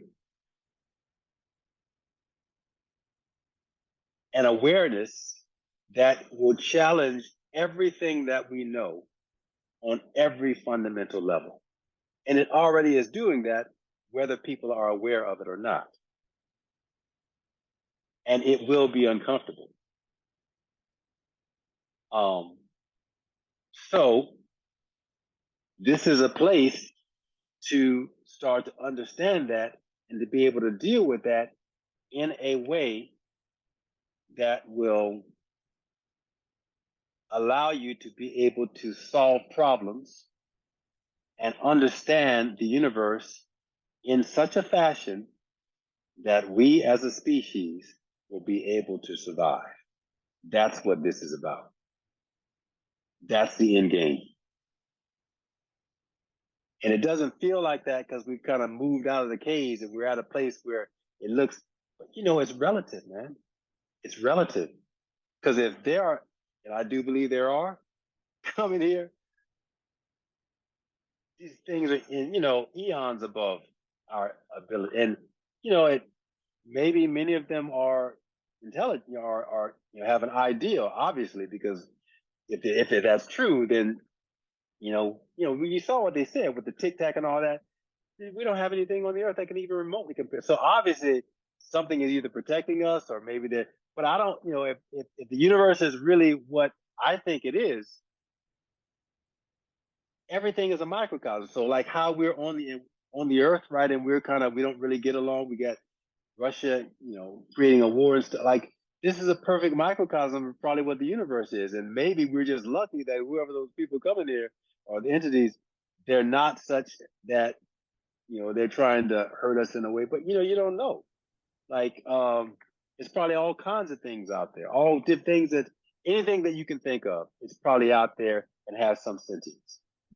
Yeah. So I think that when you open it up and think like that, it's really about trying to,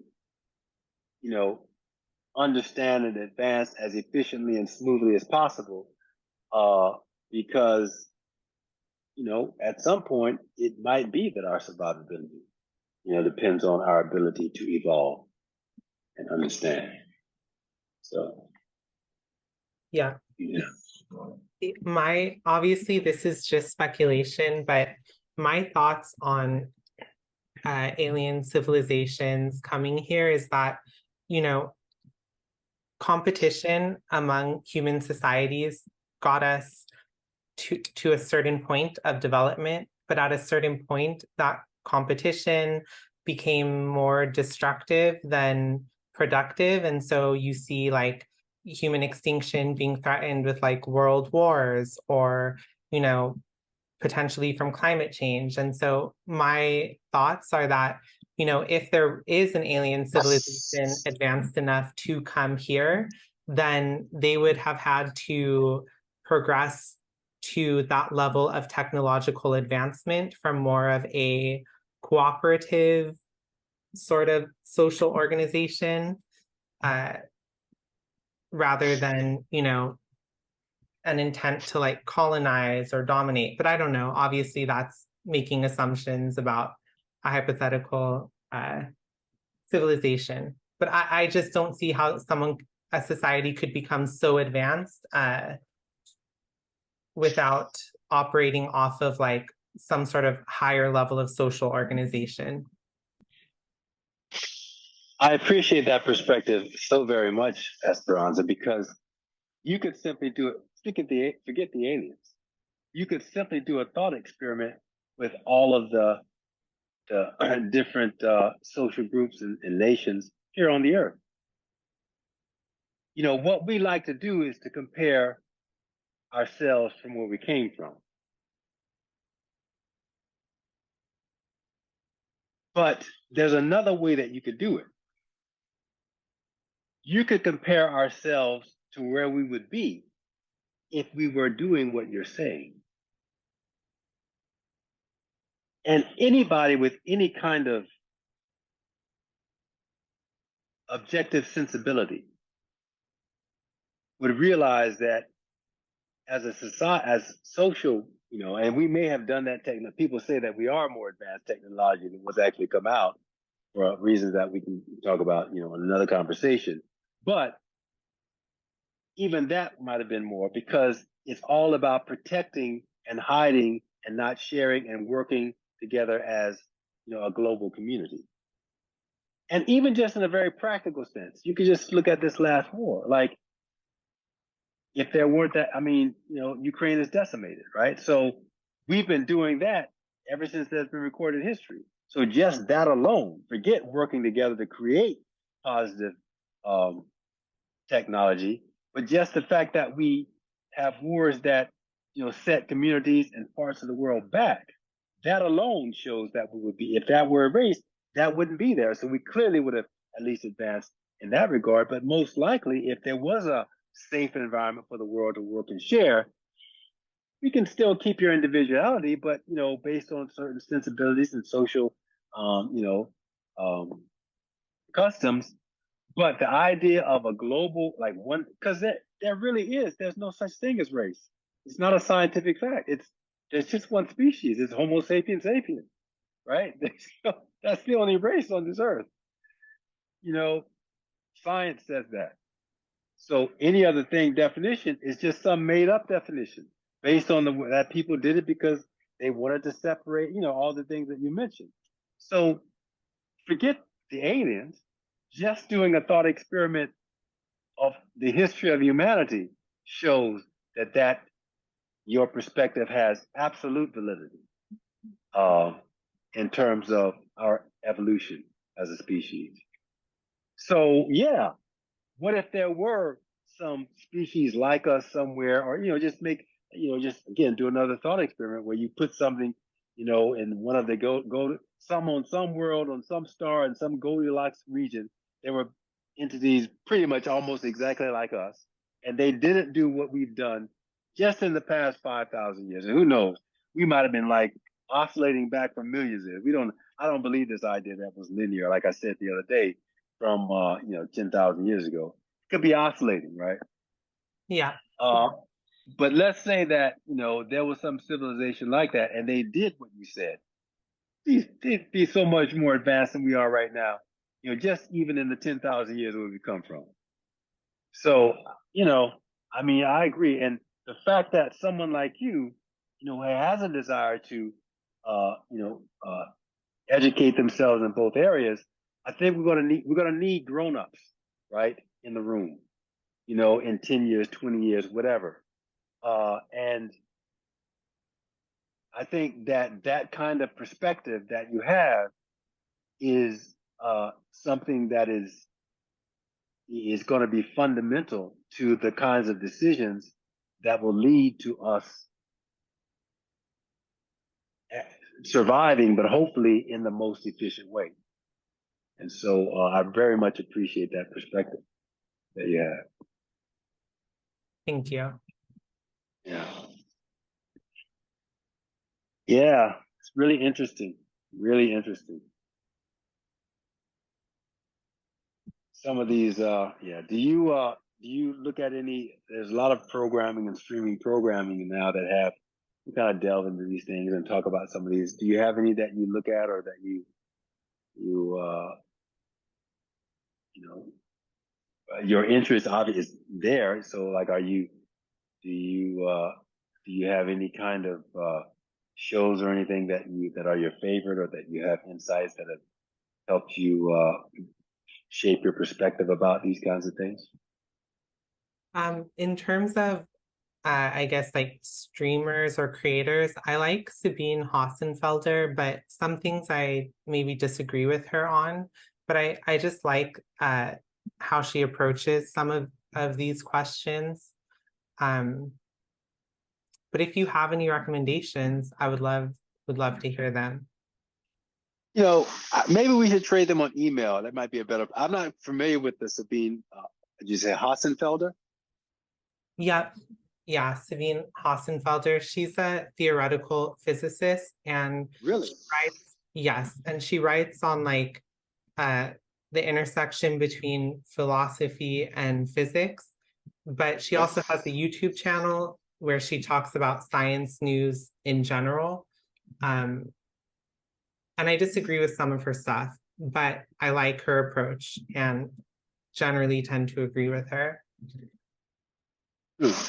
Yeah, if you could send me an email with her, like a URL to that, I appreciate that. And I do have some. I have a specific show that I like and have been looking for a few years, and I will on a specific one of the streaming networks, and I'll share that with you.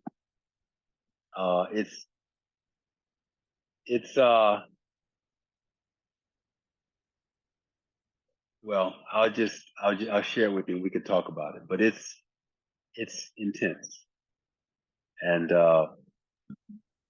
yeah, I'll just leave it at that. Yeah, please share it with me. I would love to check it out. I will. So yeah, I think you've already sent me maybe some emails, and but go ahead and do that, and I'll respond and put a list together, a couple of things. And but yeah, I want to check out Sabine Hossenfelder, and I'd never heard of her. Where is she American or what? What's her nationality? Where's she from?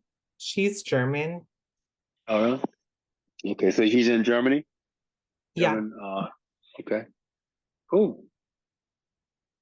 Yeah, I'll check it. I'll check her out. Okay. Awesome. Well, yeah. All Thank right. you for talking. Of course. Thank you for. Yeah, I really appreciate it. And you as well, Joel. I appreciate the discussion, and I will get that stuff up this weekend to help you out with progress with your derivations. Then. All right. Okay. All right. Hope you have a good rest of your Wednesday. Thank you. I appreciate it, and you as well. Have a great weekend. Thank you, Right. Professor. All right. Bye bye.